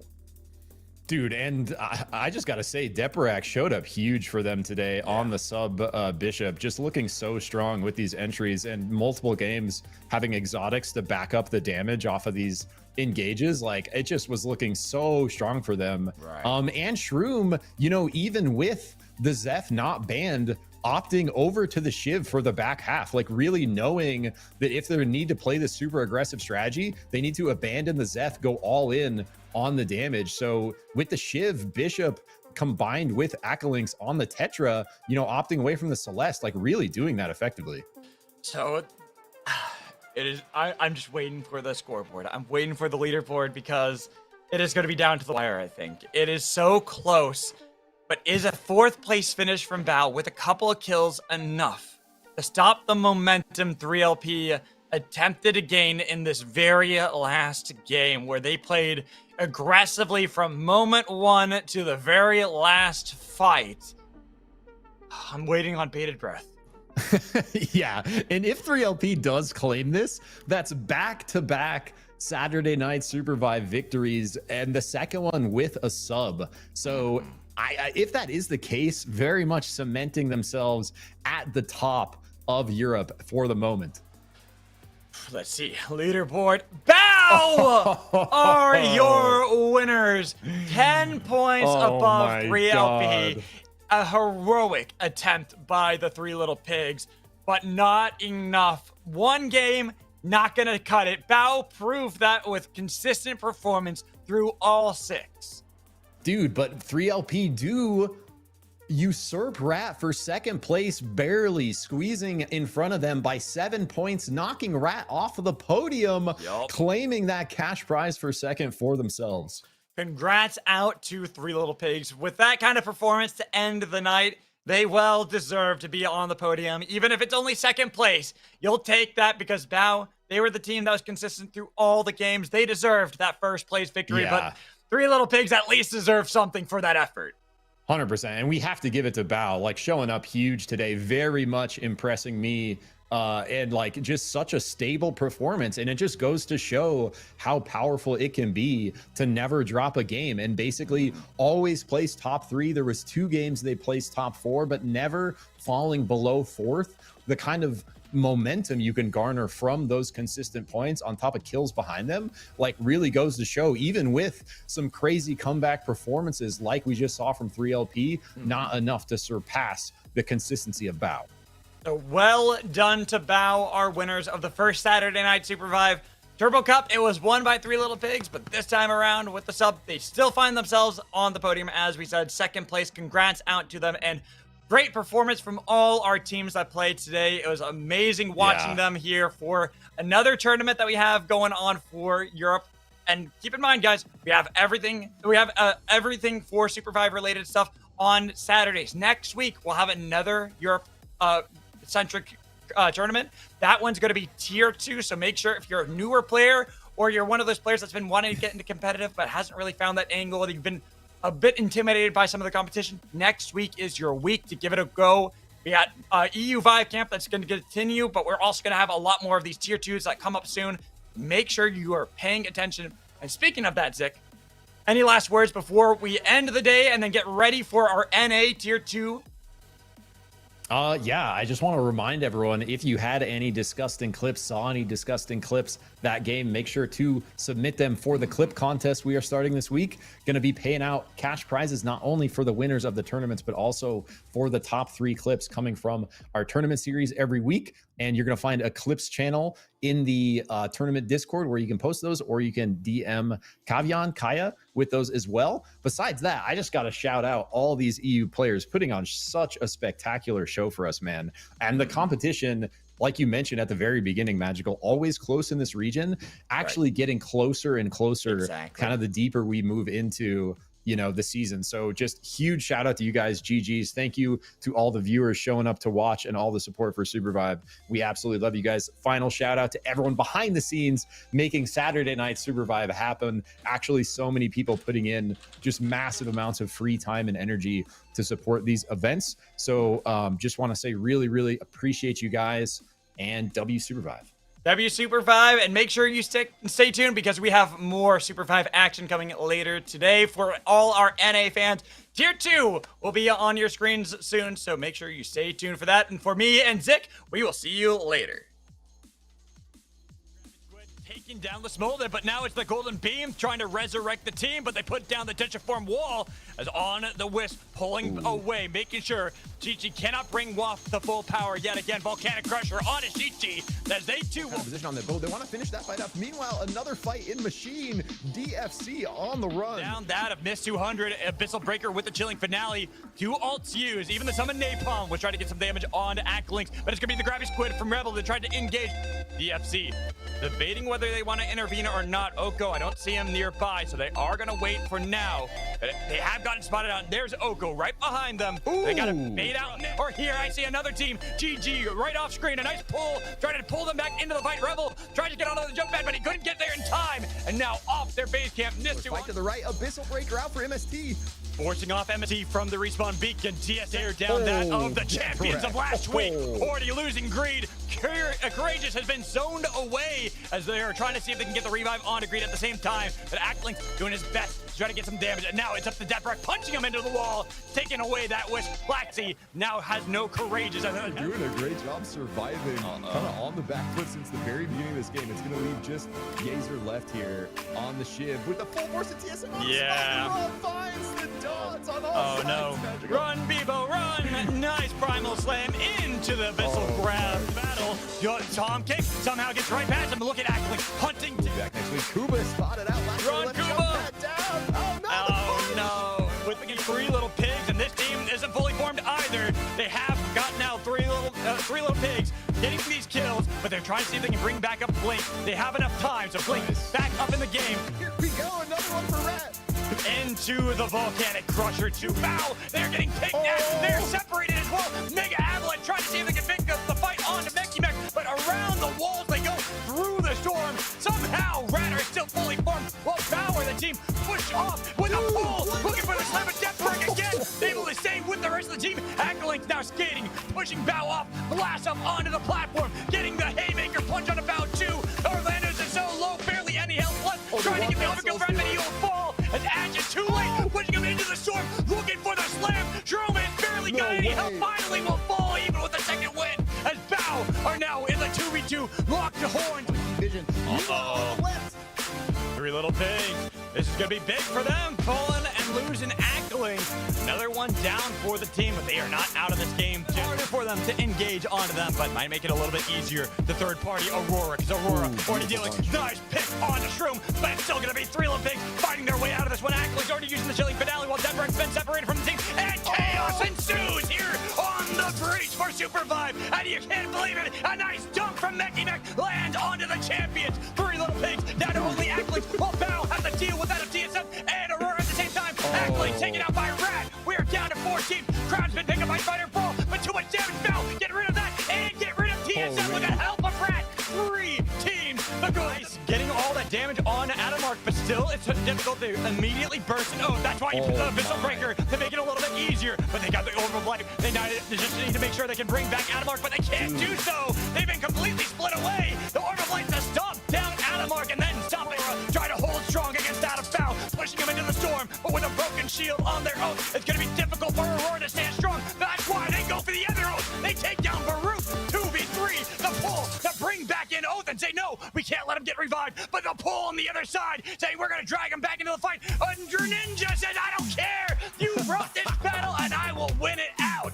As it's going to be Aurora have an advantage against 2 of the 3, but a nice flank from Lasmolde. Starting off this fight huge against BBB. Goya tries a second win, but he's over the abyss. Hammer after hammer being launched and thrown at his face. So Shichi can pick up an easy kill with BBB still running, but they did get Shichi. It's a trade. Damage onto Lasmolde. Now already launching Hachi. What a backline play, utilizing that fan with the second win. 5 puppies down. Shichi, Lasmolde on the run. Shies take advantage of that one while we look at BBB and GG pinch by Mist right behind them. Abyssal Breaker absolutely destroying 3 little pigs. Shroom an easy target. Only 1 left as now 3 little pigs on the run. Only 1 was able to get out of there while Aurora have to deal with Mist. Sebi has barely keeping 3LP in and fight continuing to the right though. It's Rat versus DFC looking for the bungee slam. Cookies connects. Beautiful. Looking for that flame, trying to see if he can replicate what he did before, but it's going to be Rue getting a lot more damage. They've already got the bungee on Enuma, trying to see if they can drag him back into the fight, and he's got no escape. An easy target. Rue were the ones that train. Close. Almost got pushed in by Beckett, but now Rue flanked a third party. DFC, Tonk, dragging 2 away. Lots of damage on a Shy, but they were able to hop into the portal and get away. Second win from Tom Kick keeps them on their feet, but DFC now struggling as Oko does not struggle when he's playing Jin. Found Hachi over the Abyss. You never play over the Abyss. You never play against Abyss Specialist Jin. And now it's going to be the nice Fate Strikes. Singularity on to Shy. Tom Kick down. Swap onto Spro Kane. Last one remaining for Shy as he's trying to snipe people out of the GG right behind them. Do they focus on a Shy or do they worry about Waff? Greed's gone, and now GG push into Rouge territory, but Zodak is 4 teams here at the heart. Aurora, our team that won last game, the team that finds themselves the ultimate sandwich with the cheese of Mist, and now they are in punish territory. Only Greninjas left, and they're gone. Very early exit from 1st to 10th, and now 3 little pigs. They too are in a bad spot. Mist, they were already trying to see if they can fight their way out of this one. They've been able to hold on strong, but TSM not going to give them a moment to breathe. They continue to assail them into the back line. Oh, we see GG right behind them. Then Brew to intervene as well. Rebel has been tagged. Power on the other side, and they're looking to see if they can get onto 3 little pigs, and they're going to eat well. These pigs are now going to be hot dogs as they fry them, grill them. Accolades gone. Waff getting the credit. Dude, so another big squad taken out. Low on help from the storm as Prokane's about to overheat and he burns. Stop that Bow engage. Bow posting up some walls. Really wanting to play this position. Oh no! Couldn't get on the train, and now this has started off the fight between that Rat and TSM. Tom Kick. Trying to push him into the storm, but it's going to be the snipe on a Tom. Unfortunately for Shies, you've ridden your way up to 5th place, but that is all you can find. It's now 4 teams will stare down. Train going to pat off, but they are going to be able to escape for now while they start off a fight against TSM. Getting a lot of damage. Abyssal Breaker flanks the first casualty. Waff coming in for the south, getting a lot of damage with the Tetraform, helping lock in Rat. Rat don't have that escape angle. They had almost locked themselves into the battle against Waff, but Adamar holding up the Bright Shield as long as he can with that damage over the wall. Necky Neck is low. Cookies tries to push back onto Waff, but he's got nothing left in the tank, and Necky Neck is gone. E-Plat put down Cookies. Too little, too late. Waff claim the kill Points, but they are going to get their position kind of negated here. Ash was trying his own hand there as he is taken down. Now Bao down a player. Shichi trying to get around Spider Brawl, but he's been able to get to that ledge. But now with the storm closing in, they've got 10 seconds left on the clock. They've got to fight against Orlando's Mega Avalanche, pushing Shichi into the storm, shifting past, and he's only got 2 seconds left. Can they get the kill? He's got the team back up with the kill they found on a roof. Train though almost was able to find his kill while the chains come in for Spider Brawl, pushed into the storm. Orlando's has that Abyss Specialist, has health left, but he's got to pick up the kill. Can't find him. Summon Napalm. Train gonna pass them on by. They started the fight with a Abyssal Breaker. They got a little bit of damage on the Spider Brawl. They've lost Shichi, but Shichi, can they revive him for another fight? Lots of damage on the Blink. Well, they've already sent into the backline 5 puppies. Trading 1 for 1, but they've lost Shichi again. This all they need to stick onto one of them. He's got damage. Holding on to dear life as somehow Fate Strike. Oh no, the grind rails took him the wrong way. We're playing with another player. So meanwhile, Waff continuing the violence on the south side. Shy looking for what a huge! That was a huge punch, and it sets up Sprocane to start fully committed to push. No! Courageous! Why? Unfortunate. Checking the brush gets punished, but that is going to be a Tetraform. But it was just such an impressive Tetraform for me, for Cookies, to get them that kill in the first place. Set some up for success while we stare down at the warp. Yeah, he didn't mean to go through that anomaly. What a weird interaction there. Either way, it results in the same result with Phase Strikes and Rue taken out. While TSM, they brought back up Spider Brawl and lose him immediately, bring him back up, and I think it's going to be the same thing right now. But 3 little pigs, 8-2, Ash doesn't axe against Sniped because he has Abyss Specialist to surviving. You see a crown denied from flanked in from Rebel, and there's that pull to start off the fight against BBB. Right, double nuke out to the north in a heated battle between Bao and Rat. Look at how Ash was already separated, but now he's got the flank angle. They're all corralled. Adamar's broken shield is an easy target. Pull on a Rat, looking for that team. Getting a lot of damage on a Mechanic. No snipe out of the air for Kuba, but they've already got a lot of damage on a Rat while Mechanic's trying to heal back up. Waff trading bullets against that of Aurora. Aurora pushing him away. Got him fully while Shichi's still on the respawn beacon. Hasn't been forced off of it, bringing back the team right as they had fallen. Here, Magical, we start to see the cross-country come into play. Careful when fighting against a Void, especially as cross-country. They already got a nice pick on Esquire, so support down. BBB on this island is not looking good. It's new. There's that pull thing. Get over here. Goodbye, BBB. Dude, even with the Z-axis in play, Rebel finds the grab, able to... Dodging away, but pulled back in by the pistol grab, and now Slug Wave, and with the snipe out of the... The small day run! Yeah, he's dead. There's no getting back into the storm from now. Probably back up by then, but literally just not having time to pop it. Ooh, big crowd control, gonna take out 70 for Aurora. Aurora under big pressure, a missile breaker from the other side. Coming around and sandwiching Aurora as they had won game 1, but 2 and 3 they're not able to find. Then Miss play into the hands of TSM. Bao are helping to take down Miss. Only left with Kalskinator, who puts down a respawn beacon immediately. Bao tries to see if they can stop it, but he's put up a wall. The Bright Shield, enough time. They've got another chance, but they've lost everything, and they got to battle up against Bao, who put for them to get away. TSM getting a lot of damage on Akuba, focusing away the Ghost, leaving the 2 left. But Blink spins his way back to TSM, and in this platform, Miss now have to deal with TSM. Dude, these fights are so close. Now all of a sudden it's TSM getting just chipped away from both sides despite the Blink Stone and avoiding that hook. Blink is down. Spider Brawl, 1 HP. Lil Meat, 1 HP. It's just Spider Brawl left for TSM. All behind them. That's a target they could easily take down. They look for the dunk, but Spider Brawl gets missed as they found Kalskin Then gives it back to Bao as they try to go back towards Ash. They've been pushed into the storm. Holy. Bao will take the third game, denying that orb. There's not going to be the respawn, or is there, for Rebel? So close, come on. There it is, he got it, no. Or missed this time around as Rebel no longer with the orb. Bao Wade's getting a good punch on Creed, but the punch back on Axel. Then Deborah absolutely destroying the back line. That is a 1v1.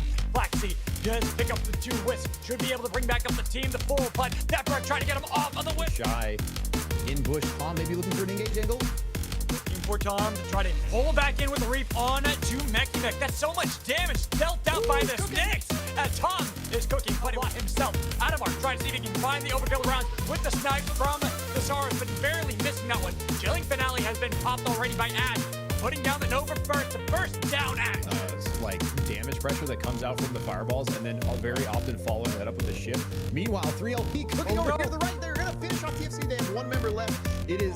But it's nighttime. Baru noticing nice flash back by Hachi. Is there enough time? Haymaker punch, but the flash from the rocket will take. So gonna have a ton of recovery to do. Meanwhile, TSM continuing to exert the pressure. Nice run into the wall from the carbine on the side of GG. And Flaxy is going to fall. Courageous, the last one. GG, only he. They nearly stand strong, though. They already got Blink. Spider Roll is going to do Accolings. It's still alive, finally. Sent over the Abyss. But it was a trade 2 for 1 in favor of 3LP. Nobody's actually kited up north towards it. A little too late from Deborah. So, Punch! What the hell was that? Oh my god, the Soul Stealer Bishop completely annihilating almost the entire force of TSM. Gets 2 out of 3 in like With that play, getting those kill points, they feel strong to fight up against Rue, missing the grabby split tech with Tetra, but they've already popped the Fusilade and the Chilling Finale, putting up the rock wall, but a nice swap around to get the play onto Accolings. 3LP, they felt powerful, they felt untouchable. The vision of this from them in prior games, continuing to put huge pressure out. The Fade Strikes Blinkstone connects on Accolings. And they already got the play, and Accolings will fall with Shroom, only Deborek again, but it's on Anuma's position instead. While they put down these walls, trying to get out of here. But look at Levithy, just staying above everyone for so long, but he is heating up. Oh no! Eliminated off screen. Crown. Oh, it finds it on the wall to eliminate them simultaneously. But he's not on Zep this time around, and he's been grounded. He tried to go for the blink with the dagger, with the play. Working that out of bounds angle with the void shift makes it up over the top. No. Shroom wants vengeance. Whoa, he doesn't get it!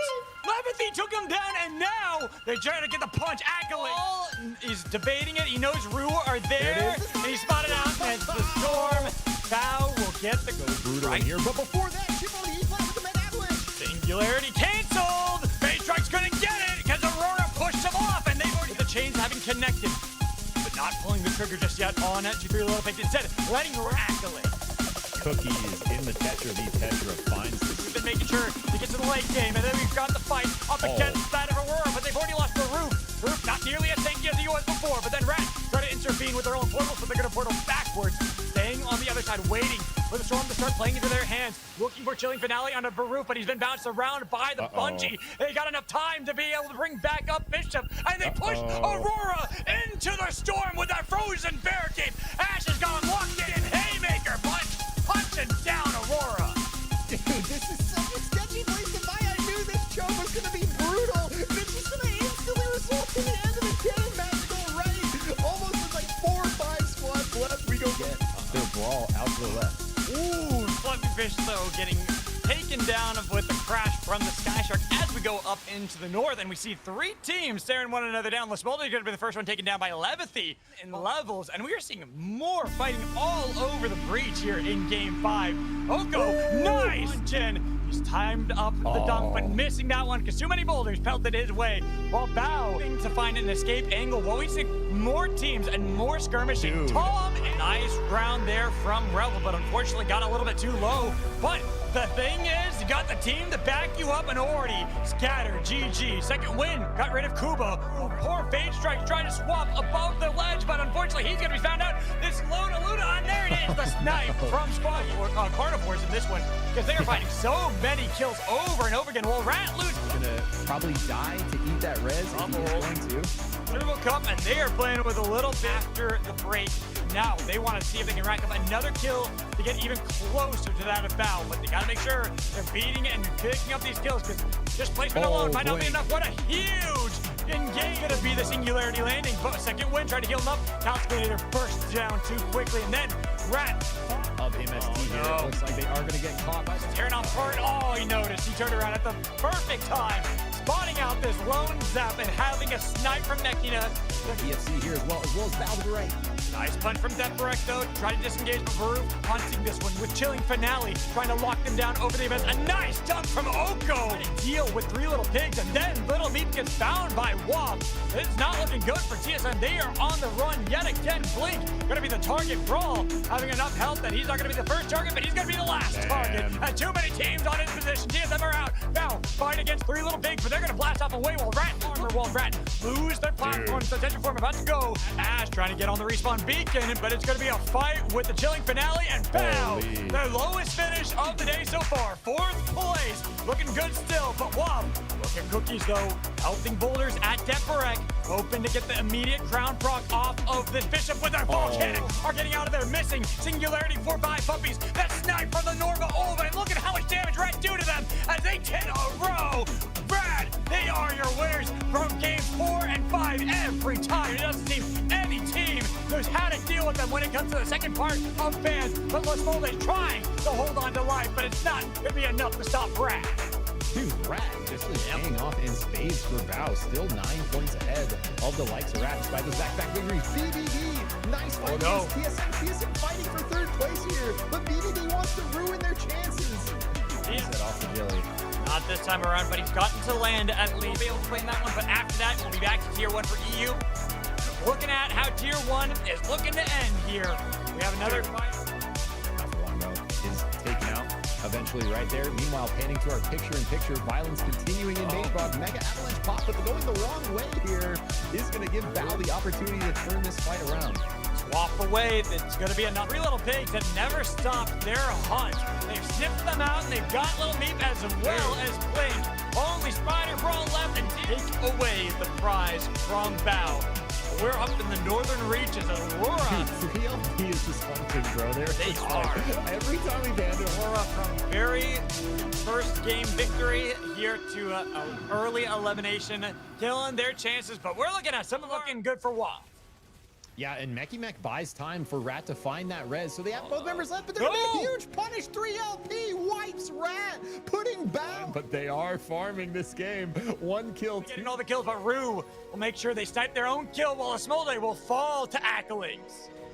Another one for 3LP. Waff is out at the one on the right. It looks like that's going to let Bao get the res. So they're back at full force. 3LP continuing the hunt. They find Kuba. So many squad wipes. Regardless of how many kills they rack up in this one, they have to fear Bao. It's the French team already in control of this play onto BBB, but they look to see if three little pigs can get any of the pigs onto Rue, getting a lot of damage onto them. They found Yasser, and they're looking for Numa, who's inside of the wall. He snaps back, but they're cleaning up Rue. Three little pigs. That's going to be 3 more kills unless Bao can stop them. Bao trying to intervene, Chilling Finale. They've got a lot of damage on Accolades. As Bao, all they got to do is get Rue. That could be catastrophic for 3LP. They need every point possible. They nearly had Baroof, while the other 2 of Three Little Pigs, they stand strong. Nice Volcanic Crusher. They've got Nash. They've got Baroof. The FC aren't out of the game just yet, but Levithy denying that point to Three Little Pigs. Jump from Acklings to take down Numa, while Doom holds rock. Like, is that what they're...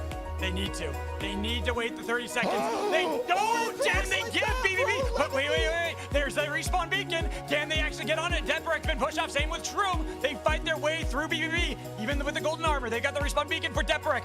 More kills that they can gain from BBB a little bit sooner. Punched away with the grabby dunk. Another point added to Three Little Pigs. But it's going to be Oko stealing one away. While BBB do get eliminated by Three Little Pigs in the abyss, in the storm. And 3LP, can they find this final fight, Magical? They got to be careful, though. Even though they've been winning these fights and getting all these points, they cannot play too cautiously. They got to make sure they're getting all these kills. They already got one. Put down Tetraform, punching Doom around with no armor. An easy target. Oko, the only one left. 1v3 Jin Mechanics, Oko. You got to pull it out now, but he can't.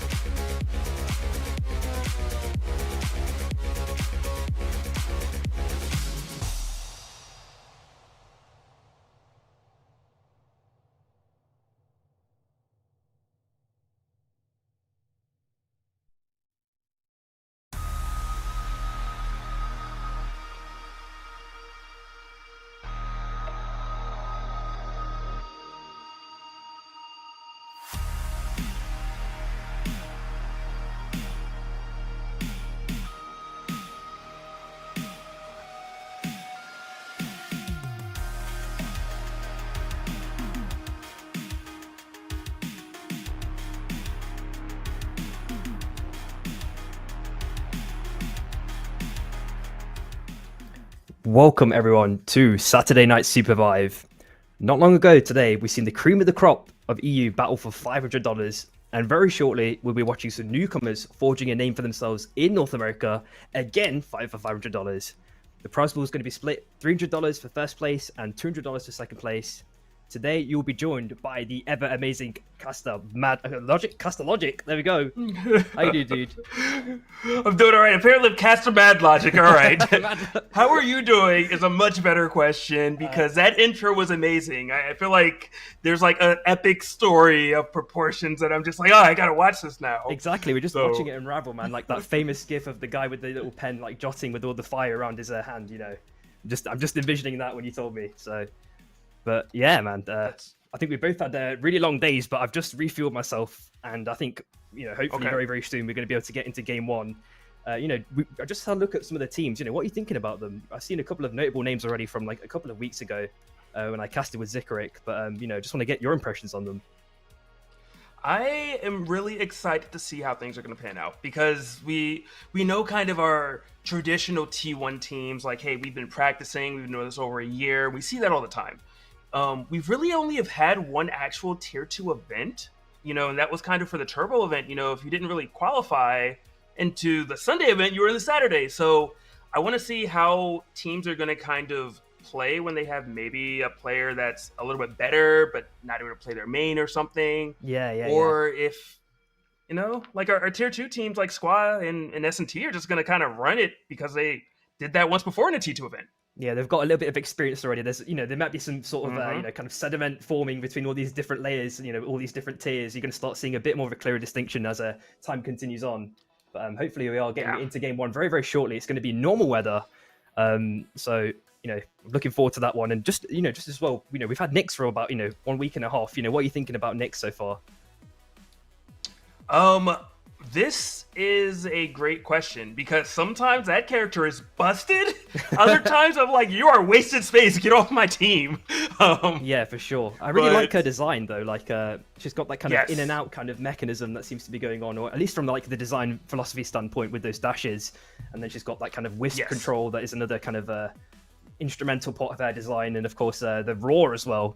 I've seen that, to absolutely destroy armor, even red armor. It's just insane. It can really turn the tide of a fight if used correctly, of course. And if you are listening, Theorycraft, okay, I need you guys to go back to your lab of theories and maybe change how that armor destruction is done, because red armor dying for one ult is wild. It's crazy, right? Oh my god. And just looking at these teams again, like we've got like two of like the big names straight off the bat that I can think of, which is S&T and SQA, as you mentioned.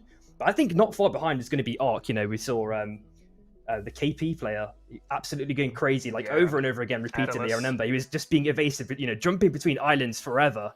So I'm hoping to see some of that play again. See some insane reses happening, and of course with it being the tier 2 scene, typically fights are a little bit more chaotic, but we might see one team specifically shining with some sort of macro play that, really sets them apart from the rest. Absolutely. I'd like to say tier 2 teams are the future, we're just a little chaotic, but if they can hone in some of that aggression, give them a little bit of time. They might maybe shake up some of what the tier 1 meta is, if you will. Exactly. But that's what we'd love to see, man. And especially with like all of these niche picks, it feels like sometimes all of the tier 1 scene of they feel like they've tested all the characters and they've found the limits of them. But sometimes you might get that one person who just takes that really like low pick rate character and just shines with it and just opens a whole new door, a whole new avenue for all these tier 1 players and goes, whoa. Like for example, I think it was Goro, if I'm not mistaken, on NA taking their Saros, and then that kind of just bled into the tier 1 scene, which is really crazy. It is. Or there's a player in EU, I don't remember the name, but they play Jin. And I just remember hearing his name earlier and thinking to myself, a lot of NA players are like, Jin's not worth it, can't play him in competitive, but apparently this Jin was popping off. So I think you're pretty spot on with that. Yeah, wicked. I love it, man. If that ever happens, it's like you're going to see it here, right here, first. And that's the main thing, man. You're just going to see that legend being born. And we are heading into game one now. Just looking at these picks. Wow, straight off the bat. We've seen a couple of Zephs. We've seen Strikes. We even seen a Hudson as well. Wow. Really breaking convention, it feels like. That's a blast from the past. Okay, Hudson was one of the most OP hunters for so long. Yep. And then just left. It was like, they did a nerf or two. We don't like Hudson anymore.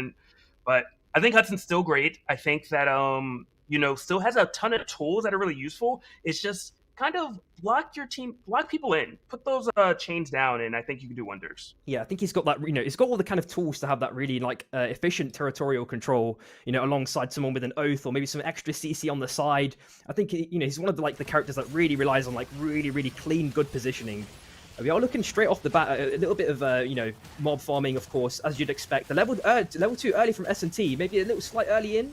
And Sunday's already super low on HP. They're actually super low on levels as well. Nice little punch. Big follow by Nocta Burger. Gets stunned at the last second though. But Sunday might be in a bit of trouble here. Already used most of his momentum to get out and hope. Oh, no, it's not enough. Tried, but it was going to be a little too rough at that point. Level 2 versus level 1s all across the board. And Squid had the lightning on the Tetra already. Going to be rough. So a couple kill points are going to be picked up here. Fortunately for CTD, one of the members did escape. And for whatever reason, S&T said, we need all 3 of us. Wait, are we maybe going to get 1 pick? Possibly? Ooh, so close. Ooh, wait, hold up. Has he got the helmet? No. Okay. Dude, if he hit the hammers, maybe. I mean, he was weaving those hammers pretty so efficiently. I really like that. It's nice to see that kind of utilization happening. As we flick over to the top right-hand side, it looks like second hand already found dead by Whoopi Bay. And now it might be a bit of trouble here for Dumkus. Hopefully he can make it out. There is a res, obviously not too far away, but QA might be looking to chase this one fully out. Don't think he can stick the res. Goes away, all the way through those wind rings. Circles back down to the south side again. Going to be a clean escape, I reckon, in this scenario.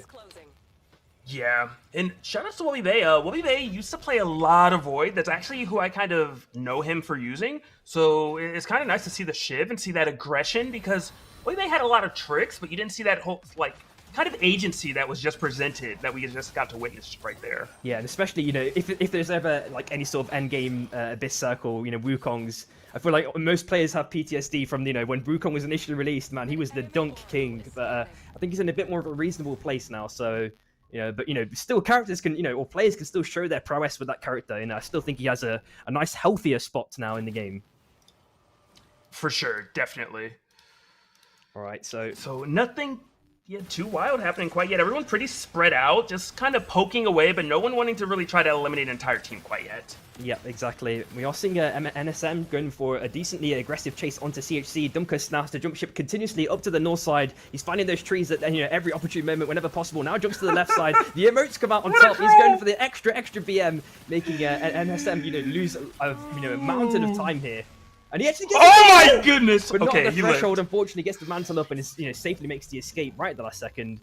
Dumkus now can finally get the back onto his teammates, or the bonfire. I'm not sure which one it is. There it goes, on his teammates. They're able to get that Guardian up. We are seeing some train rotations as well by GTD. And at the same time, it looks like, nice little kill onto Wits right at the last second. MWI might be able to snowball off this one, see if they continue the chase. They look like they are going to continue it, and I think, Shanks, the only way you're going to get them to stop chasing you is if you almost eliminate one of them, like we just witnessed from Dumkus. But, Shanks, you have to have been seen out. Wasn't Dumkus just on the... Oh, wait, what? I think there's some sort of mutual understanding there. You're like, hey, just leave me alone. I'm actually, part of a bush, right now. But at the same time, we're seeing Washquays are getting a decent amount of damage. Nice little couple of LMB sent in by Bonk as well. But, Dog are finally reunited as a full 3-man. CTD are waiting on the left-hand side as well. Squid taking out the Sunday, as we see in the kill feed. Nice little dunk. Chain CC coming in. And hopefully they might be able to get a kill here, potentially onto the Dreaming Man. Not sure if they can be successful, though, as he dashes at the last second onto the left-hand side. They get the kill right at the end. And that's going to be an extra kill point right at the end there. Yeah, starting to stack it up. You were talking about it's normally a bit more chaotic in the Tier 2 events. We're definitely starting to witness that, with the exception of our one, residential troll right here. And I've never seen a Wukong be that disrespectful in my life, but maybe this is going to try to go for a slam. Gets a stun right there. One member does go down for CHC, though. Not sure if MWI is going to try to continue this chase. Oh, I'm not going to say, but Jesus Christ, he went down fast. Yeah, but that's definitely going to be that, extra instrumental snowball. And of course, we're at that kind of level 6/level 7 threshold potentially. So, some teams can really be caught off guard, in some circumstances, if they've, had a really bad early game but it looks like most teams are pretty much stabilized, apart from actually Road Pizza and Nottaburger being only level 6, potential clean third party, but SQA have been spotted at the last second, so S&T actually go down towards the south side instead. Decide to not go in for like a really crazy heavy engagement. They're looking relatively healthy on armors as well, got a couple of relic pickups, but not the probably most efficient ones. They probably need to get to a shop, you know, at some sort of opportune moment and, you know, really start to define their build. At the same time, CHC actually on the train at the last second, but they've been forced away, and they found a safe escape, it looks like. They're also, you know, just 2 members level 6 as well, so good to see how that one progresses. As we look over at Nabbitman as well, getting some backs in, and I think, you know, I think most teams really ideally need to get their purchases in now. This is going to be, you know, one of those defining moments. You know, if you're caught, you know, with your pants down, it's only trouble. Yeah, especially because, you know, teams will definitely pull the trigger super quickly right there. Couldn't see exactly who was able to get that soul. Wasn't sure if CHC actually stole that away from S&T, which would be huge if they did. Yeah. But, you know, I'm just really impressed with S&T's aggression right now. They're maybe not committing, but they don't care if they have, you know, hey, 2 of my people are level 6, you're level 8, that's fine. We're still in the area. We're still fight. I just really appreciate confidence like that. Yeah, 100%. And sometimes having that confidence, you know, even though you're just kind of fake posturing, is almost more important than actually having the micro skills to win a fight. You know, sometimes that as long as you scare someone away enough, you might be successful in actually, you know, getting that objective potentially. As we look at Nottaburger, dancing on the lava just temporarily, goes in for 2 dashes down to the south side. We're looking at, massive hook at the last second onto Atlas, getting that last kill onto Dumkus and CHC, and now just 2-man. Jesus Christ, sending it in. Sends in a couple of LMBs. The dunk narrowly misses by Atlas, and the Summer Napalm is also used at the same time. Jesus Christ is found dead by Anointed. Really nice clean, roughly 44 Oh my gosh. Nice little kill onto Scotty as well. Oh my god, the chaos is just going everywhere now. Nice little ulti to kill Squid, surprisingly, S&T. Oh my god, this is not looking too good for S&T right now. Only got It's not. I just can't get over Jesus Christ being spiked by Anointed. I think that's the most hysterical, like, circumstance ever, but yeah, a lot going on right there. Road Pizza, if I'm not mistaken, that was the last person for S&T. Yeah, it's just that was Pizza, alive. Yeah.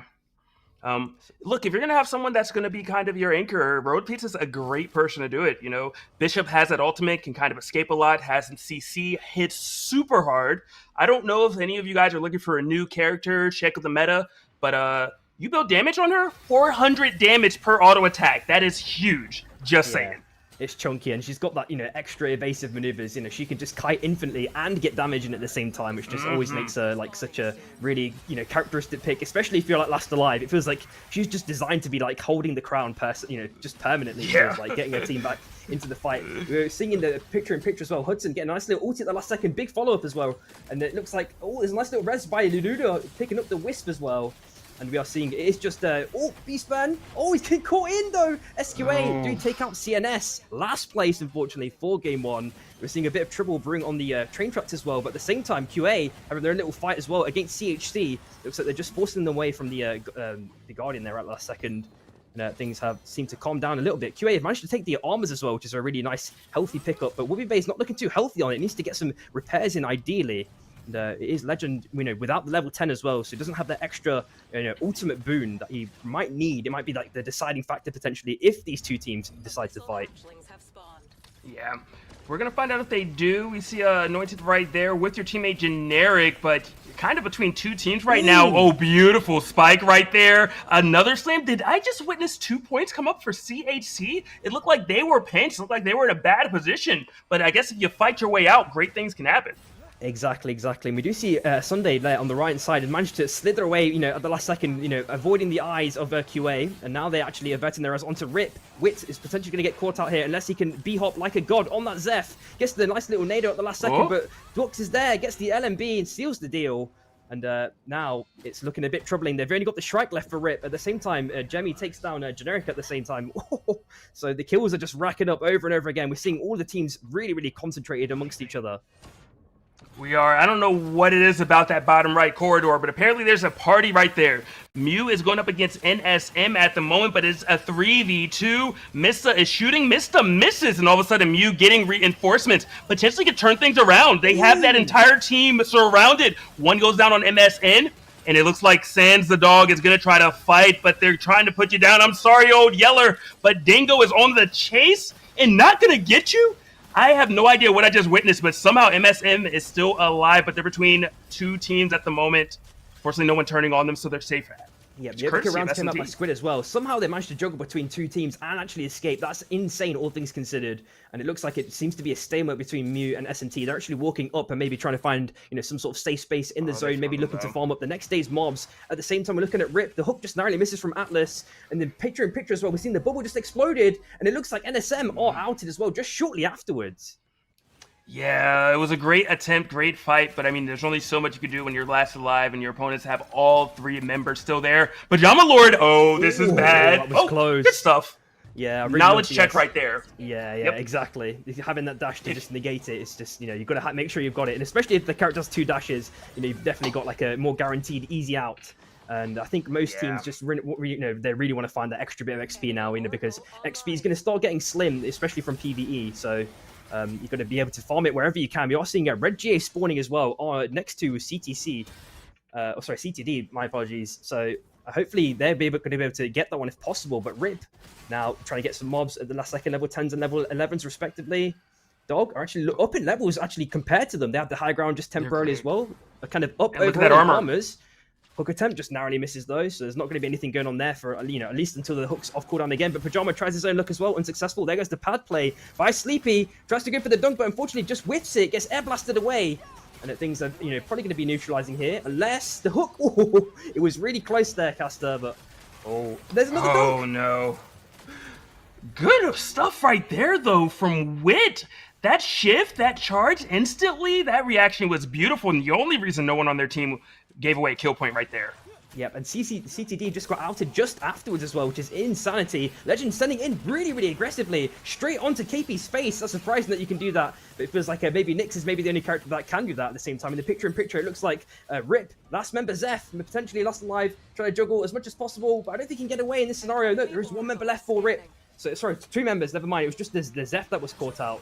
And there is a hook attempt there that just misses. Legend sends it in with a couple of LMBs. Wolby's there with reinforcements. Sleepy's now on half HP. It looks like his teammates have just left him to the dogs. He's found dead. KP tries to pull and actually is the one that gets pulled instead. Team has to abandon them, but right now, Dog fighting for their life. S&T smelling blood. There's a storm to the left. There's another team to their right. It's going to be so difficult for Dog to get out of this. QA just approaching, and the Legend is looking for some big-time damage, and Main Jam was the one that was called. 6v1, that's just not fair. Yeah, that was super duper clean there with that nice little dagger play to just reset completely. QA really surgical in their ins there. We're looking at, who is it? Anointed trying to go for the kill onto Squid. Actually successful. Generic getting the kill. Another kill right at the last second. Road Pizza stuck between a rock and a hard place, it looks like, trying to dash down to the south side. But we do see Vale getting a little bit of LMB poking at the last second as well. QA now trying to hold territory against S&T, the last two members that are still alive. We do see the Reap come in that just narrowly misses as well. S&T maybe got a little bit of money potentially from that box at the last second. Hopefully they've got enough for a crown or something along those lines, because it might be difficult to get all members back.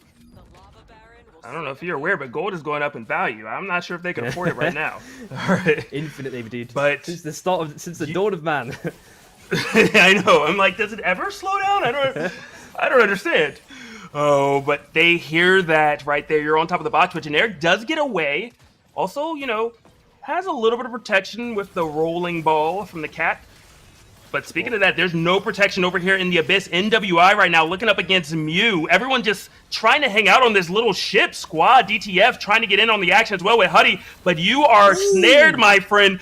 So well played right there. Just pushed him completely away. Alive for the moment, but all-out brawl. Yeah, they were stuck in a really sticky situation. Mew have come out on top, in droves. We are seeing the, DTF in this scenario trying to hold ground as long as possible in this narrow corridor as it continues to collapse. Actually, finally kill it onto Taricha. A spike in a second, but it looks like they finally neutralized that, and things hopefully are going to be on the up now. We are seeing Illuminor picking up that wisp, so it looks like SQA have fully recovered. I think they are in possession of the Red G as well, which made their life extremely easy in that situation too. Yeah, and Hudson, we were talking about earlier, not played too much, but Hudson is a fantastic hunter, and you just saw the power right there. Oh my goodness, speaking of power, Atlas throw me in another clip, please. Zodag, did you see this? And then there was another spike in the picture. In picture, a team eliminated. But we have to talk about S&T right now versus QA and what's about to occur between these two. Yeah, they're just trying to hold this narrow corridor for the moment, and with it being 6 teams left, they really have to pay attention continuously to the kind of behind them, or to the right of them. If they hear any audio cues, of course. At the same time, oh my God, Quasar actually taking down Orc. Surprisingly, that's one of the big KP players out of the game now. Pajama is trying to get maybe a hook potentially. Maybe it's already been off cooldown. Not too sure. What has already been used as well. So Fish getting the stun, getting that nice little clean route onto Wits, but he manages to get a nice clean back. Hopefully they can keep kiting backwards, but the aggression does not stop from SQA. They keep pummeling LMBs into Shin, but he's managed to dash up to the north side. Zeph is completely caught up. Actually, killed in the last second. Squid with a super nice little clean kill there. This is not just a bunny, okay? This is Bugs Bunny, just going after the enemy all the time. Not a burger, dashing around. You are lightning, but they are definitely trying to ground you right now. Maybe a little too far, Road Pizza. You're in the back. Beautiful punch coming in, though. Squaw, DTF, just putting up such a good kind of just wall. You cannot pass this. There's a bunch of bullets. There's barbed wire. I love the retreat and how they're able to pull that off. Yep, exactly. And we've seen the picture-in-picture that we are seeing, I think maybe there's a Dreadstar or Neutral Mob, is being farmed up there, so... there is a little bit of dancing going on here and there. We're seeing armors in abundance as well, it looks like, for that top team. S&T also looking relatively healthy as well. And it is Rip. Pajama has actually last alive, has been found out in the bush now, forced down to the south side. And he's already popped the Battlegum as well to get an extra bit of momentum if possible. But S&T are hot on the heels. They're going for the chase, the dash in, super aggressive, super clean. And unfortunately, that is Rip outed. So there are only 4 teams left now, Logic. So... oh, this is where the macro just becomes ever more apparent. If you've got the macro, you can easily navigate this, hopefully, but only time will tell. Time will tell, indeed. And speaking of macro, MWI finding out that macro matters a lot, and part of macro is your positioning. Does put the fan up so they can get over there. I like that. You throw over a Jin, you know that you have an ultimate worst case, you got to get out, but there's still a storm to your back. There's not many areas to run, and QA is trying to cut them off at every turn. I like what I'm seeing right here. One member does get out. They can back to if they want to. Yeah, Racto, got to get over there. Yeah, it's a really slow juggle, it seems like, but NWO have actually made it over. They've also got the perk, it seems, to not take any damage from the lava, of course. An opportune moment to take that perk whenever possible. And at the same time, just to the south of that, SQA, it looks like they're, having a little bit of a dance between maybe S&T or the team below them, or to the right of them, it looks like. But big catch-out Squid, maybe super low HP, not so bad, sending him in the super aggressive dash. His team can't really reinforce him. He's just got MWI just above him as well. Probably going to be dead very, very shortly. Yet we do see that on the kill feed. Bonk takes down Squid as well at the last second as well. Wash Quasar trying to get that dunk as well, but it's unsuccessful. The Fusel's popped, not getting too much damage, unfortunately, gets the dagger back. But the Legend, just keeps sending in, gets a nice little spin dash at the last second. But DTF is there, mirroring him perfectly. Nearly peppers him down with those LMBs, but unfortunately, DTF is now stuck in a really bad position. Of course, we know that Hudson only has 1 dash and has already used it, so he's found dead. And it took an hour to kill Hudson. I can't believe that. But action's going on everywhere right now. Looks like Racto maybe in the bottom right fighting, while NWI is fighting QA at the moment. There is a crown right there. If you manage to get a pick, you bring your teammate back. Good stuff by Quasar, though. Going to retreat, gonna heal up, but your armor is still gone. It's still broken, and you still were hit by a Zeph grenade. Yeah, it's right now really problematic. You can just maybe get one shot potentially, and obviously we do see that kind of like line of abyss that you can maybe maximize to get like a cheeky little kill if you can bait someone over. We also see him with the Squid as well, so he's got that extra bit of a potentially like unconventional approach to take. He just gets the Squid onto a wall, uses the momentum, and tries to get a kill. We are looking at also Sunfish trying to get some potential routing onto QA, but it looks like they've rotated around with an unstable anomaly down to the south side, maybe looking to try and steal the bonfire if possible. And with 3 teams left, we need to just see how. Yeah, there you go. NWO on the bottom left hand side, and now they're slowly approaching in. We've got to hope that they can find some sort of safe passage. Looks like all teams are relatively even in on levels as well, and armors, but QA have not got the armor repairs up. SQA just looking mighty fine. They're just like in pristine condition. Yeah. And now they're rotating down. I really like Squad's positioning. I like their comp right now. We don't see Hudson a lot, but Hudson is great. Sunfish playing out of his mind right now on the Aluna. But you have sustained with the Luna. You have sustained with Hudson. You have range with Govroy on the Saros. Surprising comp to see, but I really like it, especially going into this late game. You can dash nowhere when there's a barbed wire and potentially a snare waiting for you if Sunfish throws it out.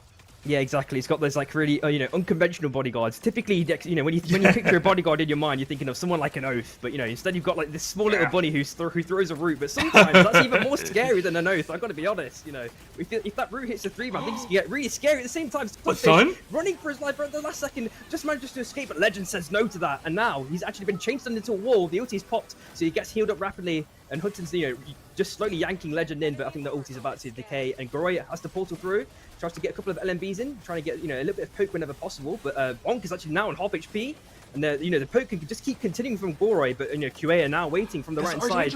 They have the choice to just apply pressure whichever way they want. Uh-oh. Oh, Hudson! DTF does so much damage! Good stuff by Jin, though. Got to the other side, but not enough to do it at the end of the day. And another one just explodes! Why, you don't even need Sunfish anymore, apparently! And if Goroy takes him down, Sunfish is back! They're in a beautiful position. Yes, you're down an item at the moment. You're down a relic. Your GA is gone, but you're in a great position. Masamune and Goroy going crazy when it comes to damage. Final 2. Who's gonna pull this off? Yeah, and the LMBs are coming. Legend is sitting in really aggressively. Will be with the reinforcements, actually taking Sunfish down really early on, but Goroy goes in with a nice little dash, pushing away Will at the last second. DTF also on super HP, trying to stand alive. Oh my god! Unsuccessful, can't do it. He's somehow jumping DTF! Everything. Goroy is just going crazy as well, getting the poke in as well, whenever possible. And it is SQA taking game number 1. Look at the kills! What? Did you see? Oh my... Hudson, the MVP right now, coming in like Shaq, just slamming everyone down. Dude, bro, I'm just speechless. Like, the kills on the scoreboard, it was like a buffer overflow. I've never seen numbers that big for game 1. What? That was crazy.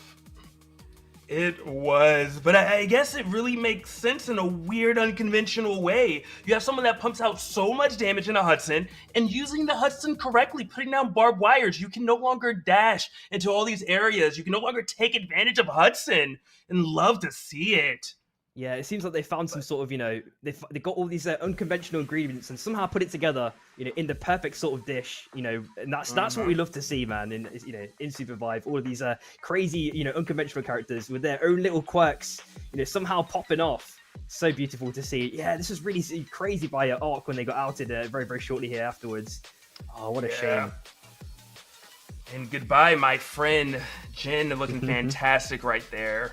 And then... Oh yeah, this catch-up was crazy with the barbed wire. Oh my god. I saw the start of that fight with the picture-in-picture. I was like, oh, that's looking like it might be a full team kill.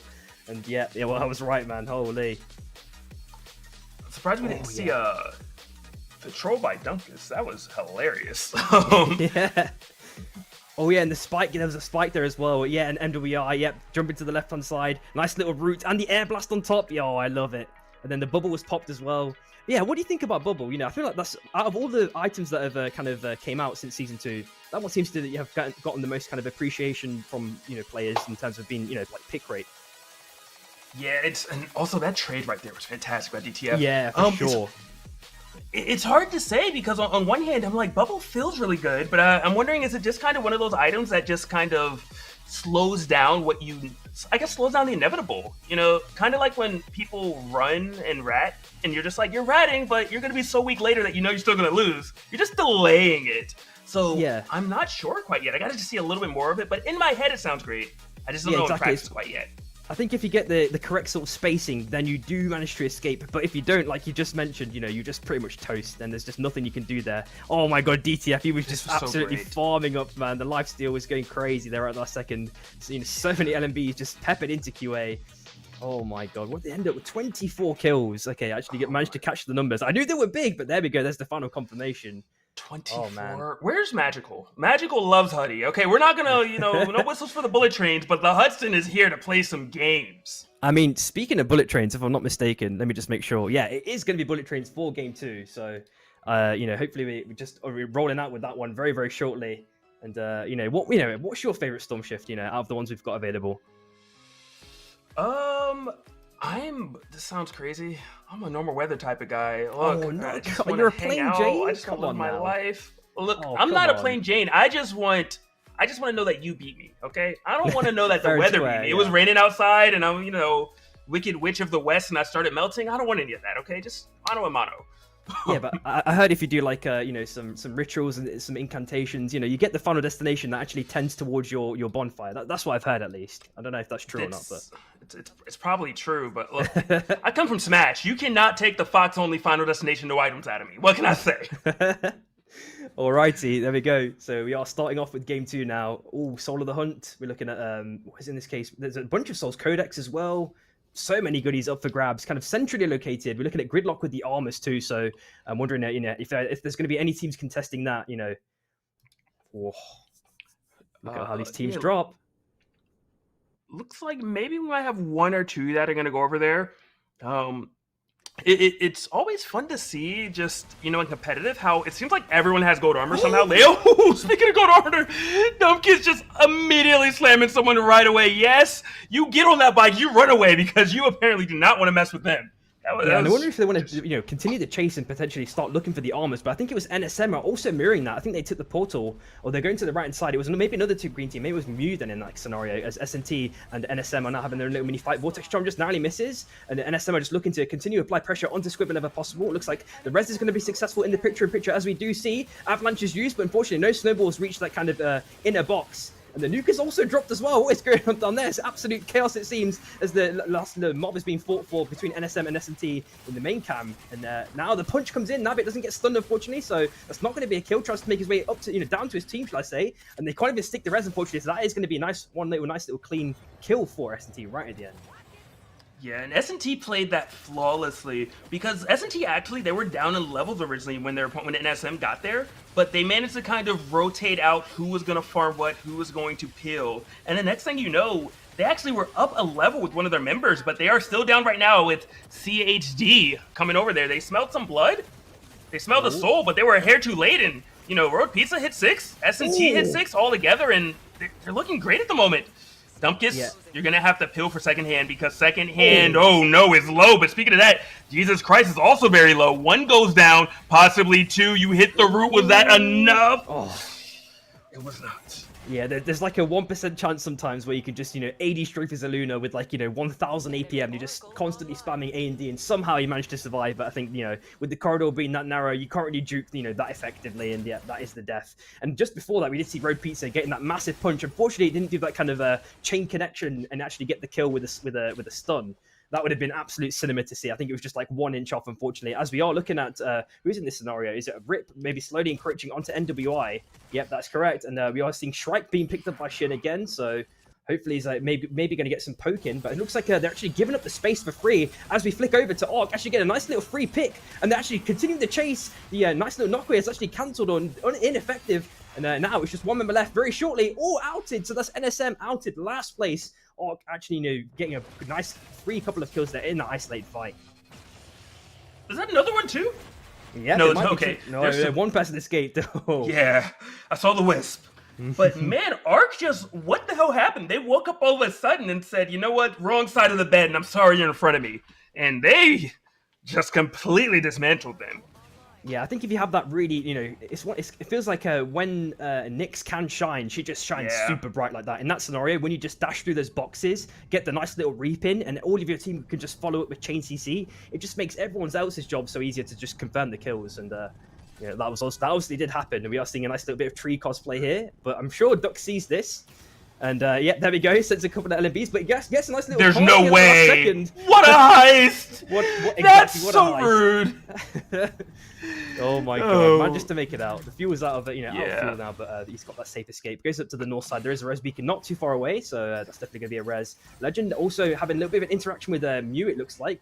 They are circling around. I'm not sure if they actually want to go for a full chase. Just above them, QA will be singing a couple of aggressive LMBs. 3-2 maybe caught out in this scenario. Going to get the resets is the question, as Veil is there for the reinforcements right at the last second. And that does force Whoopi to kind of just, you know, stay on the island and not go into the abyss. Did not want to go there. There was an airstrike out there. They're like, all right, wait a minute. Let's stay on land. But, S&T finds Arc. Now, this should be entertaining because Arc, you know, just completely... oh, my goodness, generic. Get back to your friends. Oh, you got there, but a hair too late. But will S&T jump it? Yeah, this is going to be one of those things. They got the level 7s each. The hook actually misses. Burger sent it with a very aggressive dash. Gets, you know, stunned and slopewave. Pops the ulti instantly after. Fizzles it out. And it looks like Squid actually gets downed amongst the chaos. And on to now looking to get a couple more LMBs. Actually seals the deal onto not to Burger. It's just Road Pizza last left for S&T. This is insanity. Are they going to do something crazy again? Hopefully they don't get outed. There goes the reap. They get the spin. Oh, no way. They get outed. S&T out? This early? That's crazy. Was that 10? I'm speechless. And just afterwards. No way. Oh my lordy. Okay. I don't know what's going on. This is crazy. It's just insanity. Like, how many teams that just died in such a quick period of time there? Like, it felt like they kind of played the line really aggressively, and then, you know, once Anointed sent it in really aggressively, they just lost one member, and everything just crumbled instantly afterwards. I do want to kind of break that fight down a little bit. They did what I in the league would always call, like, the dragon bait. Because, you know, when you play League of Legends and, like, people were like, let's not fight, then Dragon dies, and then they fight. And I was like, wait, why'd you wait till they were stronger? S&T had a 3v2, and they waited until they brought someone back to try to engage. And I'm just a little curious, if you're going to back off, just back off completely. If you want to fight, do it while you have the numbers. But yeah, exactly. You got to posture, like, correctly, right, in that scenario. Like, sometimes you play it too aggressively, knowing that there's one down. You know that the other team can typically kind of abuse that information and really capitalize on it. And they really played that fine line a bit too, you know, too dangerously, it seems, and too fast. And of course, that leads to them slipping. So it's just the nature of that game. Sometimes you can pull it off. You know, if you have the correct sort of posturing, or maybe even the correct characters, especially like a KP on the Abyss who's not used Dunk. You've always got to you know, provide or grant that Kingpin that extra space. You know. yeah. But did not pan out, but there's more games to play, luckily for them. Arc's still alive, still trampling over people right now. Looking at MWI at the moment. Great Reap pulls him in. Anointed, never missing that. And now we have a superhero on our case, all right? Unstoppable, cannot slow, cannot CC. Gonna be so difficult to get away right now. Fortunately for them, though, Atlas misses. And No Bullet Pain hits. And Bonk is indeed fighting for his life. So close, but no cigar as you go down. Yeah, and we just look at the picture-in-picture. We're seeing some aggressive fighting going on at the last second, but I think it was Dog or SQA. They're just fighting again, but just managed to make their way over to the heart, it seemed, or close to the heart. And I think they're still having their own little mini dance, it seems. But I think things may have just calmed down at the last second. The heals are coming in, but Dog are actually, you know, battered and bruised, no armors now, so they really need to get some repairs. And Sleepy's finally done some repairs at the last second. Same with Jemmy. I'm hoping that they can all, you know, fully reset. SQA actually slightly under-leveled, probably compared to the average for the other teams, but you know, there will be an abundance of XP, you know, shortly spawning nearby. So hopefully there are, you know, ample opportunities to get back in the game. You're looking at Resonating Idol spawning in about 50 seconds or less. And aside from that, it looks like you know, things have calmed down a touch since the early game. They have. Look, I'm a believer that if you're under level, just go kill a team, you know? You get a lot of XP that way. Yeah. Ooh, this Reap sending and the spin follow-up. The hook comes back. It looks like Dog are going to be able to make it out of this one, but QA are going to be hot on the heels, and Shiv gets those resets. Infinite, it feels like, pops the Fuse Slot, but the dagger goes backwards and basically gets no value. Dog are able to make it out of this one. As we flick over to the left-hand side, the bubble's already been used now. Rakdos in a bit of trouble, managed to dash to the south side. We're looking at a Chilling Finale with the wings pop. Unfortunately, doesn't get any value. The Arcane Railgun gets a nice little bit of damage, but the Jin, Wash Quasar, is able to get away at the last second. And Rakdos is now fighting for his life. Hope he can make it out of this one as Diego says, oh, sorry, Dingus sends out with a couple of LMBs. And hopefully, oh no, there's a third party down. Rakdos still alive at the moment, but Squad, they're just coming over here to clean up. And Mew, they're running off to the top right. Beautiful portal right there from Soros. Not able to get much, though, as Mew continues to run. I wonder if Squad is going to chase. They still have Goroyo on the Soros, and another team dropped. It looks like it was Dog that did go down. Yeah. You know, just too much pressure at the end of the day. Ended up in a poor position and dropping a lot earlier than they would have liked. Yeah, I know. We just saw them fight, you know, not too long ago, of course, you know, and then somehow they just couldn't recover. I thought that they would have been safe. They had a little safe pocket of space in that corridor, but just couldn't really do anything with it, I guess. And yeah, they were just caught out. We're looking at Rip as well, taking the boss for free, it looks like. And it looks like all the teams, again, are having a little bit of breathing room, it looks like. But some teams are potentially posturing over to that red drop. So that might be something that teams will want to fight over, as a Bonfire has already dropped. And Mew's maybe looking to steal this one potentially away from SQA. I'm not sure if Goro's going to... Yeah, he's found the angle to get that poke in around the wall. And I think there we go with that classic Saros and... in her Hudson play, and Sunfish sent it in with this root spins, unfortunately not getting any connections because of the pillar. To the right of them, we do see QA as well, so I'm wondering if QA want to jump in at some point. There we go, that's what I was expecting. Yeah, and I mean, some cooldowns were definitely just used south side, so Mew saying, wait, let's go up, let's get some XP. I was a little surprised to see them not pull this trigger on Squad. They just hit a Zeph grenade on 2 people. I was so sure they were going to go in, but they opted not to, and We'll find out if that helps or hurts them later, but it's Go Roy, one hit away from knocking down Bonk. Does it? But Raxdor, he did it. Beautiful ult right there, dashes away because somebody moved the heart so everyone can just play over there for fun, apparently. Yeah, that was so nice. Like, I love it when Aluna's timed the ultimate just perfectly. Like, even with the dash, right? Because the tether will break if you, dash too far away. And that's something that, you have to have that timing down super duper accurately. And again, the pillars are just, providing infinite dividends for these teams that aren't Hudson or Saros, it looks like, because QA are able to avoid the majority of the poke coming from SQA's direction. And now they're basically just both mirroring each other. There goes the heart as we see, kind of in that wind tunnel. We are seeing a BCAM rewind spawning as well with about 3 or 4 teams circling around it. So I'm expecting to see some action there brewing very, very soon. Yeah, it should happen. A little surprised at Squad's positioning.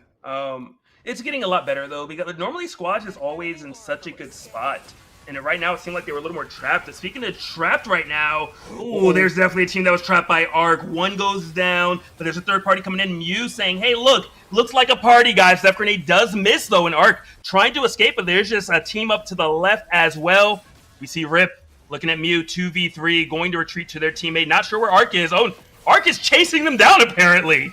Oh, and there goes the Vortex Trom and second win, anointed now on super low HP, and Pajama is just sending it in with the slug wave. There's a nice little squid at the last second, which allows a nice little convenient escape, but it's not even an escape, it's into NWI's domain. They get the nice little free kill. Bonk sends it with overkill rounds onto Wit. They get the nice little stun on top, chain stun CC, but the hook comes back from Pajama, but I don't think they can really do too much more in this scenario. There's a nice little heal at the last second, or a stun try onto Pajama, and now NWI looking for free pickings. They get their dunk as well. Oh my god, and ARC are actually outed as well amidst the chaos. What?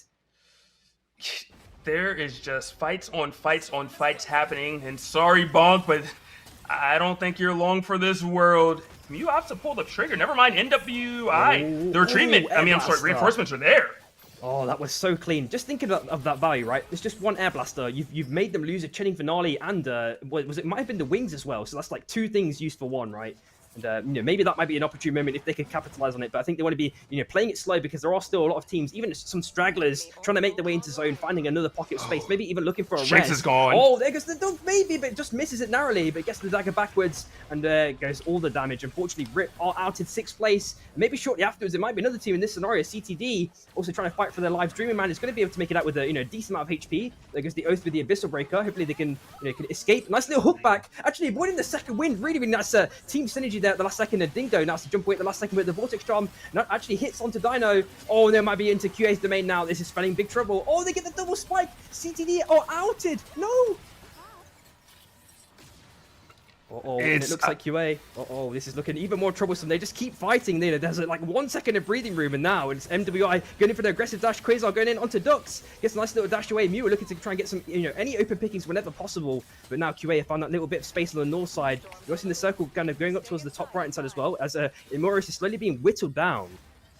But are they really going to get Amorius for free? Is it going to be contested? QA is lingering around. They don't know that 44 Ducks is there, but they're poking around. They have a suspicion, but all of a sudden, we see NWI looking around. They're like, hey, maybe you guys don't see that I'm here. Sneaky, sneaky. Are we going to go for a kill or a steal? That is the question. Moria's getting low. They still don't know. They have to know now.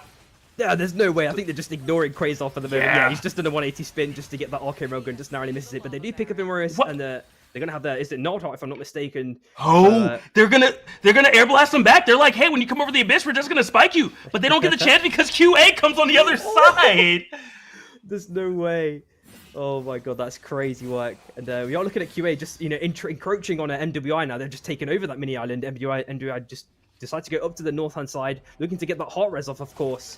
As we just saw, an SQA now potentially have free pickings. The knockback is used by Bonk.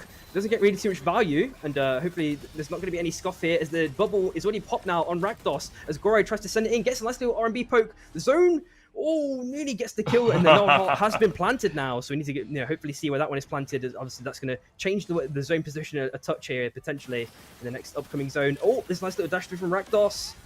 Oh, unfortunately gets spiked the last second. No one gets hit, killed by the train. Okay, nice little escape. And I think things have calmed down again. Why did you throw the emoji first? Through the emote, like, did you know that there was no way you were getting out of this one? You dashed in? Yeah, one emote could just convey so much. It's always so contextual as well, right? Oh, man. I love it. All right.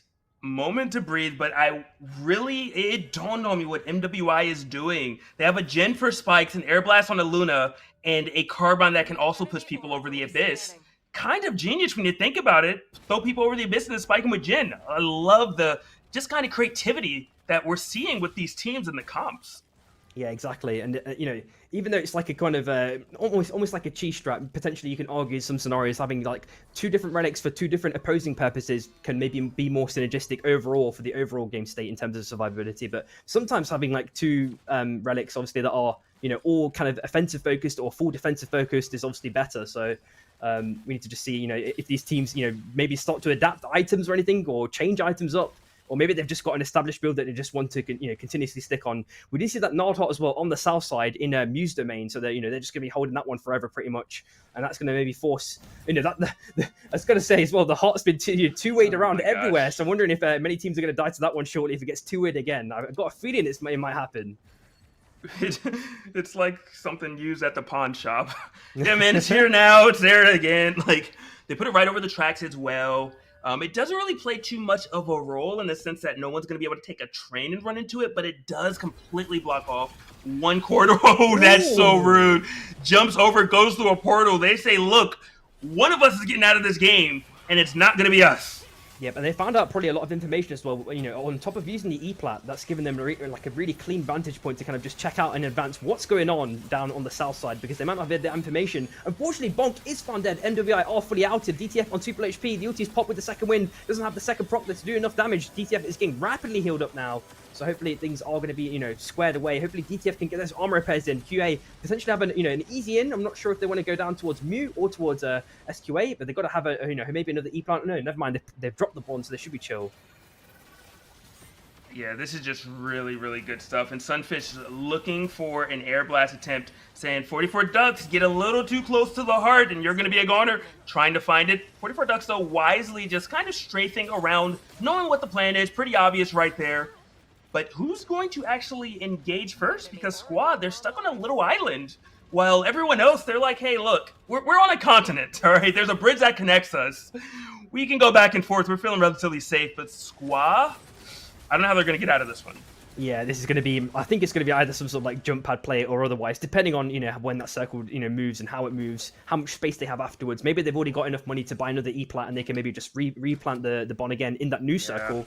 There's a couple of options they potentially have available, but of course time will be short. They might still getting poked instantly by either Mew or QA, so finding that opportune moment to do it safely is going to be another question as well to kind of factor in if they're going to make it out of this one. Let's find out. It would be great to just get a 2-way teleporter and just put the heart on top of them. Right, they kind of sandwiched, right? It makes sense. Yeah, they can't really go anywhere, and they just were at a shop. If actually either team wants to do it, QA or Mew could do it. Yeah, but you got to also remember as well, Veil's got the shift level 4 on that Celeste, so be able to create the ice is going to provide them with a potentially easy escape maneuver should they need it. But QA actually going up towards the top side now. We are seeing a crown as well, in that bush potentially. If one team loses a member early, there might be a potential opportune moment to get that pickup. But again, Sunfish just maybe doing some scouting, and there goes the E-Plat I mentioned. Maybe used a slight bit misused. Oh, and there goes the 2-way play. Trying to do it now, yeah. I like it. Now, Wubby did take a lot of damage for it, so that is a little concerning because I'm not seeing the armor get repaired, and the health come back over time. No one's fighting Wubby, so maybe it's not the end of the world, but just a little surprised to see that risk of just willingly going into the storm with such limited resources. Exactly. We do see a shop as well, kind of centrally located as Veil is trying to guard against QA. They've dropped their own E-Plat. Oh my god! Oh, they lost 2 members to the team. Did they get the kill? They got it, and they're there as well. Oh my god, that's insanity! And the fight is just not stopping here. Oh my god, the Zeph tries to send it in, but can't do too much there. Veil almost gets the wall, gets a nice little knockaway. One is sending into the zone, taking so much damage now. And Veil is now sending a flurry of LMBs along with the dash onto that Zeph. Dashes down to the south side. Hopefully Ducks can res in this situation where Legend's already done it onto Wubby Bay. Yeah. Veil may be able to do the same thing here. Drops a fan as well to try and provide a little bit of cover if possible. There goes the wall behind as well. Hopefully can survive long enough, but no, actually gets dashed away, and I think Veil is in a real sticky situation here. Don't think he can make it out, unfortunately, unless he pulls off another miracle. I don't think he can, though, as Wubby Bay, is trying to send in those LMBs as well. In the abyss, pop the wings as well. Nice little shift 4. There goes the second win. Nicely blocked, though. Really, really nicely timed. But I think that does spell the end of it, unfortunately. And there we go. QA are the winners of game number 2. They indeed are, and I'm just glad that they decided to do the heart play because that was beautiful. And, you know, what better time? Hey, you guys really can't move or go anywhere. We have all this space. Let's just throw a heart over there. It's one of those things, right? Like it's you can see it coming, and it's gonna be like, guys, we gotta not play there. We're not gonna get hit by an air blast, and it still happened. You know, it's just I think it's just something to do with the chaos, right? Like managing that plate spinning can sometimes be really, really difficult for teams to, you know, get a firm grasp of. Even the best players, you know, sometimes lose grasp of. You know, we've got to keep sure that, you know, got to make sure that we keep reminding ourselves that that two-way is there, and it's likely going to be something dangerous. Like we cannot go back. But yeah, it still happened. Oh man. Yeah.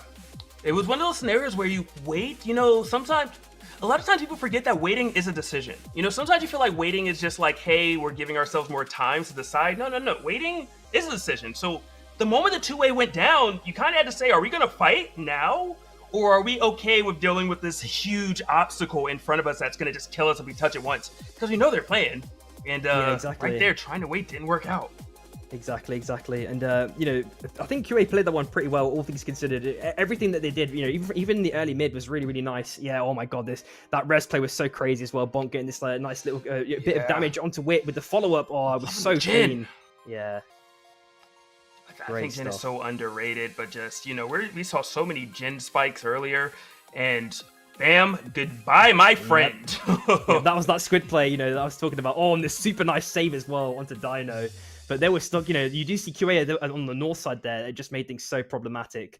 And yeah, they tried to do a bit of E-plat play to try and save themselves. But of course, they do get spiked right at the last second. Oh, man. And of course, with that train ending that we've seen 100 times before, it's never going to get boring, I don't think, Logic. Oh, never. It always feels good. And yeah, this is just when everyone, boom. Goodbye. Get a push over to you as well. And then what was also kind of cool, they used it to bring back actually a teammate as well. You don't normally see that. Goodbye. Thanks, train. Yeah. So crazy. And it just makes me think like if they could do something with like make a pinball mode or something like that with the amount of air blasters and you know, sending it into the heart. We've seen it happen so many times. To me, it never tires, man. It never tires. Yeah. And still good micro along the way, even though, you know, it was a 3v1, probably going to go down. Opting to use a Celeste wall to say, look, I'm going to stop your Zeph ult. I still like that composure and awareness of what's the best thing I can do, even when the odds look so slim and grim. Yeah, exactly. And just wondering about like all the kind of picks we've seen. Like we've seen a load of Jins. Like we've seen what do you think is the most played character actually so far? I feel like it has to be Shiv, but I actually don't know now that I'm thinking about it, which sounds really bizarre. I'm going to go with Shiv anyway. Shiv's the safest, easiest pick. There's no way it's Luna, even though we're seeing a Luna's towards the end, apparently. Yeah. And okay, so your pick might be like Jhin is like kind of the secret sleeper OP pick, but to me, it's got to be like Illuna. I feel like Illuna the whole time. Really? Yeah, I feel like she's got that extra bit of spice. She's got so much in her kit to kind of mitigate bad situations, especially with just being able to pick up that res. You got that mega long dash to create so much distance, and typically no one can catch you. Then got the sneaky heals, of course, the root on top that can maybe catch multiple people off guard. Oh man, there's so much value to be acquired in my opinion on Illuna, and I think I'm not sure how, you know, it's obviously Micah Munch in the tier 1 scene, but you know, is there anyone else that you know of, at least in the NA scene, that's like crazy on Illuna? Not a ton. I know Rakdo plays a lot of Illuna. Sunfish is not known for playing Illuna. However, there was an event that they pretty much got dismantled when he was on his KP, and then he switched to Illuna, and they just started running the game in the lobbies. So I don't know. You might be onto something. Maybe Illuna is the secret OP pick. Well, only time will tell, of course, as we do get into game 3, which is going to be cross-country. And just looking at the map real quick, we've seen Armors on Coldfang and like 3 drops on Molten and Chaos. So I reckon we're already seeing like 2 teams kind of, you know, around the surface of those 2 biomes. And we need to see, you know, if there's going to be any sort of intense fights or not. We're seeing how many teams on Catacombs as well going towards Coldfang, of course, to the Armors. What is it, like 5? Insanity. And, you know, there's going to be at least like 3 or 4 kills on the kill feed at the very least. Oh, for sure. Normally the saying goes, there's not enough room for the both of us. I don't know what they're going to do when it comes to 5 of us. And scrapping right away. CHC, though, look, you know, got a little bit of XP. Got to imagine Arc is getting the better of this. Some of them are going to hit level 3 off of these gold, or off of just looting this nonstop. There's 1 gold armor as well. I wonder who's going to pick up an item, because that also could be huge. Dumpkins does get it, and Atlas says, that's mine. Thanks for finding it for me, little buddy. MWI, though, level 3, level 4, definitely have the largest advantage at the moment, but we spoke too soon as SNT comes up for the show.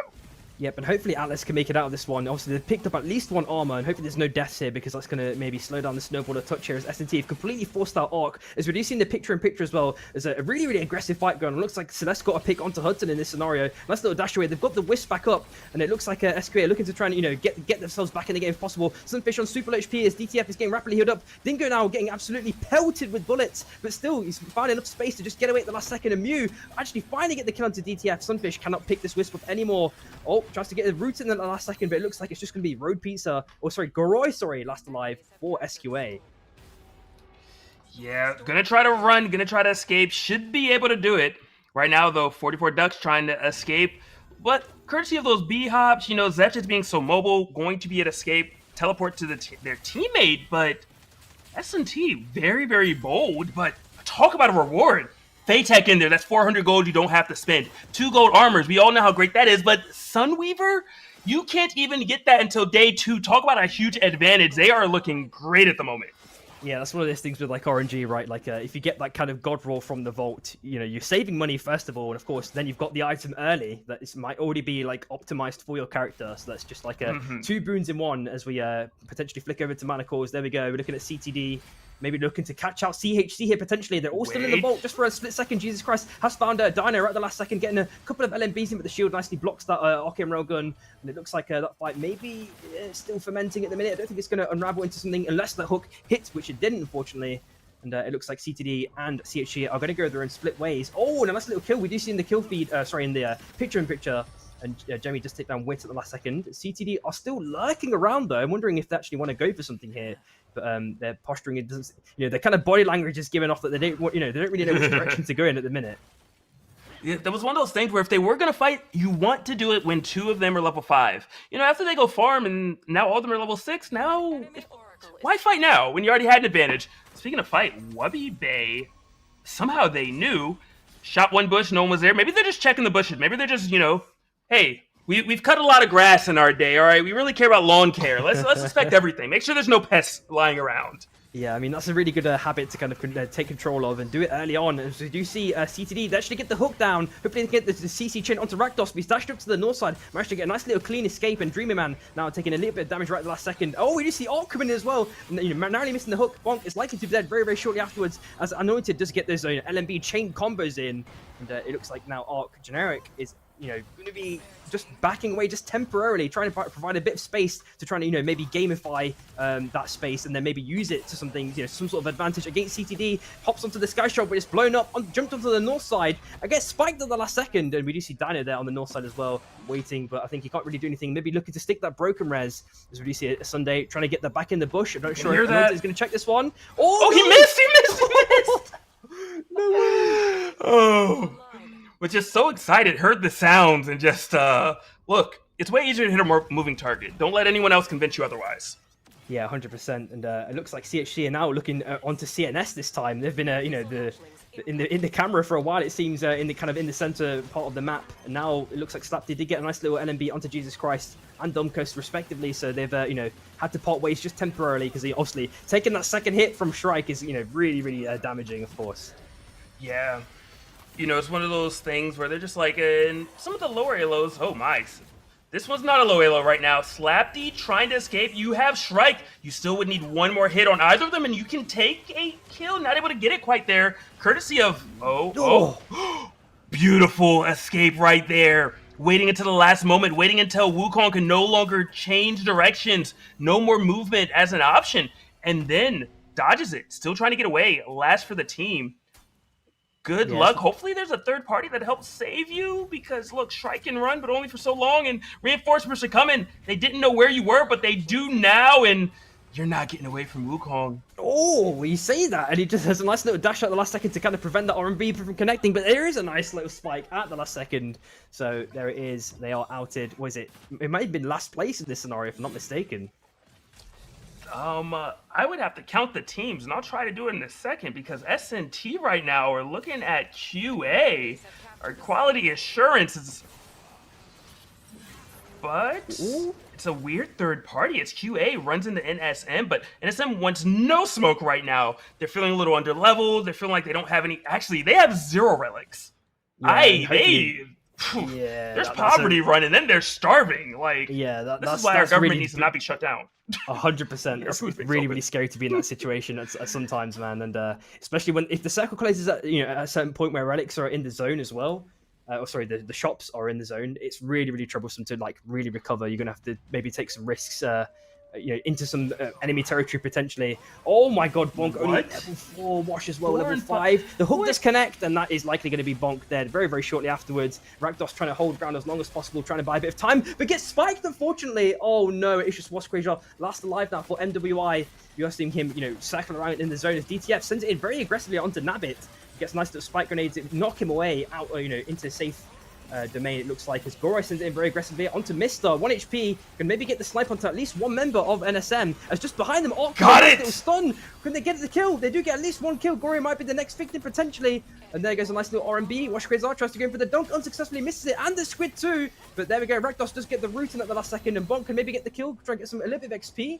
And it looks like Rakdos does get the kill onto Gorai right at the last second. As we look in the picture-in-picture, there's some fighting going on in the lava, it looks like. Dingo get a nice little bit of damage, but oh my god, the nice little chink nollie. It's brought a little bit of space as Taricha getting this nice little LMBs. The bubbles also pop now for second hand. Now the root also misses as well, unfortunately, onto Vale. We know this Tishning has already been used as well. Obi gets 1 reset, surprisingly, onto second one at the last second. Dumkus now trying to survive as well. Unfortunately, does make it out. And now it's Dog coming in for a clean third party. And we're gonna go down. Ooh. We indeed are, and just kills galore left and right. And one thing that didn't even dawn on me, there's like no anti-heal really in the game. That's one major difference, and we're just seeing like people heal and live so long because of it. The S&T seeing another fight right here. There's a Tetra, and there's no longer a Tetra, as S&T makes quick work of one of the members there. But it looks like they are going to let them escape as we go into this picture-in-picture. NWI smelling blood on RIP. Shanks is a Pokemon, and Shanks is going to have to go to a Poke Center after this. I spoke too soon. Shanks almost got 1 more hit. Avoid the storm, but can't avoid Bonk. It does eventually go down, but well played. Yeah, it's one of those things where you just have to have that like kind of ultimate confidence. Even if you're at 1 HP, you know that you can still maybe like 1 to 3 shot with a Shrike, if you hit the shots. So, I think sometimes you have to have slightly a different mindset with her Shrike, and to get, to really get the maximal value out of her. And at the same time, we are looking at S&T, forcing out QA completely. Of course, they have the level advantage. They're up in armors, and there's an ample amount of walls potentially for Road Pizza to get a massive puncher. But unfortunately, he kind of scuffs it at the last second. Legend now sends it in with it, but unfortunately misses the raw. Pizza is popped by Bobby. Bobby gets a massive amount of damage. Well, it's Legendary actually gets the kill onto Squid there right at the last second. And Ropies has to pop the ulti now to try and find some safe ground if possible. And S&T are getting those armor heals and repairs in respectively. Now having to dash to the south side or somewhere else. I'm not really sure which direction they want to take at the last second. They are holding their ground still against QA. Oh, but the Reap, they get the connection onto Nottenberger, has to pop the ulti, lets it fizzle. Can't go anywhere. Goes down to the south side, or to the north side. There's a nice little Reap at the last second and a spike. So QA have secured a couple more kills and some nice armors too. Yeah, 2 gold armors because of that, and they may get an elimination. Is S&T going to go down early again? Did they get 10th place? They got 10th place last game. I think they're on the verge of it happening one more time. Looks like they're letting up on that chase, so Road Pizza alive for the moment. Hopefully doesn't run into anyone else. Yeah, we do see Rakdos as well, last alive for MWI, just chilling on the bush on the right-hand side. As Sunfish has, just been temporarily separated from Gorai, but now Gorai's getting that poke in. Jemmy also looking to get some major damage and potentially onto Jesus Christ. Pops the summon Napalm, gets a little bit of damage, but the Archirogo gets the spike into the lava, securing the kill. And Dumkus gets a nice heal, but gets spiked, unfortunately. So who is it? Second hand actually being dead straight afterwards. Anointed killing Gorai at the same time. Dumkus does hopefully manage to make it out there. Last alive now on that Wukong, can maybe get the RMBs or something to last a little bit longer. It's not enough. And THC are outed here, unfortunately. Yes, out at 11. How are there so many teams still alive with all the fighting that's happening? No one checked the bush. No one knows. Oh my god. Oh, there's a nice little stun onto Anointed, and there's a nice little route to kind of return a little bit of the pain onto Orc. They actually lose Anointed amidst the chaos, and it looks like a couple more LMBs. Rakdos Lord gets a nice little mini dash in. The bush might still not be checked here. Road Pizza is a little bit anxious, so you can see him moving around in the bush. The Air Blast has already been used now, so they can't get that res onto Anointed Wisp anymore. Road Pizza has now been found by Atlas, misses the punch unfortunately. I wonder if Atlas is going to actually turn around for a hook, decides not to. They're just going to completely, all of them jump ship, and the Dream Man last alive, taking the Sky Shock. Rakdos, oh, there's a crown pickup. Can they get the kill? There goes the Slug Wave. There's a nice little knockaway by Bonk. Gets hooked in, and I don't think there's any much more damage on that KP to really do. Oh no! The load pretty much. Road Pizza maybe looking. Road Pizza. Oh, didn't get it unfortunately. MWI, I'm pretty sure got the kill credit there right at the last second, and Rip and now looking to apply a little bit of pressure onto NWI. Yeah, this is bonkers, just all around. And I just want to say this for the audience: 2 of the potential favorites were SNT and Squaw. They both have 2 of their members left, just lonesome. And speaking of 2 of the members left, I don't know if SNT is getting out of this. Road Pizza's gonna try his damnedest, runs over to the right, gets off a hill, but Main Jam knows exactly what he needs to do, but apparently he thinks that's help out his teammate. No! And Road Pizza's gone. No. Main Jam needed that kill to revive his friends. And what are you going to do now? Where are you going to run? Where are you going to hide? You're pincered. You're surrounded. Going to escape to the north. And it looks like RIP and MWI might look at each other. But never mind. They say this is final. We want another team eliminated. And Main Jam, you make content. Everyone loves you, but apparently not enough to let you stay in this game. Oh my god, look at Rip getting absolutely sandwiched. I would not want to be that fitting in that scenario. The Chilling Ballon is also popped. Rip have just been knocked around in every single direction known to man, and NWI, trying to survive as long as possible as MEW get a nice couple of picks. They're also going to pick up that Songbird as well, potentially, which might be an extra potential boon as we look at MWI, going down to the south side now potentially. We're also looking at the circle as well, rotating down to the right hand side as well, which is going to be quite far for potentially QA, as we see on the left hand side, taking this meaty beast with the red GA. That's going to be a really potentially nice pickup in this endgame circle for these last couple of teams that are alive. And it looks like Dog, fully reunited as well. So amidst the chaos, they get the hook as well. The dog down. Oh, but gets hooked. The nice little cancel return. A nice little spin at the last second kind of separates Dog just temporarily. But they do get the kill finally right at the last second onto Anointed. Stevie looking to get the Dog, but unfortunately misses it. Generic actually goes back along with Atlas. And Dog are super low on HP. I'm wondering if they get the kill. They get the Squid Dog in. Oh my god, Generic, Atlas. They're going to be able to do it. They killed them all completely. Captured a soul. That's a wrap, and it looked so promising at various points, but in the blink of an eye, they were completely eliminated.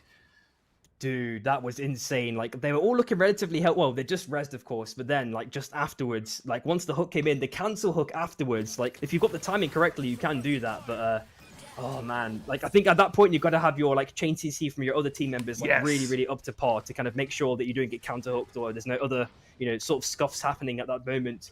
At the same time, just quickly looking at armors and general econ, it looks like there's a relatively big level disparity amongst some of these teams. The hook narrowly misses by Atlas. It looks like the NSM are being pressured up by Arc as Anointed gets a nice little roar in, absolutely negating the armor of one. Mr. already found dead as the Wisp is picked up now, and Navitman is also dead shortly afterwards. And I think one member did escape into the abyss, maybe towards the right hand side, as we're seeing Goroi also getting a. I don't know if they're gonna live. The world. What? Whoa! Yeah, gonna try to get the pull, but I mean, look, if QA looks over here, this is a free cleanup for them. Easy points, easy elimination. You got to get to Atlas, and we are going to do. Oh, Atlas! Apparently unkillable, unstoppable. Can you do it again? One more time. Trying to dodge, throwing out an emote. Okay, where's the slam? Not doing it yet. I love what I'm seeing right there. Knowing that Legend is waiting for the slam, going to try to bait it out, so Atlas is just holding it, being patient, and apparently aura farming because the Legend ran away. I mean, look, the Legend, it seems like, is about Atlas. Might need a bit of a renaming between these two guys. It might be the case or something along those lines. So look, see, there's the crown pickup, of course. We did see on Sands. He's trying to take down Atlas. Unfortunately, mixes this to the hook, gets the squid play onto the right hand side, as we see in the picture-in-picture. But unfortunately, gets spiked, and all members are back on the team. Arc are outed in this scenario. There are only now 5 teams left. Man, it was hard, but look, Atlas did go down eventually, and QA, they are in a little bit of a corner, a little bit of a pickle. The Legend trying to escape out to the side, broken armor. It's gold, but it doesn't matter when it's that dull right now. MWI alive still. There was a great hook from Pajama Game Lord, but, MWI just helping their teammate, knowing exactly what to do to counteract the play. In the picture-in-picture, we have another fight happening, potentially elimination. The Zeph ult is going to take out QA in the bottom right corridor. MWI, they'll still keeping up this fight against Rip. Game Lord. But he's wearing pajamas. He's trying to catch them. And he didn't get the kill quite yet, but he's doing a great job just using all the resources, whittling them down, putting them in a corner. There's the Storm, there's the Abyss, there's a hook as well. And he's still alive. He made it. He made it. Using the bungee. I love it. Squid play. Oh my god, that's just like watching every single 007 movie. When someone James Bond escapes in the car, but he's used every single gadget known to man that was in this car. Maybe that's a lie actually. Sometimes I get baited. You see we explained that the car's got all these different gadgets, but half of them don't get used. That's a bait.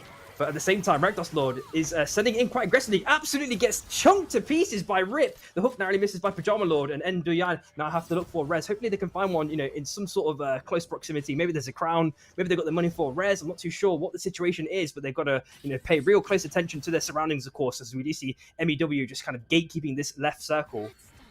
Yeah, they're looking like bullies right now. Level 15 gold armors, what do? You use the squid, you get in close, you're trying to run. I hope there's a crown near you. Otherwise, you just kind of hung out for fun. Gonna use that clone. I like what I'm seeing right there. Maybe you can make a quick purchase. I hope you have the money for it. Oh, and I don't know if it's just hanging out. Might not be. Yeah, it might not be, but he's safe in it. Yeah, he's safe in this position. We're looking at the circle, putting down to the bottom left-hand side as Bonk, is just trying to juggle against Shin. Managed to make it away with the slither HP. Gets a nice little healing at the last second. Pops the shock trap drum as well for an extra bit of a space, and the avalanche as well to really guarantee. He's got a bit of extra time to survive, and just make it down to the south side. And now he's going through the left, through the abyss. Well, maybe a big combustion state. Narrowly avoids getting hooked there. He gets a nice little knock away. The battle gun is popped though onto Bonk, and there goes the. Oh man, that is Bonk dead, unfortunately. It is, but look, one teammate still here at the moment. The little gen that could. I called it a bungee earlier. It's a squid. We're gonna see if you can do some more squid plays. Thunderbolt. So someone is going to go down pretty much instantly. Because I believe Squid will count as an ability. I know that Bubblegum does. So between that, the attack, and the Thunder, look, it's just going to proc. Someone's going down, but you need a crown first, or none of it matters. Yeah, exactly. And I just want to see if we can see on the left-hand side, is there a crown or anything along those lines? There's a two-way for the bonfire. And there's a nice little armor pickup as well. A nice little reset for Wash.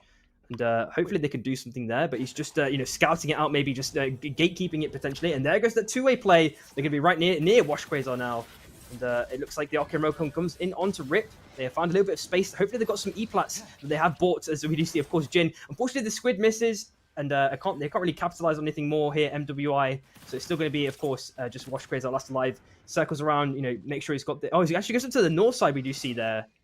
So hopefully, just kind of hangs. Yeah, hopefully he can escape here and doesn't get stuck completely. There we go. Oh wait, what? He was still considered out of bounds. Yeah, even after. Damage. Oh no, that's such a shame. And Pajama Lord is taking a bit of damage here right at the last second, but hopefully the avalanche provides a little bit of space. Gotta train with Void. Hopefully that's enough. Oh, it's been thrown on both sides as the circle's now closing in for Rip. They've got to really find some sort of a decisive decision to make here to land on solid ground. There's a surprising spike, and Rip have already lost one member. This hopefully easy pick is now for Mew. Hopefully they don't lose another member. They even tried to gatekeep with another avalanche onto the wind rings, but Rip, they're waiting until the last second. They're actually using the pad now, jumping across all the way around, and that might have bought them just enough time to maybe just, hopefully, assess the recon real quick. Can they bear a crown or get an organic one? Looks like they picked one up. So okay. Shinex has found that crown. The dunk comes in, the Shin finale as well popped. Looks like they've both dashed away. The battle gun is also used, and they get a nice little, a little bit of magic onto Taricha. Doesn't get the stun though, unfortunately. The Vortex Charm also misses. Same with the spike grenade, and it looks like Shin is about to potentially make it out this one. Pajama Lord is not going to be looking this scenario as Dingo gets those LMBs in. This is going to spell the end for Rip, and it is going to be Mew taking game number 3. Wow, wow, wow. What a competitive lobby. Mew was nowhere in the conversation a game ago, and now they're winning us one, making it look fantastic while they did it as well. This is fun. For sure. And man, that was just. I feel like it was just the chaos level just slowly creeped up that game. It wasn't too crazy compared to the other two ones. So maybe they listened to the stream. What's going on, guys? But yeah, really, really nice end game right at the last second. Of course, there's mind games becoming ever more apparent, as well as making sure that you've got the E-plat economy, because a lot of teams potentially might not be factoring that in, and that's definitely going to be an important thing. to do, especially in the late game with those sort of abyss-heavy circles. Yeah. And, yeah, man. Oh my god, looking at these replays. Oh yeah, this nice little sneaky escape by Slapdy, man. So crazy. Still so gets spiked, close to getting unfortunately. out. Yeah. I am wondering what was so different. Something about this game. There were so many teams that were just vastly behind him tempo-wise. You know, we saw level 4, level 5, while people were level 9. So I don't know what it was. He's level 5 right there. Oh my god, yeah. I don't understand what it was about this game, but several teams were definitely feeling the poverty run. Yeah, and I think that's one of the actually really crazy skills to actually have, especially regardless of the scene, is being able to come back when you're that under-leveled, right? As you mentioned, you know, it's like a 4 to 5 level difference, and they somehow managed to kind of turn it around here and there, even in those dire straits, which is, you know, not something to shy away from. As at the same time, yeah, Shin, I remember, this is so unfortunate. That's what I was mentioning, that where you gotta have that strike confidence in the QA with this aggressive sending onto S&T. Oh, it was so beautiful, man. Oh, even harkening back to the early game that these guys had as well. Remember, like 4 or 5 teams dropping on the south side was crazy. Oh man, everyone just wanted to party over there. And I noticed in one of the replays earlier that Mew had 2 members down, so they won this. But there was a point when they were literally 1 member away from just losing the entire lobby and going out at like 11th. So that's kind of insane to see where they started and where they ended up. Shout outs to Drake.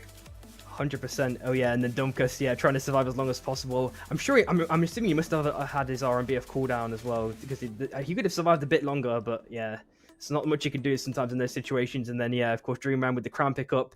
Oh, this was rough, because if Road Pizza got the res there like instantly, I think they could have really aggressively turned it onto Rip or MWI there. But just the way the cookie crumbles sometimes.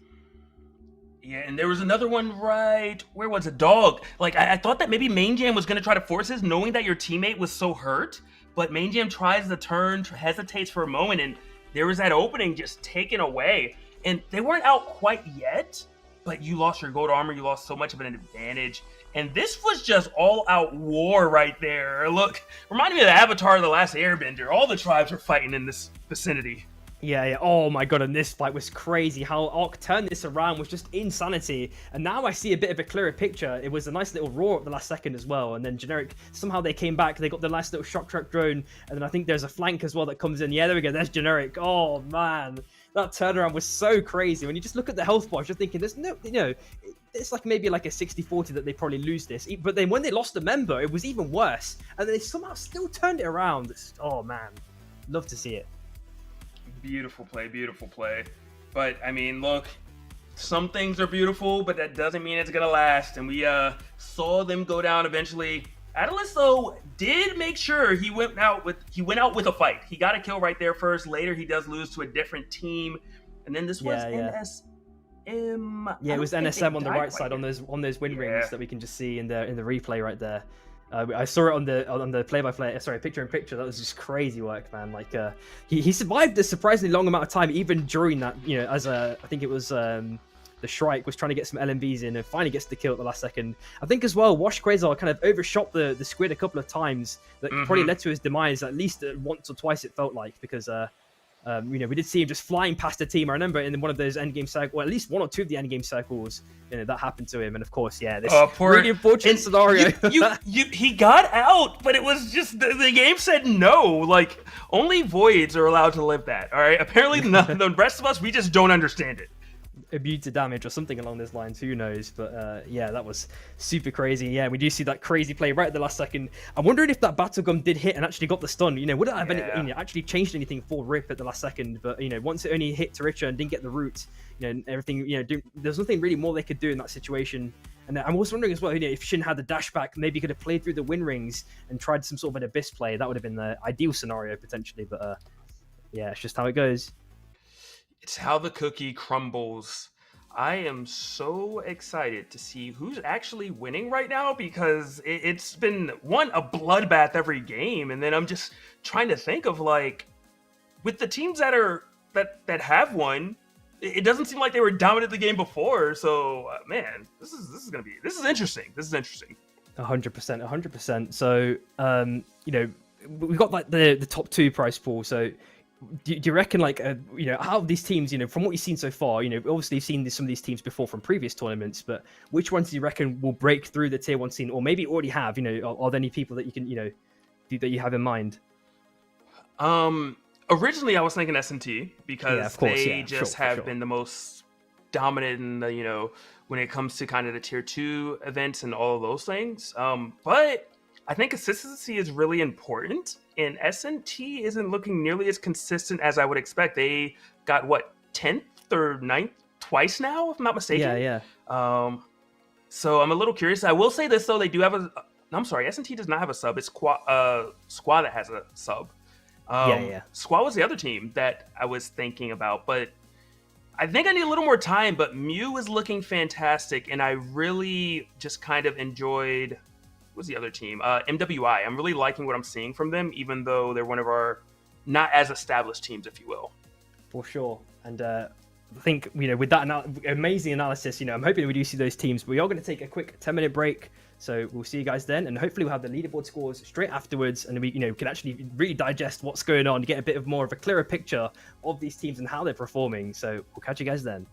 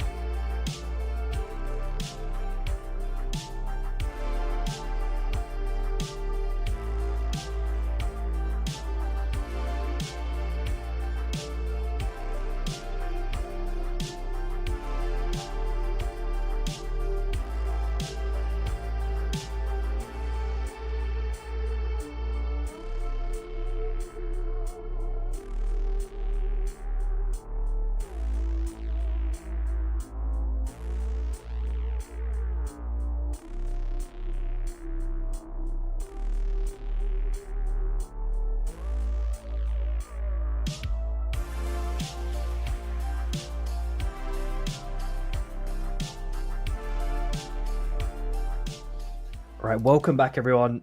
Man, that was a crazy couple of games we just had straight off the bat, 4-NA. And, you know, things are only just going to get even more crazy. We've still got 3 games ahead of us, Caster. So, you know what we got. Like, wait, what's the storm shift even for game 4? I think it was unstable, right? So, that's going to be really interesting for all these teams to kind of try and rotate around. There's going to be all these cheesy tactics going on potentially if there's any stragglers, which I think there might be, especially in the tier 2 series, happening quite often. Yeah, and it is going to be fun to watch on Unstable Portals, just how maybe our tier 2 teams deal with being able to traverse the map so quickly. Because you kind of got to keep track, open up that mini map, you know, hover over it. Where does it go? Find the exit point and decide, should you go there or is it dangerous? Yeah, 100%. And I think we do have the scoreboards available as well, so we can quickly flick over to those. There we go. Oh my god, looking at these scores straight off the bat. You know, this is telling us a much more accurate story. Looking at that, SQA, Mew, QA, you know, we just see Mew, of course, going crazy, and SQA as well, respectively. QA having really, you know, obviously these high kill point games are, you know, really separating the wheat from the chaff, it looks like. So these just below that in the 4th place, we've got 57 points as well, so it's not too far away to get 3rd. And then obviously, you know, there's only like what,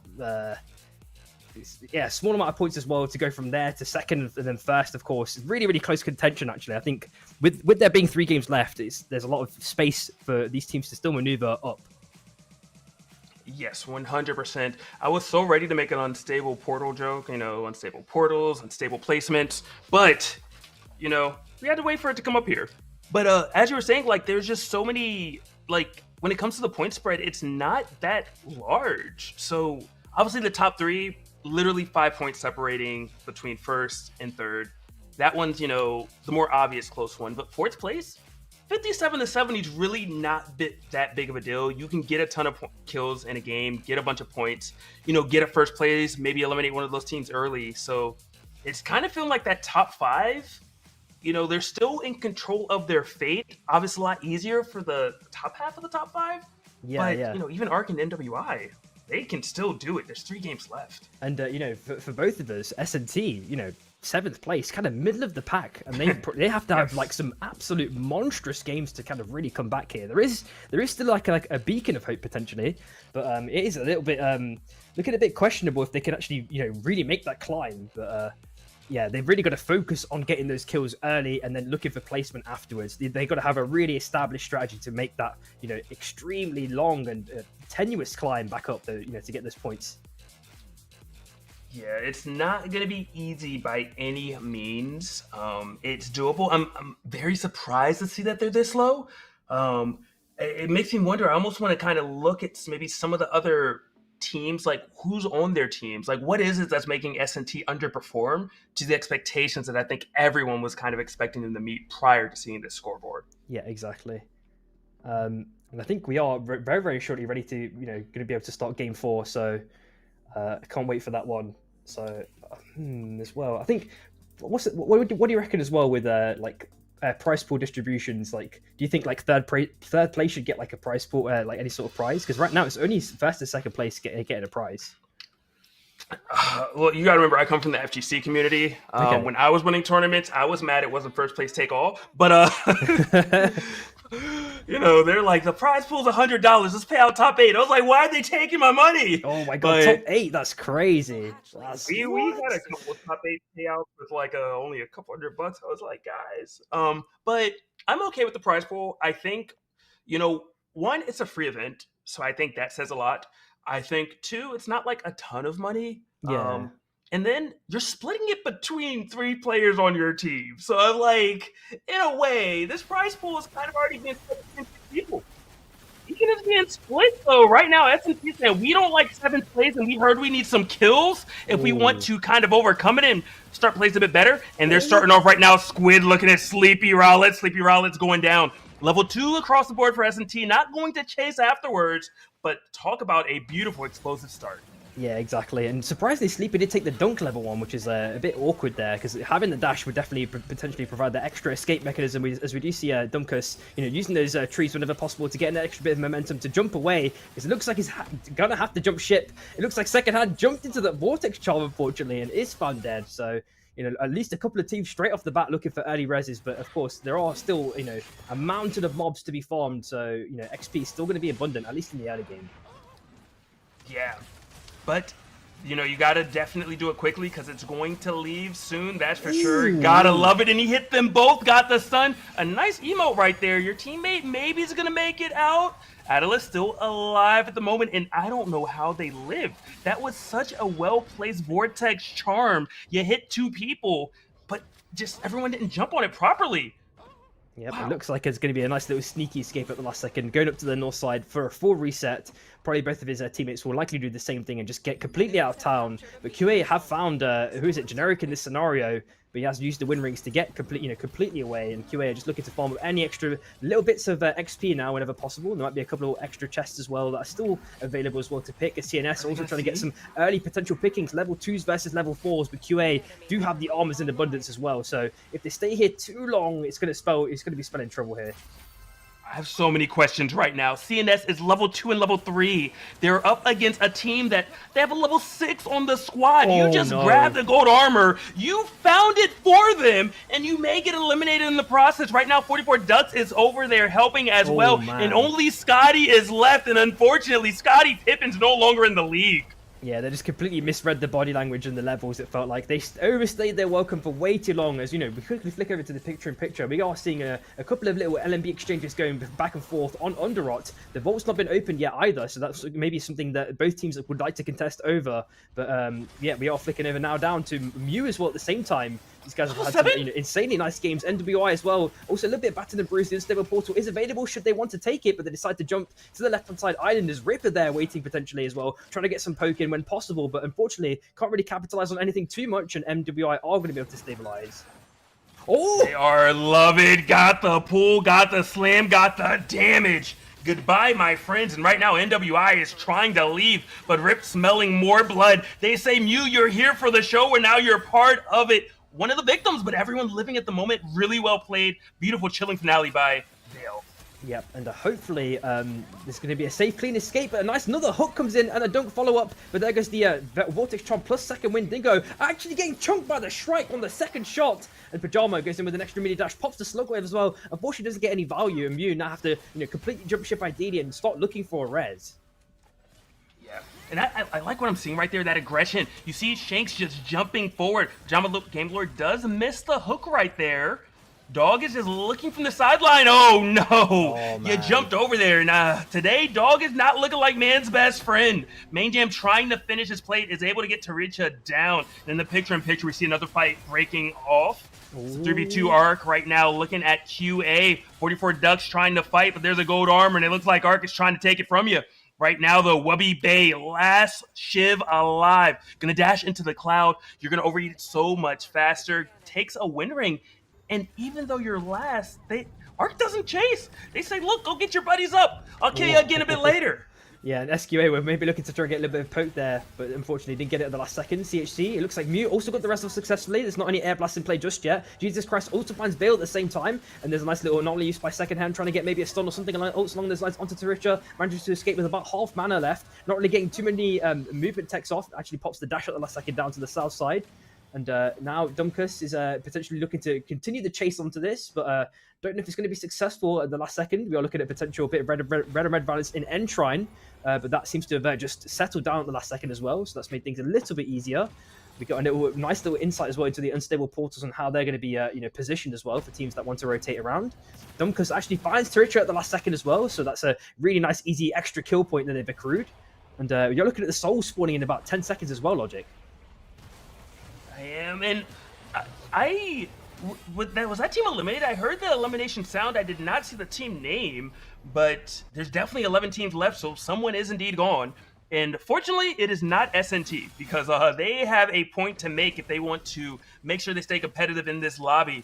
Squad right now, there's just Sunfish and Goveroy, and Sunfish has switched off of the Aluna, bringing out the KP. We're going to see if some better things occur right now, or if we're going to see a repeat of a couple weeks ago where the KP did not do too much for Squad. Yeah, I mean, you are seeing some like crazy attempted plays there, but which are unsuccessful. They try and get the dunk, but unfortunately the dagger's already popped, and the Stogway has already been used as well by Atlas, so he's really low HP and armor respectively. SQA look to chase this one to the end of the F, potentially as Generic pops the overkill round. Anointed nearly gets the kill, but unfortunately dies at the last second. Goroi escaping with a slither of HP. Generic getting spiked as well. It's just Atlas last alive now, and hopefully there's a res not too far away, so hopefully he can, you know, stick the team and get everyone back in the game, because that was a really bad fight that they had there. Holy. That was a rough one, and MSM actually going down in that process as well was uncanny of the timing, because as soon as someone got spiked on Arc, you heard a team eliminated. Ooh. But a beautiful fuselage, big boy damage coming in, but no one dead quite yet. I spoke too soon. One is down. Good escape though. Carbine and Jin are up to the north. Wonder if they're going to chase. Not quite sure. Chilling Finale is what we just kind of pivot over to, and Jimmy is trying to leave, trying to escape. You're on the Krista. Dash away, Kite, do what you can. Main Jam hopefully can hold down the fort while you go find a res beacon. Oh, and yeah, as you mentioned, Main Jam being dead now. Taricha getting that kill.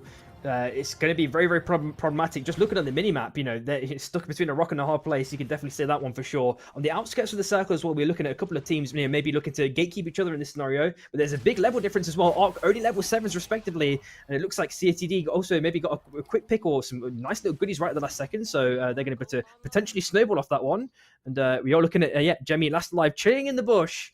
Hopefully it can, you know, find some sort of res opportunity as well, but it's looking a bit slim. There is that broken res, of course, and the train, so that's probably what Jemmy's going to go for in this scenario. Hopefully you have some money, because normally when you're running for the entire game, your pockets are also a bit lighter. That's why you can run, you know? You can go super fast with light pockets. 100%. So, yep, their souls in about 40 seconds are dropping down, so that's going to be, you know, potential extra, you know, bit of leverage that teams can use to gain extra power, extra territory when possible. Deciding on, you know, who gets that, you know, the ever important last hit, gets the steal, and looks like Rip and Al slowly moving up now. There's not really anyone around them, so the game seems to be a tiny bit calm for the moment. Oh, never mind. We look at CHC, S&T. S&T on the low ground already. Only taking a little bit of damage. And S&T, Squid tries to get an extra bit of damage to finish Dumkus. Actually gets the spike at the last second, gets the kill. And CHC are now just 2 members. Second hand, maybe having to jump ship at the last second potentially. Gets a nice little route that buys him an extra bit of time potentially. But they decided to go the same way. Oh, no. This is going to be potentially the end for CHC. Oh, they give up angle at the last second. A nice little knock away onto Jesus Christ. There goes this super nice clean dash from Not a Burger, and CHC are outed. They did what they could, but we're going to blame the bush. I promise you, Jesus was getting out of there. Didn't run into it. But speaking of not getting out of it, right now, Anointed looking fantastic. Beautiful hit right there. Not sure what spell was actually maxed, but I don't know if that matters, as SNT says, look, I heard you guys use a couple of your abilities. A couple of your cooldowns are down.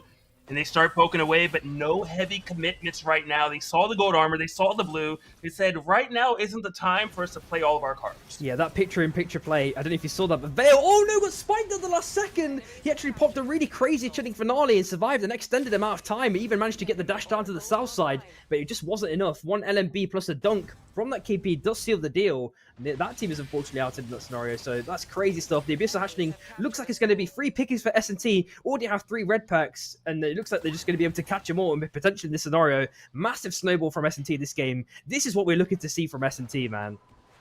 Yeah, how do you feel about the renewal soul? And it is good. Oh my goodness. Speaking of it's good, CTD, their lives just flashed before my eyes, and I'm not even playing.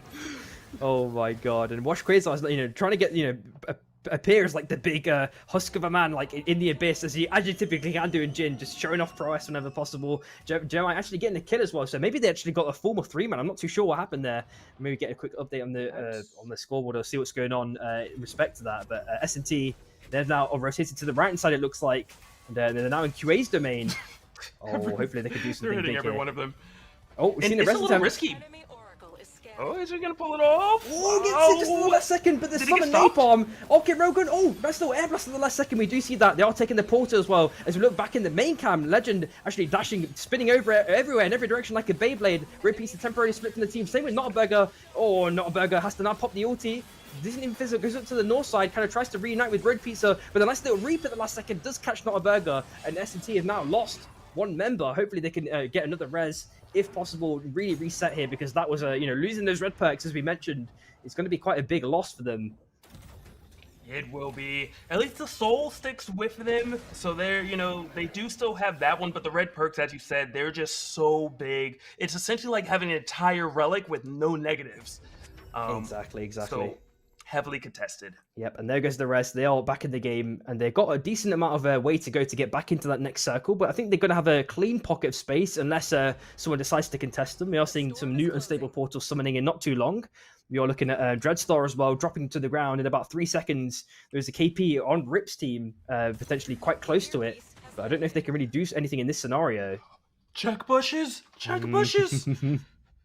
Road smells... Oh, this is crazy that they're trying to set a trap, and they may get trapped instead! Oh! And they are! You gotta... Oh my gosh!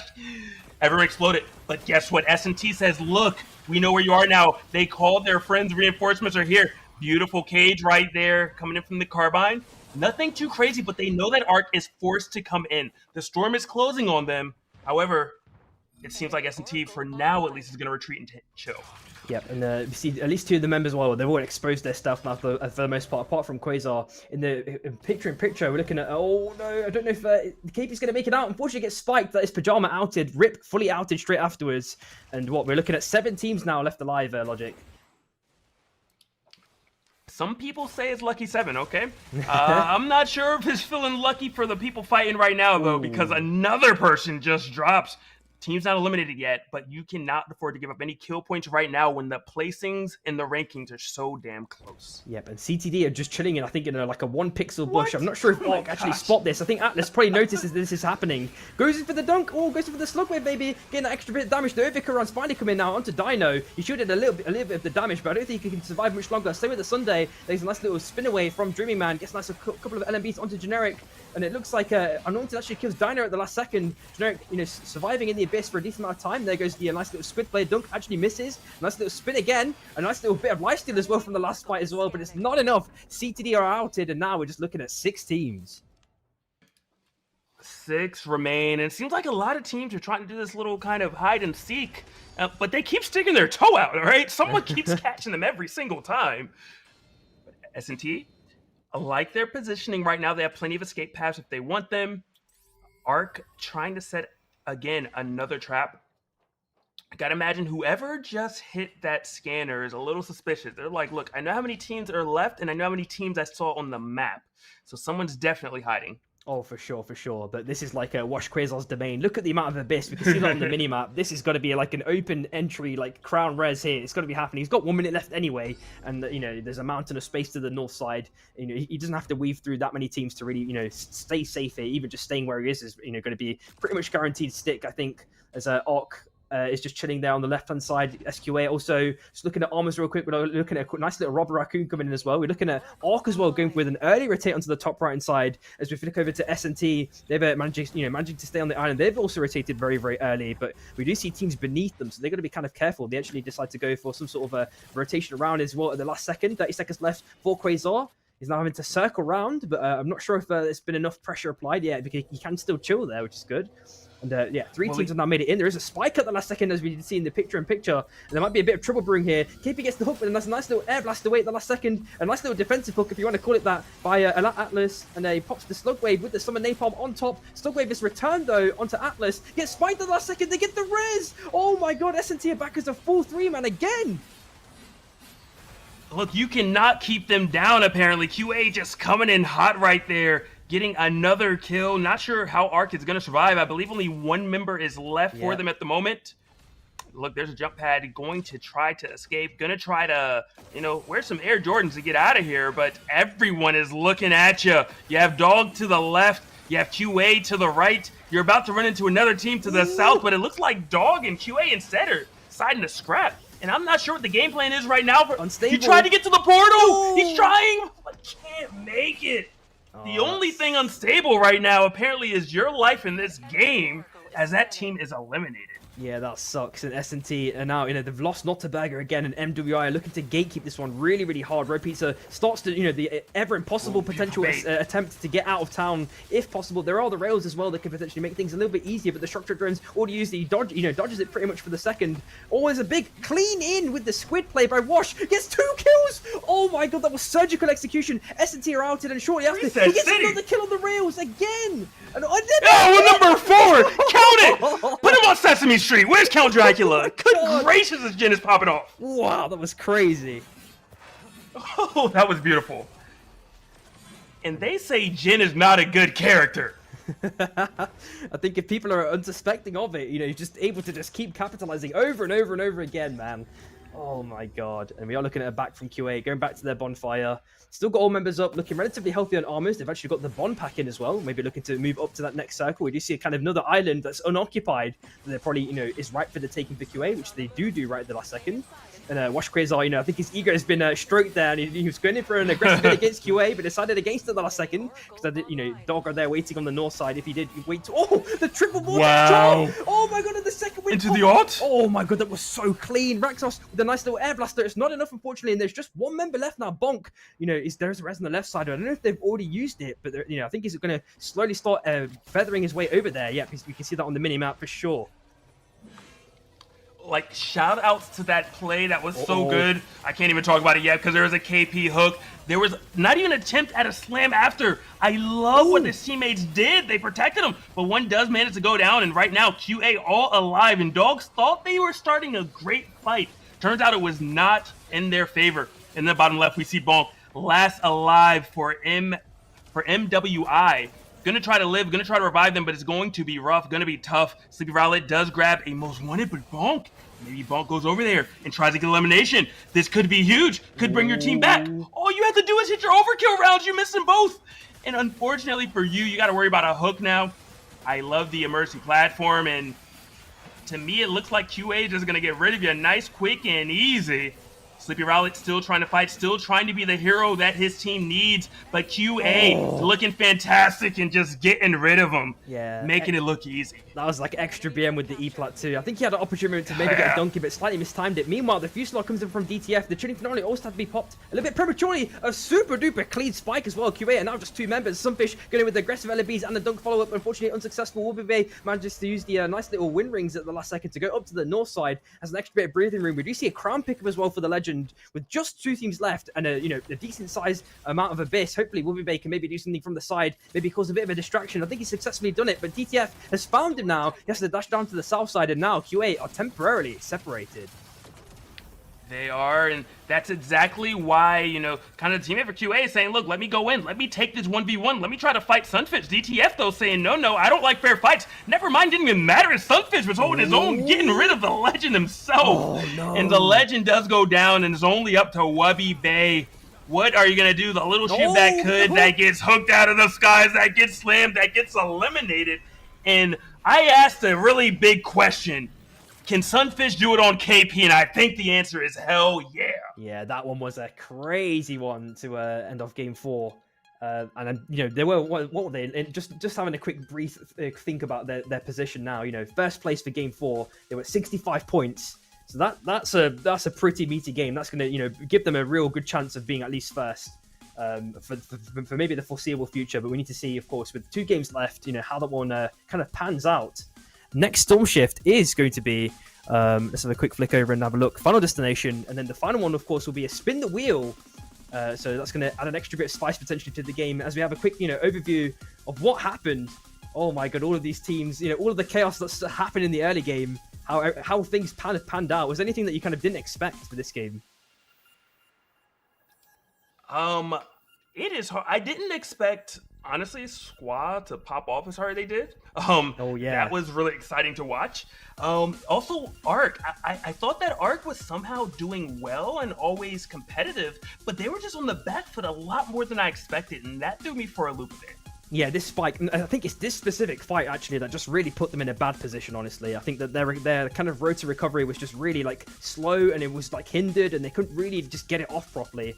And it was a similar situation with a lot of other teams actually. And yeah, at the same time, CHC, they just didn't go split ways. I think if they did split there, they would have had a much better chance of surviving. It's just so troublesome when that happens. I feel like there's just this one miscom just leads to the end of everything, and maybe there's some sort of body language or intuition that you can pick up from your teammates to kind of have better chances of survival in the future. That maybe people have to like kind of look at the game tapes and to kind of reassess things. Yeah, 100%. Right now, what was this fight? This was a beautiful. Was it just QA, just kind of doing QA things? It was S&T. They got they kind of backed on each other. Maybe it was on Anybo over here or Bonfire. I'm not sure. They backed on each other, and they tried to send it onto QA with the big advantage that they had, and they lost it. Oh my god, and all these other rotations that we saw as well. See, oh yeah, the bush camp, that was crazy. I'm sure that they saw it. Atlas saw it. It's, even from the height, is like, yeah, there's one inconspicuous bush here. There's no way that there's not a whole team in that one. Yeah, beautiful job on living right there. Just in the south, you saw a nice escape. So much lifesteal. Try your damnness. Oh my god. And I think this is where Reset City starts. No, not quite yet. But there is a Quasar play that just has to be in here, or I'm gonna riot. And I won't actually ride, but still. The crown play as well. He just absolutely popped off. Oh my god, so many people got spiked as well. This is like absolute, just islands and islands and islands just endlessly happening. And of course, the people that potentially play with E-Plats or have that in their memory, make sure that they're getting that super high value usage, are going to, have the extra, free positioning, and that's where they can really capitalize and, continuously getting kills. And of course, Quasar, oh my god, this guy, it's very, very short. He's about to pick up like 4 kills. This was just so clean. Yeah, the squid. You have your popcorn. Yeah, that was one. There was number 2. For some reason, still not done. 3. Number 3. And I think there was one more just for fun. Just for fun. Why not? Because I can. Man. That is a clip. Where's Zodad? We already know your number 1 clip. Oh man. I don't know. And this was really well played, where they all split up, and then we saw the Vortex charm on them, and then everyone ulted after it, and it was just really, really well done. Exactly. It's just one of those like satisfying things, like, I don't know, let's say you've got a little bit of butter left in your tub, and you just get the perfect scrape that just gets everything out. When you're playing Jhin, I feel like sometimes you get that same sort of satisfaction, honestly. It's just such a nice thing. Or it's like, the last bite of your sandwich, there's something, there's got to be some sort of equivalency there, man. Come on. Yeah, and then I think we're pretty much wrapping it up here. You can try, but just not gonna pan out. Beautifully placed hook by Sunfish. We kind of knew the game was gonna end at that point at 3v1, but still like to see people play it seriously and just execute properly. Yeah, exactly. And having that kind of central kind of island to play on and applying continuous pressure onto Legend while Wobby Bay was split just made things so easy. And I called it as soon as I saw the split. I knew that things were going south, and Legend just couldn't hold his domain. Neither could Wobby either. And once the crown is gone, of course, it's pretty much over, right? Yeah, but in Wobby's defense, Wobby was getting 2v1, so But yeah, I mean, I understand the thought process, and honestly, I actually like the call. You're like, hey, look, if you're getting 2v1'd and I can do a 1v1, why don't I try to make the play? It's a 1v1. They don't have an advantage to bring the team back. Unfortunately, the fingers aren't up to par. It becomes a bit rough, and Sunfish is, such a solid, just great player that it's really difficult to kind of hinge check him, if you will. Yeah, 100%. And as you mentioned, of course, he did pick up the KP and just went crazy with it. So do you reckon he's going to do that again for these next 2 games? Why not? I mean, like, the Luna was good, but it felt like this game, Sun kind of he was enabling in a different way. It wasn't hey, look, I can heal you guys, you won't die. It was, I'm gonna get rid of a third of their damage, and then you guys will live because look, they can't hit you as hard. Yep, and we are heading into game 5, so just having a quick look at the who's been picked, and are there any other picks that are like obscure or new? I don't think there was anything that was too crazy. I think everyone is pretty much still on their main characters. Final Destination is heading in Shards of Fate, and there is kind of a decent amount sized abyss around it. So of course, some prior preparation can maybe make things potentially a bit easier. Of course, with E-Plats and things of that nature. We're looking at Ormers in Dawn Caps, and a myriad of drops kind of centrally located. One in Imhotep. One in Vanegrove, and so many teams. That's like 6 teams. It's like over half the lobby, maybe dropping kind of near Iron Acres sort of area. Wow, what is going on here? we didn't get the memo, okay? Like, last game, a couple people did it in one spot, and now what? Look, it's all up roll. Only a few of you guys can actually get, you know, some bikes to ride, and apparently one's blown up, another person's killed, and just we might actually get a team eliminated right away, which would be unheard of. One of the earliest potential eliminations ever. Wabe is fighting, but down. Eliminated. QA's gone. Yeah, QA's out. This is crazy. Squad's gone. Squad's out. Afterwards. No. Oh, sorry. Squad's still alive. Dude, that was so Squad crazy. eliminated. Oh my god. View out straight afterwards. Like, oh, the slave is stopping here second hand.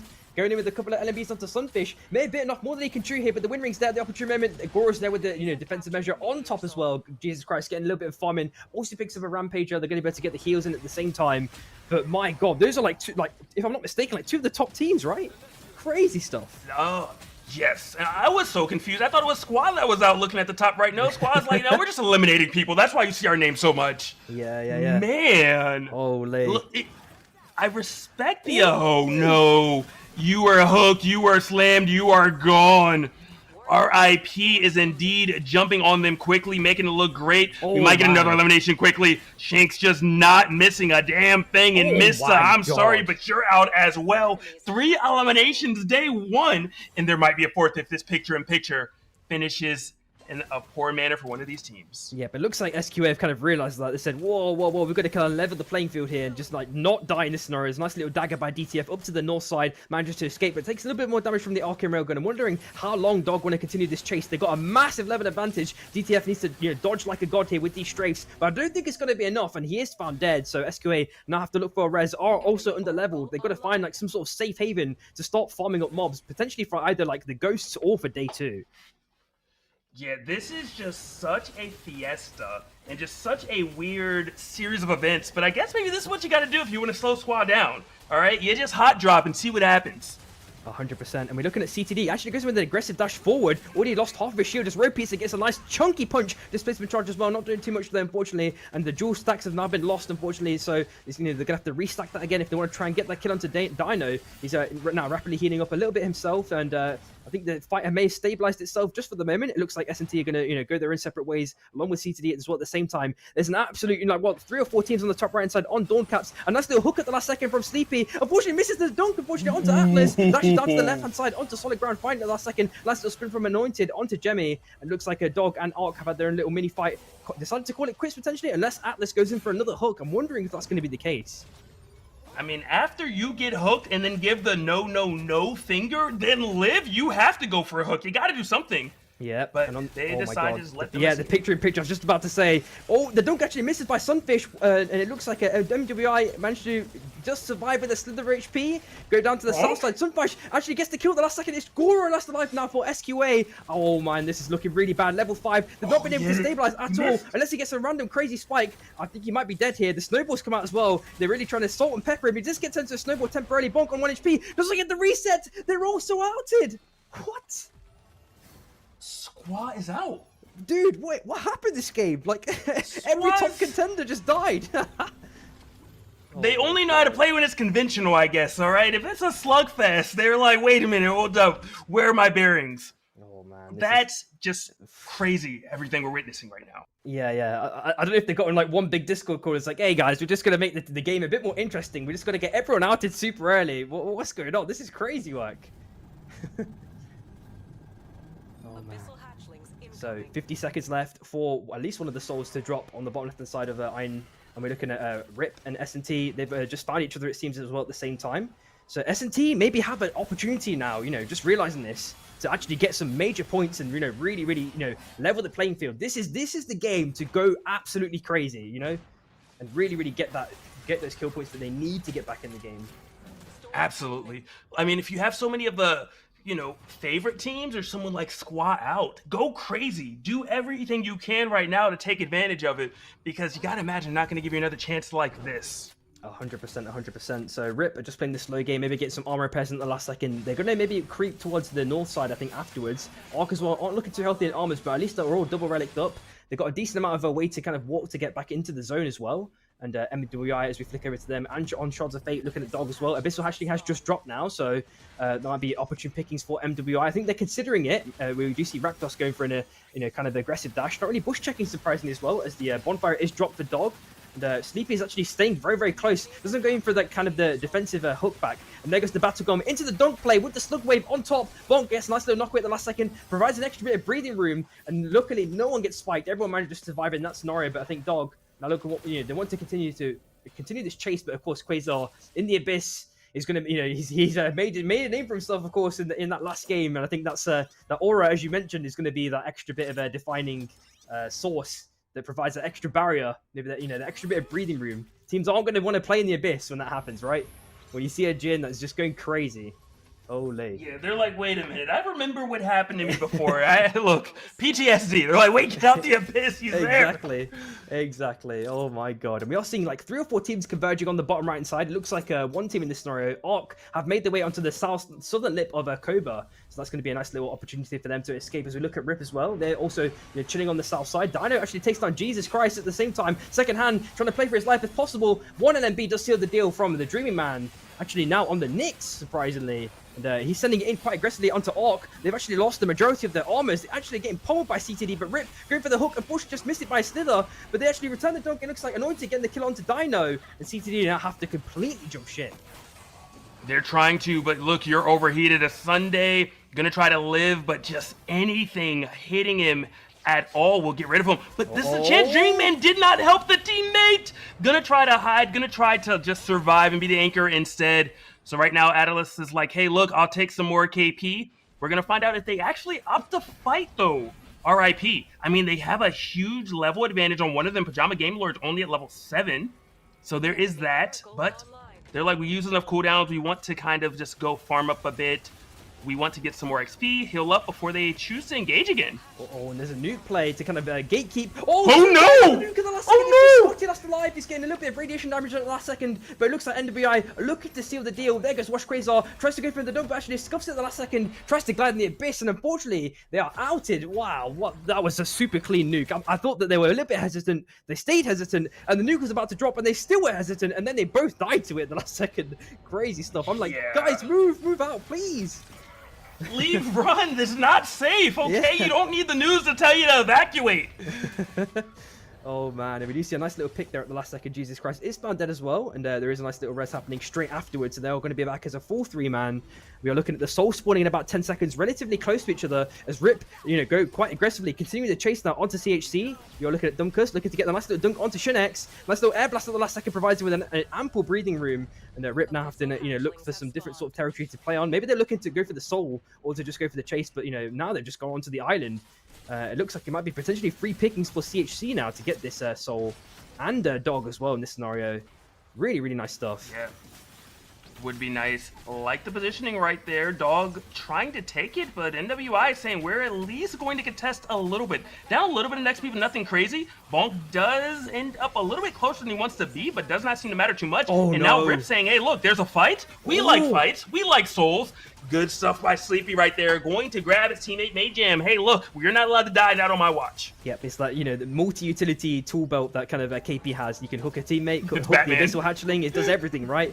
And the nuke is being dropped. The Abyssal Hatchling says, no, I don't want to die to the nuke today. So it looks like who's going to take it is the last... Oh, who gets the steal? MWI get the steal at the last second, but one person gets hooked as well. Bonk is found dead very, very quickly afterwards. Main Jam also, getting the kill credit. The Summer Napalm's already been popped, and it looks like Dog again absolutely chunked. Main Jam is going to... Oh, never mind, they get fully outed. I thought Main Jam maybe would survive there or be the last survivor, but no, they're actually outed.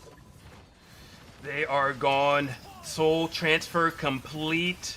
NWI, though, fighting CHC at the moment. The Napalm's not going to save you. Your friends are there, but they only get to watch you leave. Beautiful Fuselage coming in from second hand, not able to get any meaningful damage. Dumpkiss thought that there was an opening, deciding now to retreat. They're fighting on different sides, but apparently it may have been enough. Jesus Christ almost up, but no. Second hand not able to do it, and unfortunately you spend so much time there that you're in jeopardy of getting third-partied by RIP. But they do not engage, and you get to escape to the south. Yep, and the teams are relatively, healthily separated. CTD just going through the water right now for the second. They're like crocodiles! As well.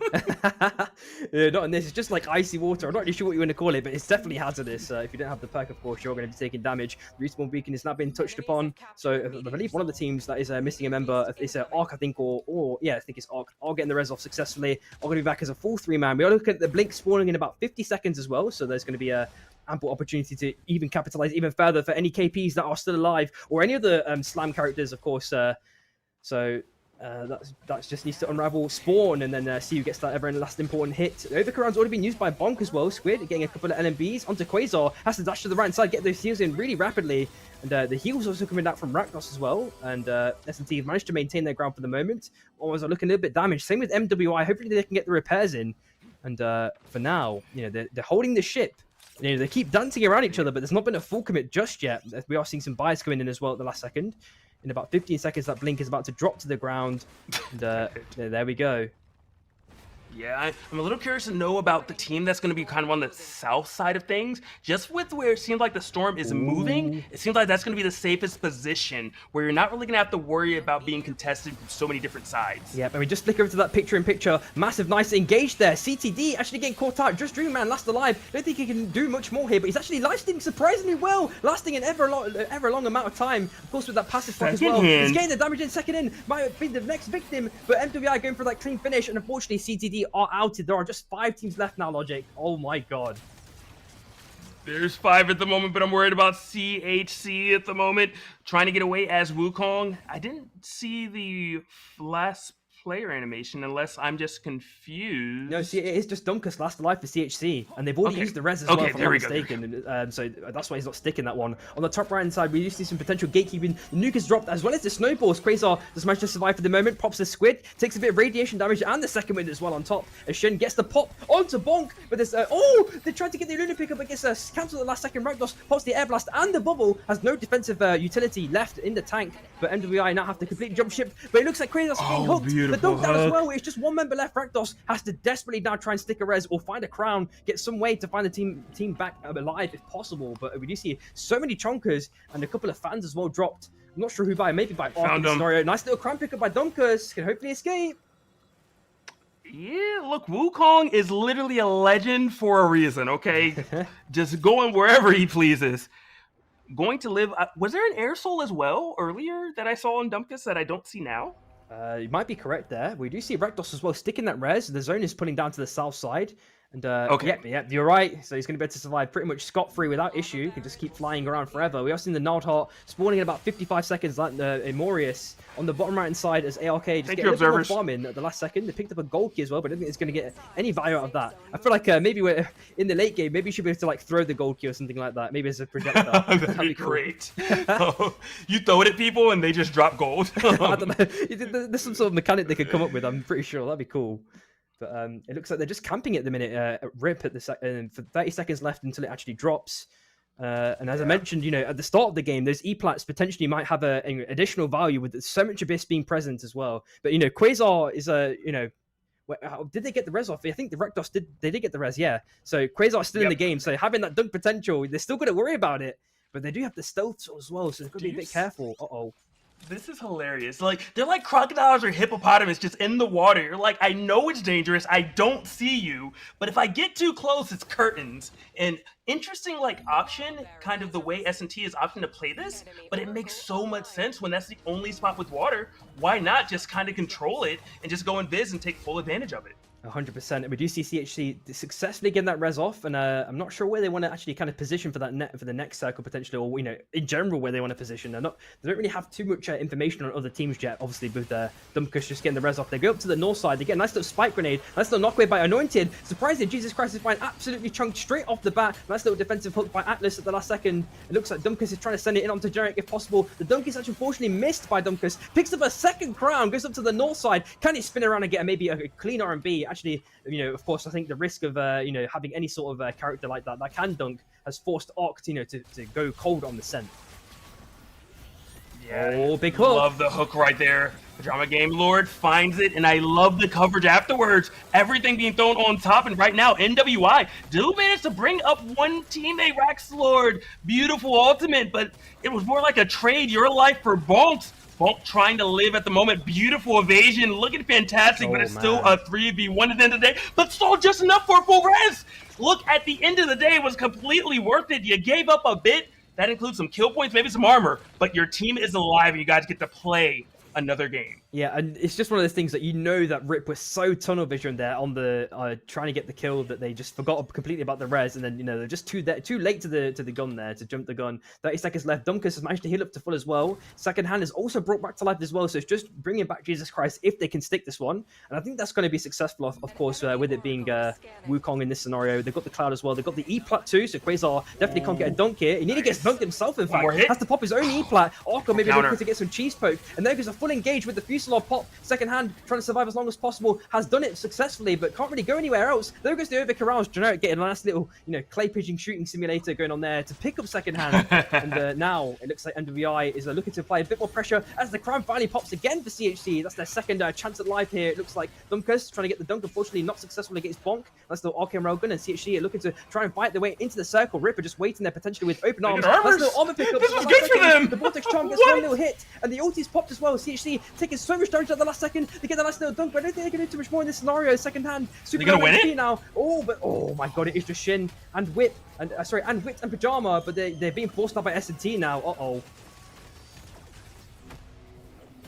Dumkus might live again, which is just crazy to me. I don't know how you're going to bring them back this time. There is another most wanted on the left side of the screen. Maybe you grab that. But right now, Art just completely looking at NWI, trying to do the fight, but saying, look, let's chill out for a bit. I don't know if this is on purpose or not, but RIP, they were not going to stop the most wanted. They were going to grab it for themselves. Dumkus so low right now, and it looks like you're going down the storm. Yeah, the squad eliminated. RIP, that was it. Yeah, Rip routed, and Dumkus has got the soul that gives him that super rapid regen, so he's just managed to stay full HP, basically escaping with the Slither HP over and over again. This is the third crowd now, I'm pretty sure, for Dumkus. So he's got to pull it off again. This has got to be the hat trick coming in very, very shortly. But that circle, it's looking really, really awkward. As the Penguin's also been used by S&Ts for the extra bit of terrain to kind of play on. As Dumkus tries to get the dunk or some extra damage onto someone. But of course, the ice isn't going to break too easily. Not a burger. Taking a decent amount of damage. Has to dash up to the north side. There's an open window now for MWI as Dumkus is about to be dead potentially. As he gets a cheesy spike onto someone. Drops really low to the abyss. That R&B now comes out for the extra bit of shield to survive a bit longer. But unfortunately, Arc do get the kill right at the end onto CHC. It's just 3 teams left now, and Not a Burger surviving still with the Slither HP. Takes the nice little pad at last second for a little bit of airplay, but MWI now have domain basically of that main island. I still can't get over the fact that, look, apparently there's no term limits on kings because Dumkus was alive for so long. Right now, S&T, I love that ultimate from Road Pizza. A punch afterwards. I did not see someone go down, but I feel like they should have, and they will. Ooh. A nuke is there as well, and Arc is just eviscerated off of the map. 2 teams remaining. S&T, huge advantage. I see red armor. I see golds. You are going to have to repair it, though, and I said huge advantage, but I was wrong, and they are gone. There's a nuke. There's a storm. Look, MWI doesn't even have to work. They just get to watch and look pretty. Kind of lick their wounds, if you will, as S&T struggles to get inside. Ooh. Oh, my gosh. They got the There's no way. Yeah, this just happened. Oh, they S&T! They turned it around potentially, and the Overcurrents has already been used by Squid. Nice little knockaway by Bonk at the last second. I don't know if they can pick up a crown or anything else. There's a shot to the right side. There is the crown pick up by Wash Quasar. Can he get the kill though? He's on solid ground. Can he get the pick? 1 HP! Unfortunately, can't do it, and Bonk is now last alive, and S&T do take it. I can't believe that turnaround, that knockaway on the jewel. Just absolutely caught Zapdos out of the position completely. He had to even use both of his utility. The Air Blast and the Bubble were used. Still died. Oh my god. I am in awe with what just, like, that should have been, for all intents and purposes, an easy win, but just they got a little lazy. You left 1 member by yourself, and Not a Burger says, thank you very much, throws out the Q, gets the pull, they eliminate the player, and now all of a sudden it's a 3v2 S&T's favor, and S&T walking away with the win. Yeah, I thought MWR were just going to take that there. And then even afterwards, Quasar did pick up the crown. Of course, there was no Abyss. He didn't really have much utility to kind of force someone to the Abyss with like a battle gun or something along those lines. So it was really hard to kind of, guarantee a dunk in that scenario. Even with all the crazy AD strafing they did afterwards, you could maybe argue they could have bought the crown a bit earlier, but they were kind of jumping down to the south side before the dagger was used by Quasar, and man, it just went so sour. Like straight after Zapdos died, like I just saw it happening. Like once he'd used both of his relics and the nuke was dropped as well. Like even at the start of the fight, it was looking a bit tricky for S&T, but the way they turned it around was just so nice. A thing of beauty. I mean, talk about just kind of keeping your composure in a trying time and just saying, look, we have a way to win it. Maybe they talked to Doctor Strange before this. I don't know. There's one reality. Exactly. We are just getting our scores calculated, I believe, before we head into that last game. So I'm just waiting for those. I'm eagerly waiting to see like where everyone is at the moment now, because I think S&T having a monstrous game, of course. Just before, there's another team that had another crazy game. They were all like between their first and fifth place, if I'm not mistaken. So seeing how the leaderboard shuffles as well, of course, with all of the teams, the like top teams as well, being outed early. Oh my god, that's just insanity. There we go. There's the replay coming in. Oh my god, watching this again, I feel like I'm gonna need to watch this like 3 or 4 times to digest like how many teams died and why they died as well, because oh my god, there's just so much endless action between all of these different teams. Yeah. And I didn't realize Sun was by himself for so long, just going after the chases, and Mew just getting torn apart right there. Once it was a 3v1, you kind of knew how the story was going to end. But, like, just as you said, so many teams went down so quickly. It's so hard to digest that in just that replay alone. Yeah, 100%. And I actually like Sunfish's kind of predictive play there. He knew that from that first replay, he knew that the Skyshock was going to blow up. So he kind of predicted the kind of impulse would have sent one member to the right-hand side. So he could just, kind of preempt the hook into the LMB to get the kill. I like that kind of bit of tech. Maybe it mistimed it, but it's still a cool idea nonetheless. And yeah, CTD having that kind of early rough game. And then I'm pretty sure Atlas shortly after gets the nice little hook kill. Oh my god, Wash Crazy was getting so many kills as well this game. And CNS, oh yeah, when they got nuked as well. This was disgusting, dude. Oh my god. Yeah, the nuke there, barbed wire, just everything looking fantastic. And this is Dumpkus being Dumpkus. Just not dying, just doing damage, just always looking fantastic. Sleepy tries to run to the south, not able to get away though, and just Dog is eliminated right there. Yeah, and it kind of reminds me like how Jin used to be prevalent in the meta at one point. I'm pretty sure maybe when you played a lot more prominently that the Jin was, at least in the EU scene especially, there was a lot of it. There's like a couple of one-trick Jins that were just like absolutely masterful at getting those spikes continuously. But then obviously when Jin got changed, things kind of changed a bit then, and Jin did not become anywhere near as prominent as he once was. For those niche couple of times that he was actually played by those one tricks. But it looks like Wash Quasar's just saying no to that. I want to show you guys that he's still viable. I can still get like 4 kills in quick succession.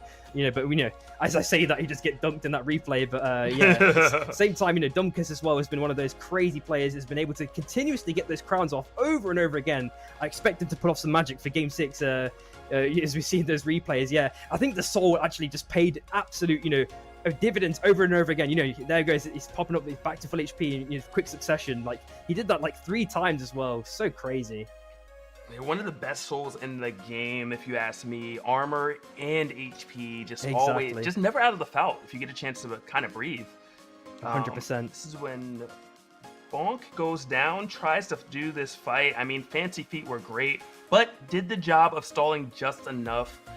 A little surprising to see that work, but I love the decision making. And I'm glad that hey, I'll just stall. I do what I can. We only need 6 seconds. And that was just enough. Oh my god. Yeah, and then CHG, oh, this catch out. Oh, it's so clean by Rip. And then the third party, S&T, coming in for trying to get some free picks if possible. Man, this was so good. And still, Dumpkus stays alive. 80 strafes perfectly against Shin as well. And then, dice to the zone. And then, of course, just after that Rip, they get absolutely caught up by S&T straight afterwards. And then Dumpkus, unfortunately, meets his demise here very, very shortly afterwards. I thought he would have maybe done some magic with the R&B, but Generic, he saw it at the opportune moment. He's like, I can't let this guy heal up to full again. It can't happen again. And then we do see 3 or 4 E-plats being used here at the last second. The Arc in major trouble, getting spiked out. Oh, man. And then right here, this was crazy. Yeah, this was, oh my god. you know, like MWI thought they had it in the bag, but they left one teammate alone for a moment, and just that's all it took. Notaburger found that Cats, the rest of the team followed up, and then from there it was a 3v2, and S&T, they do not lose fights where they have an advantage. Sure, and we are going to head off for a quick little break, guys, and then we will be back with hopefully the scores and then hopefully Game 6 straight afterwards. So we'll catch you guys then.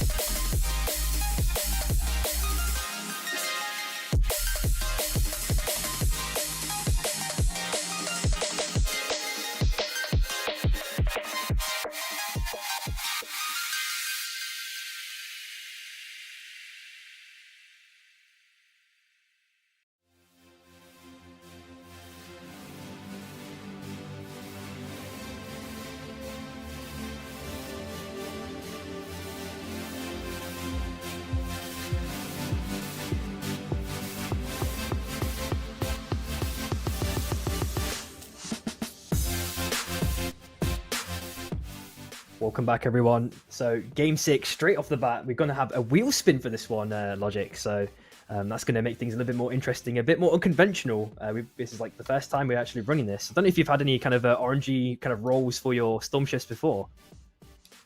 I have not. I watched it happen earlier for EU, but I have not had it myself. So, should be fun. Yeah, exactly. And there's a couple of spicy ones in there as that wheel is beginning to get spun. Let's see what it ends up on. Of course, we've got the cross country in there too. So hopefully, is it going to land? Oh! No way! It's a final destination. So okay, we're going with final destination for game 6. And that's going to make things extra interesting. I can't wait for that one. And I think we also have the scores available too. So I'd love to get a glance at that and see what's going on there between all of these teams. I think they are still being maybe some small calculations are still going on. They'll be ready very shortly. But yeah, so final destination. So what's your kind of memories with their final destination? Have you got anything like burned into your memory with like these type of end games? Well, never going on an elevator when Final Destination is around. I'm scarred for life for the movie. But really, the first thought that came to mind was Squaw, because they seem to be the best at macro decisions currently, and if you know where you're going to end up, that really favors you. So I'm wondering, are people going to try to get rid of them early? Are they going to try to step up their macro game, or what's going to happen?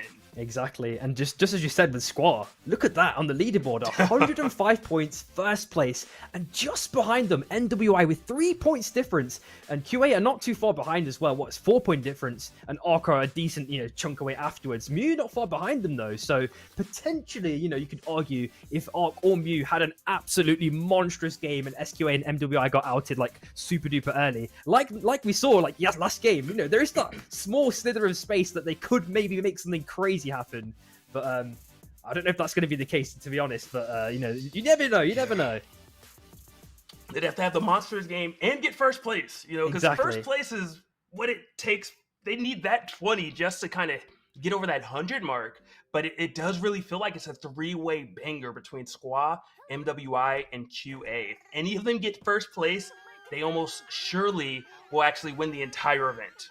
Exactly. So this is it. We need to see if there's. I just want to see if there's anyone who wanted to experiment with any different comps. I think Sleepy actually changed to Void. So that's a nice little surprise right at the end. And straight off the bat, looking at Dawn Caps with nice armors. We're looking at Codex on Iron Acres with some blue armors as well up for grabs on Mage Bog. And aside from that, it looks like things are, oh yeah, and the zone pool, of course, again in Shards of Fate for the final destination. Crazy. Oh, that's interesting, because there's plenty of Abyss over there, and we know there's the residential Jin would love to hang out in that vicinity. Yeah, exactly. Quasar, rubbing his hands, man. Crazy stuff. We are seeing some Skyshock plays, straight away to get some kind of nice early rotations in. CHC and Mute are relatively close to each other. We need to see who gets the ever-important level 2, though, if any. And then Vortex Charm actually gets a nice little connection, but not a stun onto second hand. It looks like Dumkus actually gets the level 2 along with second hand, and Jesus Christ. Mute potentially have to jump ship now, but it doesn't look like they get the ball either of them, unfortunately. And Dumkus actually decides to jump ship. There is a key potentially available if Dumkus wants to go for it, but decides against it. That would have been a potentially free easy vault should they have wanted it, but instead they're just going for the mobs, trying to get that potential level 3/4, and maybe get the bonfire as well, maybe get some kind of early kind of stable footing, and then kind of go from there. I always like it for the gold. 2,500, it's huge. Yeah, for sure. Such an early game. It's 2,000 or 2,500. I know it's enough for everything you want.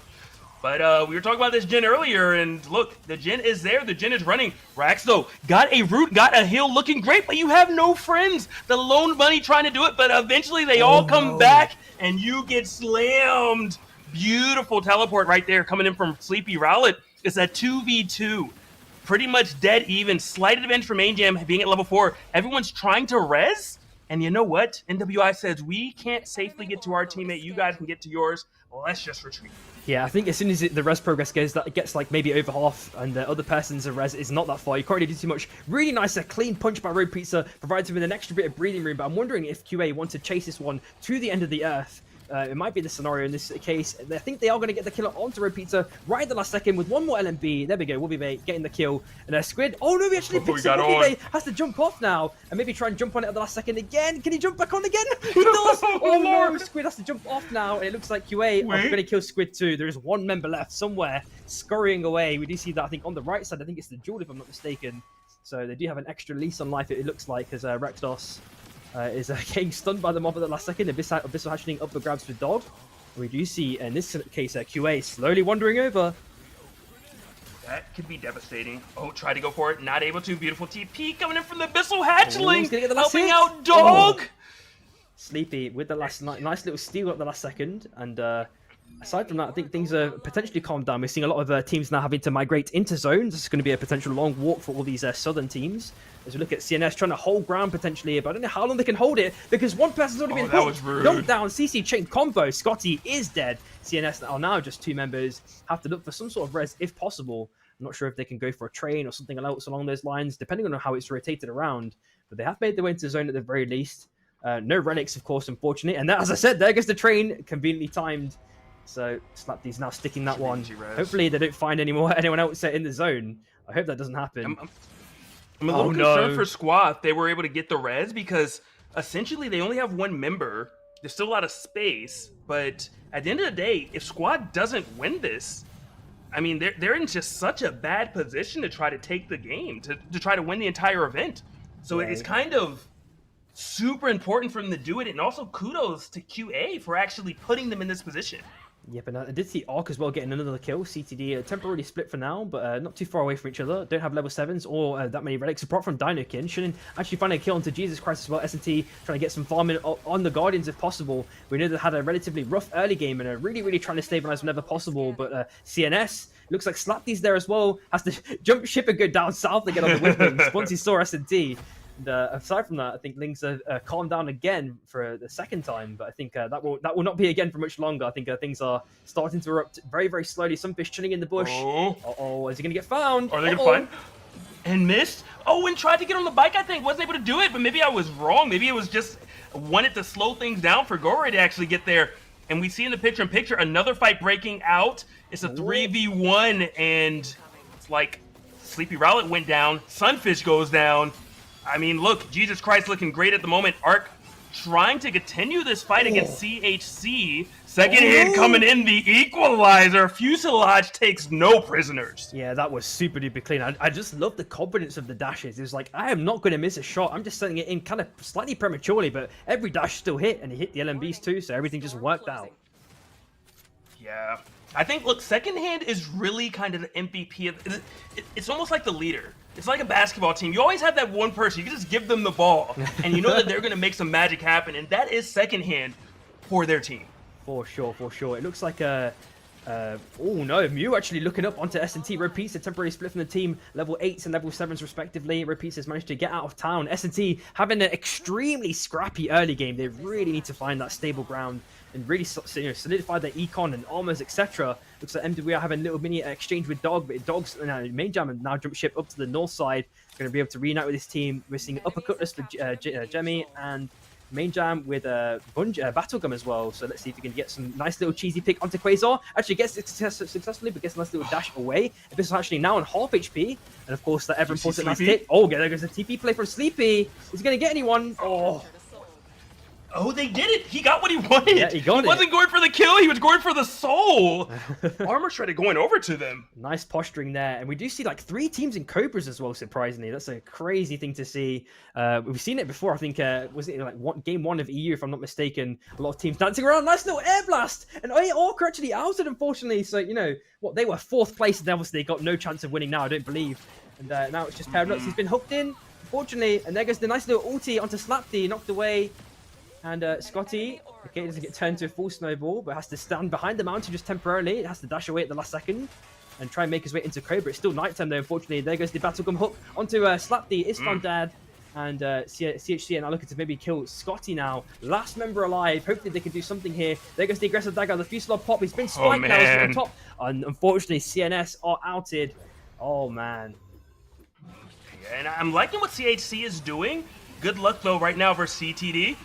Jesus Christ behind him, second hand, doing it again. That future loss, the dashes, everything going wrong for CTD right now. The only thing that they can be happy about is one member did escape to the south, and hopefully RIP slows CHC down enough so that they don't actually continue that chase. Yeah, but I think you see it's either a broken res, it looks like, or a crown. They can either go for either of them if they want to. It looks like S&T again are going up to the top left-hand side, and basically no armors, but they can hopefully stabilize on a couple of mobs. And when that next date reset comes around, it looks like CTD managed to get on the Sky Shark. They couldn't even stick any res or even a crown.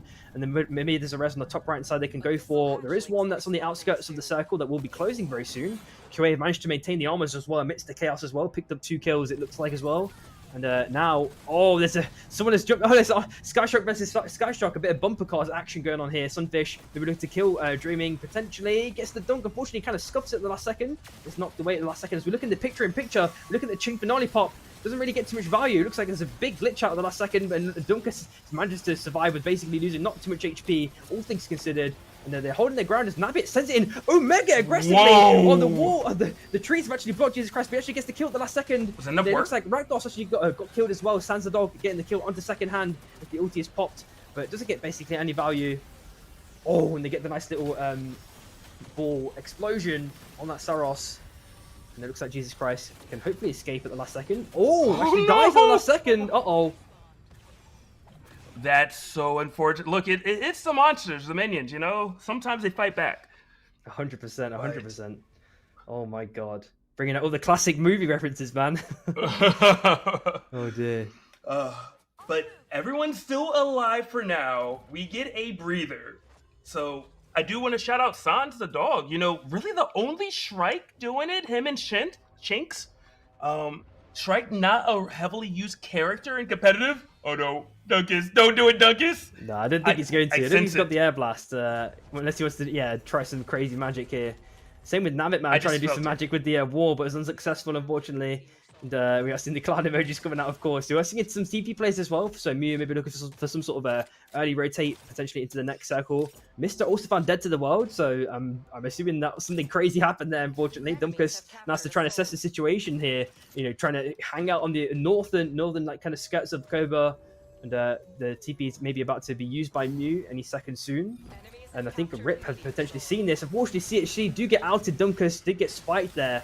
So there are now, there's one less team now as S&T looking to apply a little bit of pressure onto Mew. A couple of NMB sent. Squid has to jump back to his island where his other teammates are. And I think things have just calmed down again for a second time. But I'm not really sure how long that's going to last, to be honest. We do see QA as well with super armors. We'll be not looking too healthy though, but MWI kind of chilling between 2 or 3 teams. They're not been sandwiched just yet. It looks like either side aren't applying pressure, but if they stay here too long, it could be problematic. 4 teams. S&T. Yep, exactly. These are the potential top 4 teams. So taking out anyone right here just increases your chances exponentially for actually winning the lobby.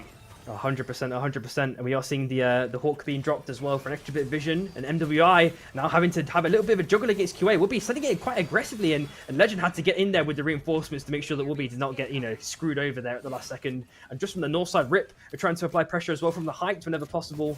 Shin, all he needs to get is, we've seen it many times before, getting 2 LMBs, and the monstrous hook, they actually get the connection, dunk down, followed by the second wind, and the Vortex Charm as well. Nice little heal, but he's been anti-healed, so can't get healed up here. The last second, looks like Bonk also found Mister at the same time, so MWI getting those extra kill points, that these can be these ever-important kill points. Nice, monstrous punch with the tree as well for reinforcements. Pajama on super low HP now, a couple more LMBs, the hook doesn't do anything, because Squid actually gets the kill. Nocturberger looking to send it in super aggressively, potentially onto Wubby, and has to re-avert their eyes now onto Wit. Looks like Legend maybe to try and get the kill, but I think he has to jump away at the last second as Wubby tries to get some poking from the right side. Wit is finally found dead, and it looks like the fight is not stopping there. Squid is getting a couple of enemies onto Wubby, has to jump back at the last second, and finally things have calmed down again.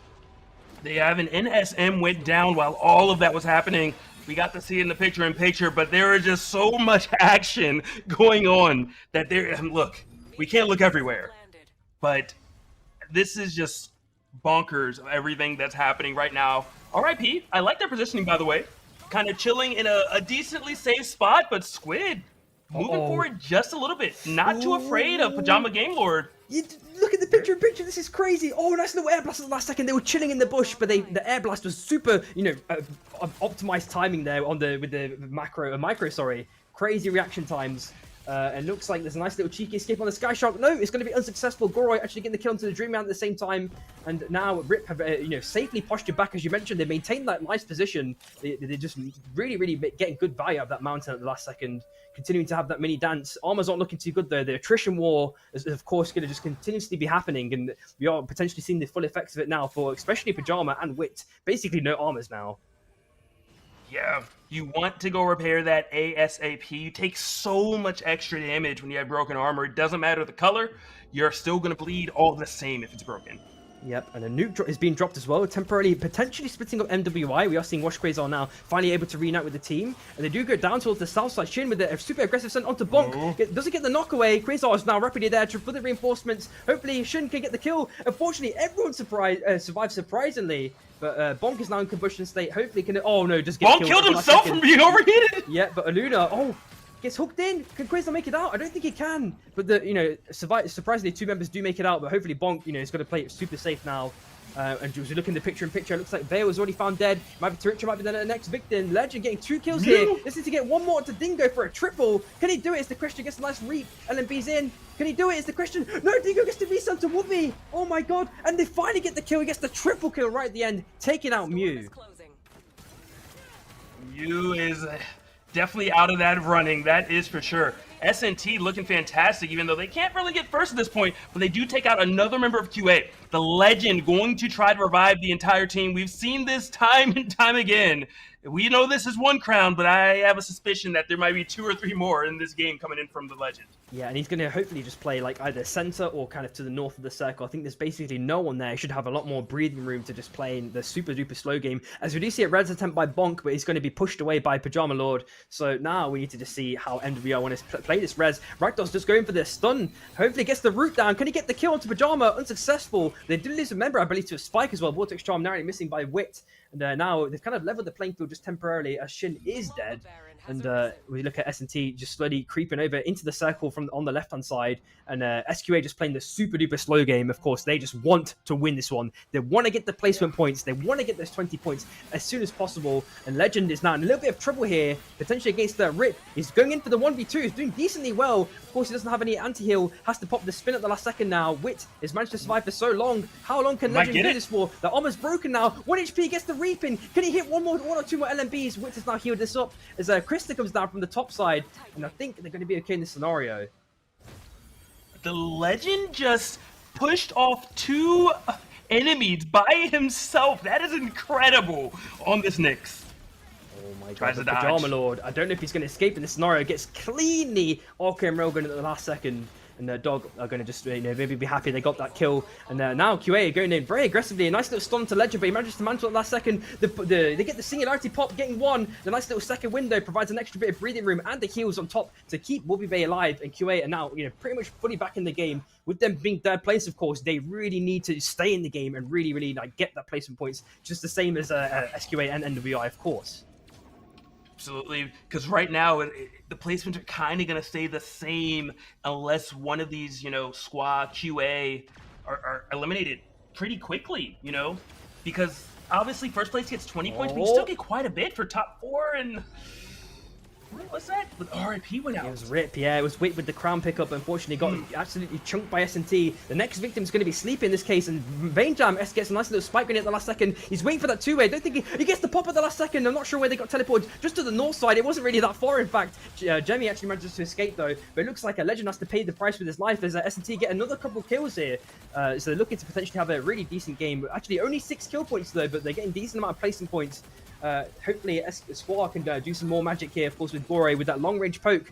It's like an opportune moment, with the circle being that close, that range is going to become ever more important to just keep getting like a monstrous poke in as a nuke, as we just see the radiation damage, finally evaporating at the last second. Dog has managed to jump down to the south side somehow, find a little pocket of space, and MWI, they're basically playing on that small island, trying to get some cheesy picks, maybe onto Wobby Bay as Bonk sends in a couple of enemies, but it's unsuccessful. No one's been spiked yet. Dux is found dead, and Wobby Bay is now last alive, basically.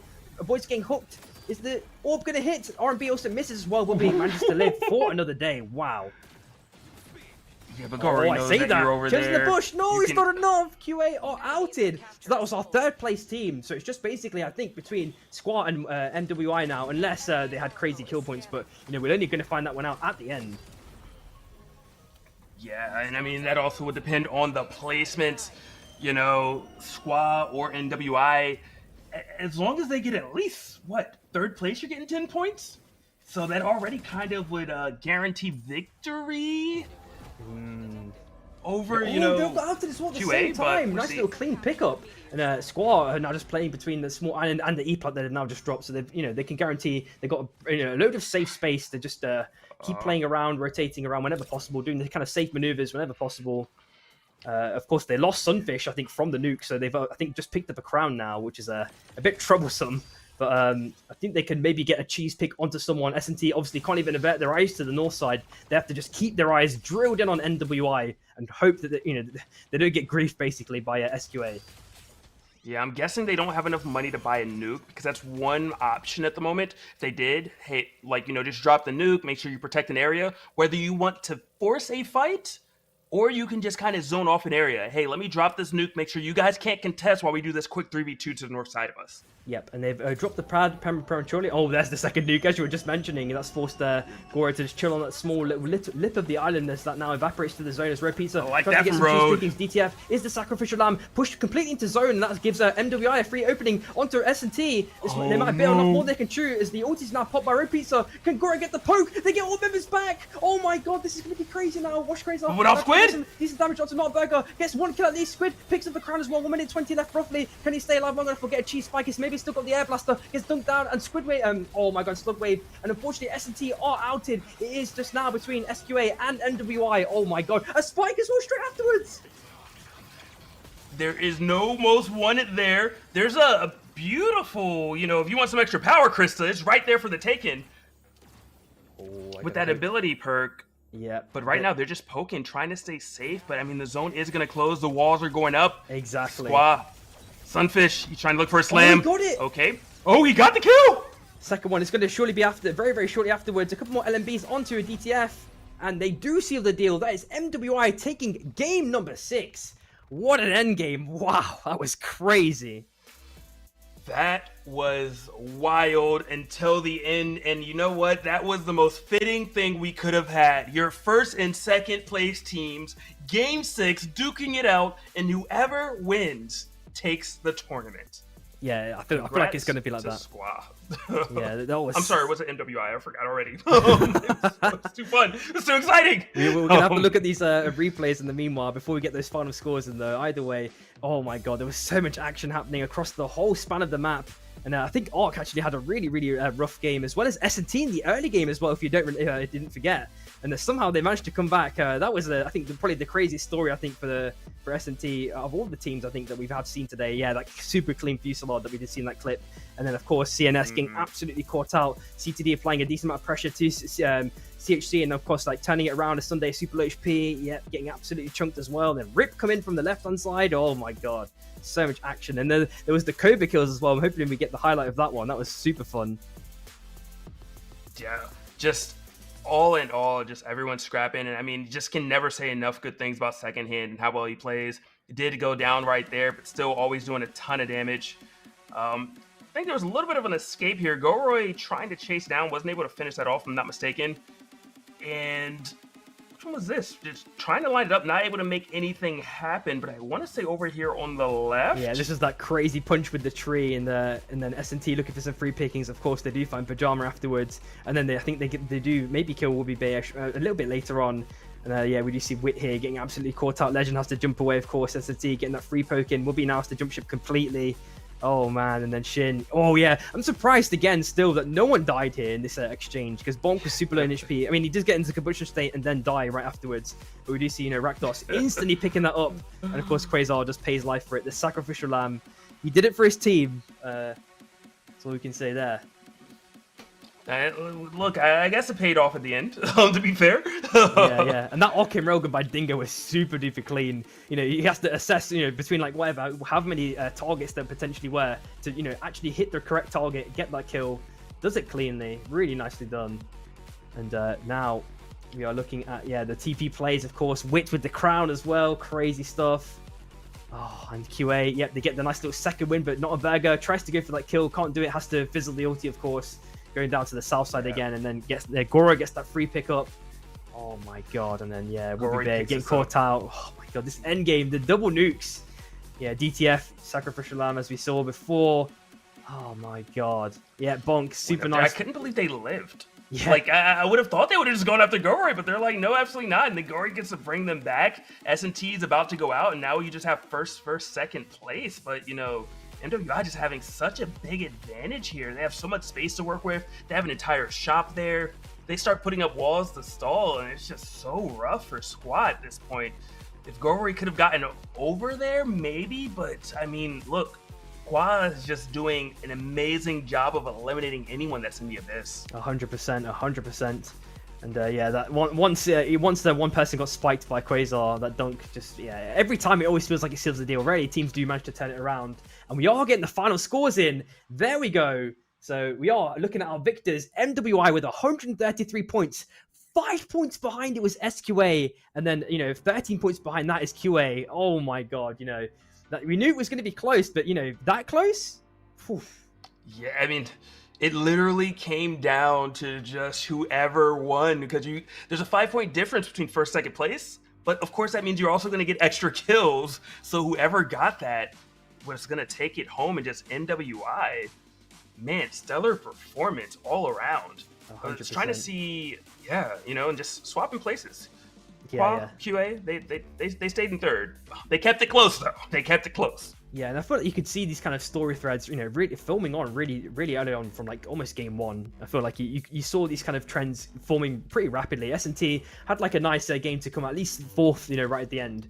In terms of kill they were points. just a sixth. Yeah, exactly. They climbed up a touch right at the last second, so I think they could be happy with that performance that they had overall. And yeah, so that's going to be $300 going to NWI and $200 going to SQA. Really nice way to end off this tournament tonight. Really good stuff. Wow. Super fun to watch. Look, I don't care what anyone says about T2. The character diversity, the excitement, this was a treat to watch and super competitive through and through. We need more of these. 100%. All right, so now, if I was to ask you, who do you think is MVP across all the span of these 6 games? Who would you say it is? I have to give it to Quasar. I don't actually even think he was the MVP. He just stood out in my mind so much with all of the gen spikes. Like, even the end right there, to be fair, that was a game-winning play. You know, to be able to get rid of Goray right there was probably the main reason that NWI actually won the game, because it was a 3v2, huge favor for them. Yep, exactly. So that's what I'm going to give it to. I think I'm saying his name wrong the entire time, but the Jin. yeah, no, it's Quasar for sure. No, you got it. You're fine. You're fine. Quasar. And for me, it's going to be Wukong. I think the name escapes me now as well. Wait, was he a legend earlier? Oh, Dumpkus. Dumpkus, yeah, exactly. The dude, Dumpkus. Like the crown play he had. Oh my god, over and over again, he was obtaining infinite value. But of course, you know, Quasar is just right up there, as you mentioned as well. That's so crazy.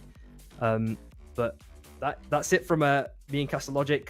Next week as well, guys. Don't forget there will be another Saturday night SUPERVIVE. So, and it's going to be at the same time, of course. So make sure you guys, you know, save some time for that, because that's going to be another exciting day of entertainment. And if you've got any last words, Castalogic, I'd love to hear them, dude. One, a pleasure always casting with you. This has been a treat, has been fun. Have we done it before? No, I think this is our first time. Okay, all right. I was making, because I was like, I'm gonna say this. He was like, dude, we did it this time. I'm like, my bad. All right, a pleasure casting with you. Also, shout out to production. Shout out to the viewers, the players, especially. You know, there's so many new players coming into competitive that we're able to run this event. So I just love seeing the growth. And look, stick with the game. Tell your friends to play it. The scene will grow, and just keep coming back. SUPERVIVE W. Exactly.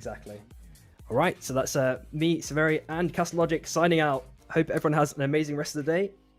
Have a good one. onto the Dreaming Man. Not sure if they can be successful though, as he dashes at the last second onto the left-hand side. They get the kill right at the end. He's gonna try to go for a slam, gets the stun right there. One member does go down for CHC though. Not sure if MWI is gonna try to continue this chase. Temporarily goes in for 2 dashes down to the south side. Looking at, massive hook at this last second onto Atlas, getting that last kill onto Dunkus and CHC, and now just 2-man. Jesus Christ, sending it in, sends in a couple of LMBs. The dunk narrowly misses by Atlas, and the Summer Napalm also used the same. Looks like, his nice little res by Luluda, picking up the Wisp as well. And we are seeing it is just Beastman. He's getting caught in though. SQA do take out CNS. Oh, beautiful spike right there. Another slam. Did I just witness 2 points? Legend is looking for some big time damage, and Main Jam was the one that was called. 6v1, that's just not fair. Yeah, that was super duper clean there with that nice little dagger. Up against Mew, everyone just trying to hang out on this little ship. Squad, DTF, trying to get in on the action as well with Huddy, but you are snared, my friend. So well played right there, just pushed him completely away. Alive for the moment, but all out brawl. Yeah, they were stuck in a really sticky situation. Mew have come out on top, in this narrow corridor as it continues to collapse. Actually, finally kill it onto Tarucha. A spike in a second, but it looks like they finally neutralized that, and things hopefully are going to be on the up now. We are seeing it. Too much, but Hudson is a fantastic hunter, and you just saw the power right there. Oh my goodness! Speaking of power, Atlas. Throw me in another clip, please. Zodag, did you see this? And then there was another spike in the pick. Fighting backwards, but the aggression does not stop from SQA. They keep pummeling LMBs into Shin, but he's managed to dash up to the north side. Zeph is completely caught up. Killed in the last second. Squid with a super nice little clip as well to get an extra bit of momentum if possible, but S&T are hot on the heels. They're going for the chase, the dash in, super aggressive, super clean. Pushing away Woodvale at the last second. DTF also super HP, trying to stand alive. Oh my god! Unsuccessful, can't do it. DTF! Garoy is just going crazy, smoking the poking as well whenever possible, and it is SQA taking game number 1. Look at that space for free as we flick over to Arc, actually get a nice little free pick, and they actually continue the chase. The nice little knockaway is actually cancelled on ineffective. And now it's just one member left. Very sure she gets stunned and slow wave, pops the ulti instantly after, fizzles it out, and it looks like Squid actually gets down amongst the chaos. And on to now looking to get a couple more LMBs. Road piece are last left for S&T. This is insanity. Are they going to do something crazy again? Hopefully they don't get outed. There goes the reap. They get the spin. Oh no, no. Pulls them in. Anointed, never missing that. And now we have a superhero on our case. All right, unstoppable. Cannot slow. Cannot CC. It's gonna be so difficult to get away right now. Fortunately for them though, Atlas misses and no bullet pain hits, and Bonk is indeed fighting for his life. So close, but no cigar as you go down. They still have Goroyo on the Saros, and another team dropped. It looked like it was Dogs that did so they were gonna go in, but they opted not to, and we'll find out if that helps or hurts them later. But go Roy, one hit away from not. It's not even an escape, it's into NWI's domain. They get the nice brutal free kill. Bomb sent in with Oda Kirans onto Wit. They get the nice little stun on top. Chain stun CC, but the hook comes back from Pajama. But I don't think we can really do too much more in this scenario. There's a nice little heal at the last second, or a stun try onto Pajama. And now NWI looking for free pickings. They get that dunk as well to the Abyssal Breaker. Hopefully they can escape. Nice little hook back. Actually avoiding the second win. Really, really nice team synergy there at the last second. And Dido now to jump away at the last second with the Vortex Charm. That actually hits onto Dino. Oh, they might be into QA's domain now. This is spelling big trouble. Oh, they get the double spike. That's what's going on down on the south side, because they might not have their information. Unfortunately, Bonk is found dead. And they was trying to guard against QA. They've dropped their own E-plat. Oh my god! They lost 2 members to the team. Did they get the kill? They got it, and they're there as well. Oh my god, that's insanity. And the fight is just not stopping here. Oh my god, the Zeph tries to send it in, but can't do too much there. Vale, misses the wall. Gets a nice little knockaway. One is sent into the zone, taking so much damage now. Vale is now sending a flurry of LMBs along with the dash onto that Zeph. Dash down to the side. Pop the wings as well. Nice little shift 4. There goes the second win. Nicely blocked though. Really, really nicely timed. But I think that will spell the end of it. Roll of and do it early on. As you see CTD, they actually get the hook down. Hopefully get the CC chin onto Rakdos. He's dashed up to the north side. We actually get a nice little clean escape, and Dreamy Man now taking a little bit of damage right at the last second. Oh, you see Arc coming in as well. Narrowly missing the hook. Bonk is likely to be dead very, very shortly afterwards. As Anointed does get those LMB chain contract, but it's blown up. Jumps onto the north side. I guess spiked at the last second. Do now, and you're not getting away from Wukong. Oh, we say that, and he just has a nice little dash at the last second to kind of prevent that RMB domain. It looks like as Goroy sends it in very aggressively onto Mister. 1 HP can maybe get the snipe onto at least one member of NSM. As just behind them, got it! Little stun. Can they get the kill? They do get at least one kill. Gory might be the next victim potentially. And there goes a nice little R&B. Watch Quasar tries to go in for the dunk, unsuccessfully misses it, and the squid too. But there we go. Rakdos does get the root in at the last second hand. Now the root also misses as well, unfortunately, onto Veil. We know this Tischling Flow has already been used as well. Obi gets one reset surprisingly onto second hand at the last second. Dunkers now trying to survive as well. Unfortunately, does make it out. And now it's Gold coming in for a clean third party. And we're gonna go down. We indeed are. RIP. Shanks is a Pokemon, and Shanks is gonna have to go to a Poke Center after this. I spoke too soon. Shanks almost got one more hit. The amount of walls potentially for Road Pizza to get a massive puncher, but unfortunately he kind of stuffs it at the last second. Legend down sends it in with it, but unfortunately misses the raw. Piston is popped by Bobby. Bobby, it's a massive amount of damage. Well, it's Legendary actually gets the kill onto Squid there right at the last second. And Road Pizza has to pop the ulti now to, try next round to not a burger. Has to pop the ulti, lets it fizzle. Can't go anywhere. Down to the south side, or to the north side. There's a nice little reflex down to Jesus Christ. Pops the summon Napalm, gets a little bit of damage, but the Archirelgo gets the spike into the lava, securing the kill. Dumpus gets a nice heal, but gets spiked unfortunately. So who's it? Second hand actually being dead straight afterwards. Anointed killing Gory at the same time. Dumpus does hopefully manage to make it out there. Last alive now on that Wukong. Can maybe get the RMBs or something to last a little bit longer. It's not enough. Can they get the kill? There goes the Slug Wave. There's a nice little knockaway by Bonk. Gets hooked in, and I don't think there's any much more damage on that KP. Really do. Oh no! The load pretty much. Road Pizza maybe looking. Road Pizza. Oh, I didn't get it unfortunately. MPY I'm pretty sure got the kill credit there right at the last second. Two of the members left. I don't know if SMG's getting out of this. Road Pizza's gonna try his damnedest. Runs over to the right, gets off a hill, but Main Jam knows exactly what he needs to do, but apparently he thinks that's help out his teammate. And Road Pizza's gone. Main Jam needed. Apparently not enough to let you stay in this game. Oh my god, look at Rip getting absolutely sandwiched. I would not want to be that feeling in that scenario. The Chilling Falanis also popped. Rip had just been knocked around in every single direction known to man, and NWI, trying to survive. Oh, well, the dog down. Oh, but gets hooked. A nice little cancel return. A nice little spin at the last second kind of separates dog just temporarily, but they do get the kill finally right at the last second onto Anointed. Stevie looking to get the dog, but unfortunately misses it. Generic actually goes back along with Atlas, and Dog are super low on HP. I'm wondering if they get the kill. They get the Squid Dog in. Oh my god, Generic Atlas. They're going to be able to do it. They killed Anointed. Gets a nice little roar in, absolutely negating the armor of one. Mister already found dead as the Wisp is picked up now, and Navitman is a bit moved towards the right hand side. We're seeing Goroy also getting a. I don't know if they're gonna live. World. What? Whoa! Yeah, gonna try to get the pull. Did, but I mean, look, if QA looks over here, this is a free cleanup for them. Easy points, easy elimination. You gotta get to Atlas, and we are going to do Atlas eventually. In QA, they are in a little bit of a corner, a little bit of a pickle.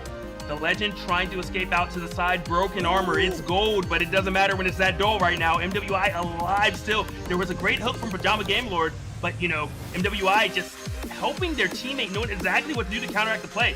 In the picture-in-picture, we have another fight happening, potentially elimination. The Zep ult is going to take out QA in the bottom. Oh my god, that's just like watching every single 007 movie. When someone James I think in quite aggressively absolutely gets chunked to pieces by Rip. The hook narrowly misses up though onto Bonk, and there goes the to the north side we do see there. So hopefully just kind of hangs. Yeah, hopefully he can escape it and doesn't get stuck completely. There we go. Oh, wait, no. what? He was taking a bit of damage here right in the last second, but hopefully the avalanche provides a little bit of space. Hopefully it's enough. It's been thrown on both sides as the circle's now closing in. Crown Dunk comes in, the Ching Finale as well popped. Looks like they're both dashed away. The battle gun is also used, and they get a nice little bit of magic onto Richard. Doesn't get the stun though, unfortunately. Crown also misses. Same with the spike grenade. And it looks like Shin is about to potentially make it out this one. Pajama Lord is not going to be looking in this scenario. As Dingo gets those LMBs in, this is going to spell the end for Rift, and it is going to be you taking it for them, and you may get eliminated in the process. Right now, 44 Duck is over there helping as well, and only Scotty is left, and unfortunately, Scotty, oh no, you jumped over there. Nah, today, Dog is not looking like man's best friend. 2 Arc right now looking at QA. 44 Ducks trying to fight, but there's a gold armor, and it looks like Arc is trying to take it from you. Right now, the Wubby Bay, last Shiv alive. Gonna dash into the cloud. The jump, unfortunately, the dragon's already popped, and the Stockway has already been used as well by Atlas, so he's really low HP and armor respectively. SQA look to chase this one to the end of the earth, potentially as Generic pops the overkill round. Anointed nearly gets the kill, but unfortunately dies at the last second. Goroy escaping with a slither of HP. Generic getting spiked as well. It's just on the port while you go find a res. Only taking a little bit of damage, and S&T Squid tries to get electric damage to finish Dumkus. Actually gets the spike at the last second, gets the kill, and CHC and now just 2 members. Second hand, maybe having to jump ship at the last second potentially. Gets a nice little route that buys them an extra bit of time potentially, but they decided to go the same way. Oh no, this is going to be potentially the end for CHC. Oh, they give up angle at the last second, a nice little knock away onto Jesus Christ. There goes For us to play all of our cards. yeah, that picture-in-picture play. I don't know if you saw that, but Vale, oh no, got spiked at the last second. He actually popped a really crazy chilling finale and survived an extended amount of time. He even gets it just in the last second, but there's summon napalm. Okay, Rogan, oh, nice little air blast in the last second. We do see that. They are taking the portal as well. As we look back in the main cam, Legend actually dashing, spinning over everywhere in every direction like a Beyblade. Ripping a temporary split from the team. Same with Notburger. Oh, Notburger has to now pop the ulti. Doesn't even fizzle, goes up to the north side, kind of tries to reunite with Road Pizza, but a nice little reap at the last second does catch. Paper's going to make it out. Unfortunately, gets spiked. That is Pajama outed. Rip fully outed straight afterwards. Getting that extra bit of damage. The Ubica around Spidey coming now onto Dino. He shielded a little bit of the damage, but I don't think he can survive much longer. Same with the Sunday. There's a nice little spin away from Dreaming Man. Gets a couple of LMBs onto Generic, and it looks like Anointed actually kills Dino at the last second. Generic, surviving in the abyss for a decent amount of time. There goes the nice little squid blade dunk. Actually misses. A nice little spin again. A nice little bit of life by Atlas, and he pops the slug wave with the summon napalm on top. Slug wave is returned though onto Atlas. Gets spiked at the last second. They get the res. Oh my god, S&T are back as a full 3-man again. Look, you cannot keep them down, apparently. QA just coming in hot right there. Getting enough to the left. You have QA to the right. You're about to run into another team to the south, but it looks like Dog and QA instead are deciding to scrap. And I'm not sure what the game plan is right now, but Unstable. you tried to get to the portal. Oh, Road Pizza starts to, the ever impossible potential attempt to get out of town, if possible. There are the rails as well that can potentially make things a little bit easier, but the structure drones already use the dodge, dodges it pretty much for the second. Always a big clean in with the squid play by Wash. Gets 2 kills. Oh my god, that was surgical execution. S&T are outed, and shortly after, he gets another kill on the rails again. And number 4! Count it! Put him on Sesame Street! Wow. Oh my god, and the second win. Into the ult? Oh my god, that was so clean. Raxos with a nice little air blaster. It's not enough, unfortunately, and there's just... Good. I can't even talk about it yet because there was a KP hook. There was not even an attempt at a slam after. I love what his teammates did. They protected him, but one does manage to go down, and right now, QA all alive, and Dogs thought they were starting. I love the immersive platform, and to me, it looks like QA is just going to get rid of you nice, quick, and easy. Still trying to be the hero that his team needs, but QA looking fantastic. No, I don't like fair fights. Never mind, didn't even matter. His Sunfish was holding his own, getting rid of the legend himself. Are you going to do the little ship that could, that gets hooked out of the skies, that gets slammed, that gets eliminated? And I asked a really big question. Can Sunfish, look, it's all up roll. Only a few of you guys can actually get, some bikes to ride, and apparently one's blown up, another person's killed, and we might actually get a team eliminated right away, which would be unheard of. One of the earliest potential eliminations ever. Wabe is fighting, but down. Eliminated. QA's gone. Yeah, QA's out. This is crazy. Squad's gone. Squad's out. Afterwards, no. Looking really bad. Level 5. They've not been able to stabilize at all. Unless he gets a random crazy spike. I think he might be dead here. The snowballs come out as well. They're really trying to salt and pepper him. He just gets into a snowball temporarily. Bonhand trying to play for his life if possible. One LMB does seal the deal from the Dreaming Man. Actually now on the Knicks, surprisingly. He's sending it in quite aggressively onto Orc. They've actually lost the majority of their armors. They're actually getting pummeled by CTD, but Rip going for the hook. Unfortunately, just missed it by Slither. But they actually return the dog. It looks like Anointed getting the kill onto Dino. And CTD now have to complete the jump ship. Oh no! Oh no! That's alive. He's getting a little bit of radiation damage at the last second, but it looks like NWI looking to seal the deal. There goes Wash Quasar, tries to go through the dog, but actually scuffs it at the last second, tries to glide in the abyss, and unfortunately, NWI get the steal at the last second, but one person gets hooked as well. Both is found dead very, very quickly afterwards. Main Jam also, getting the kill credit. The Summon Napalm's already been popped, and it looks like Dog again absolutely chunked. Main Jam is gonna. Oh, never mind, he gets fully outed. I thought Main Jam maybe would survive there, or be the last survivor. But on soul transfer complete. NWI though fighting CHC at the moment. The napalm's not gonna save you. Yeah, but we just flick over to that picture-in-picture. Massive, nice engage there. CTD actually getting caught out. Just Dream Man last alive. Don't think he can do much more here, but he's actually life-stealing surprisingly well, lasting an ever long amount of time. Of course, with that passive block as well. He's getting the damage in second in. Might be the next victim, but MWI going for that clean finish. But this, they tried to get the Luna pickup, but gets cancelled at the last second. Rakdos pops the air blast, and the bubble has no defensive utility left in the tank. But MWI now have to complete jump ship. but it looks like Kratos getting hooked. The dunk down as well. It's just one member left of Spike Grenade. That's the knockaway by Anointed. Surprising, Jesus Christ is fine, absolutely chunked straight off the bat. Nice little defensive hook by Atlas at the last second. It looks like Dunkus is trying to send it in onto Jarek if possible. The dunk is actually fortunately missed by Dunkus. Picks up a second crown, goes up to the north side. Can he spin around and get maybe a clean R&B? Actually, you know, of course, I think the risk of, you know, having any sort of character like that can... Oh, big hook. Love the hook right there. Drama Game Lord finds it, and I love the coverage afterwards. Everything being thrown on top, and right now, NWI still managed to bring up one teammate, Rax Lord. Beautiful ultimate. Bonk trying to live at the moment. Beautiful evasion, looking fantastic, but it's still a 3v1 at the end of the day, but still just enough for a full res. Look at the Orko maybe looking to get some cheese poke, and there goes a full engage with the Fusillade pop. Second hand, trying to survive as long as possible, has done it successfully, but can't really go anywhere else. Gets a little hit, and the ulti's popped as well. CHC taking so much damage at the last second to get the last little dunk, but I don't think they can do too much more in this scenario. Second hand, super gonna win it now. Oh, but oh my god, it is just Shin and Whip, and and Whip and Pajama, but they're being forced out by S&T now. And it looks like you're going down in the storm. Yep, and squad eliminated. RIP. That was WI is Dunkus is about to be dead potentially as he gets a cheesy spike onto someone. You know, drops really low to the abyss. That R&B now comes out with an extra bit of shield to survive a bit longer. Okay. Because Dunkus was alive for so long. Right now, S&T, I love that ultimate from Road Pizza. A punch afterwards. I did not see someone go down, but I feel like they should have, and they will. Ooh. A nuke is there as well, and Art is. There's no way. This just happened.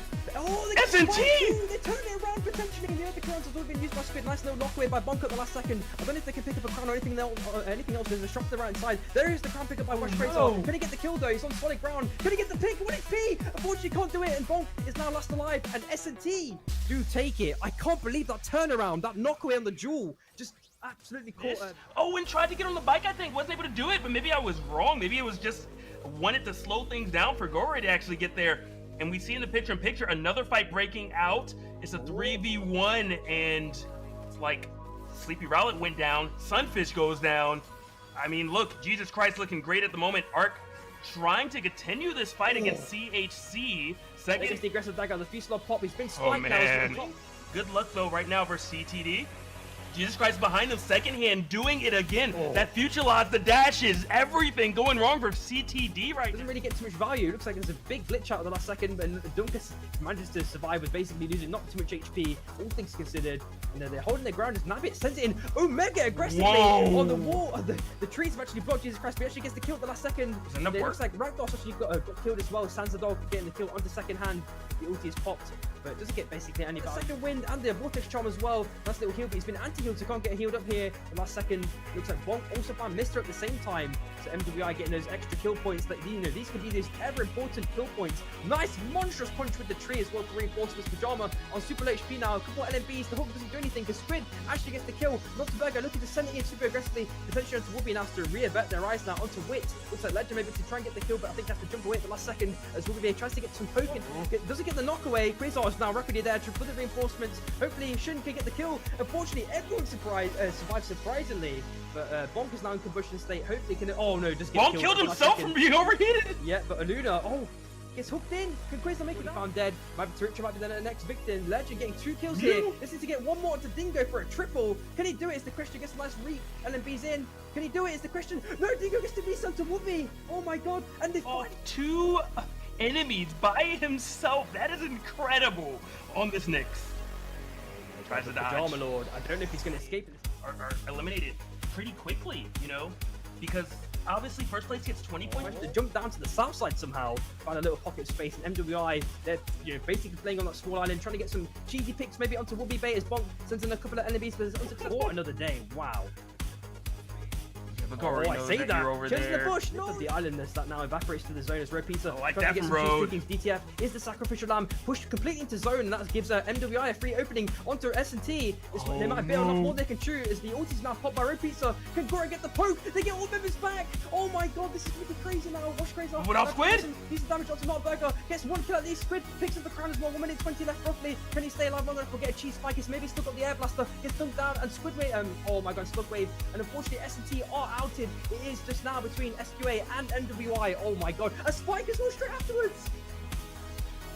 There is no most wanted there. Sunfish, he's trying to look for a slam. He got it. Okay. Oh, he got the kill. Second one is going to surely be after, very, very shortly afterwards. A couple more LMBs onto a DTF, and they do seal the deal. That is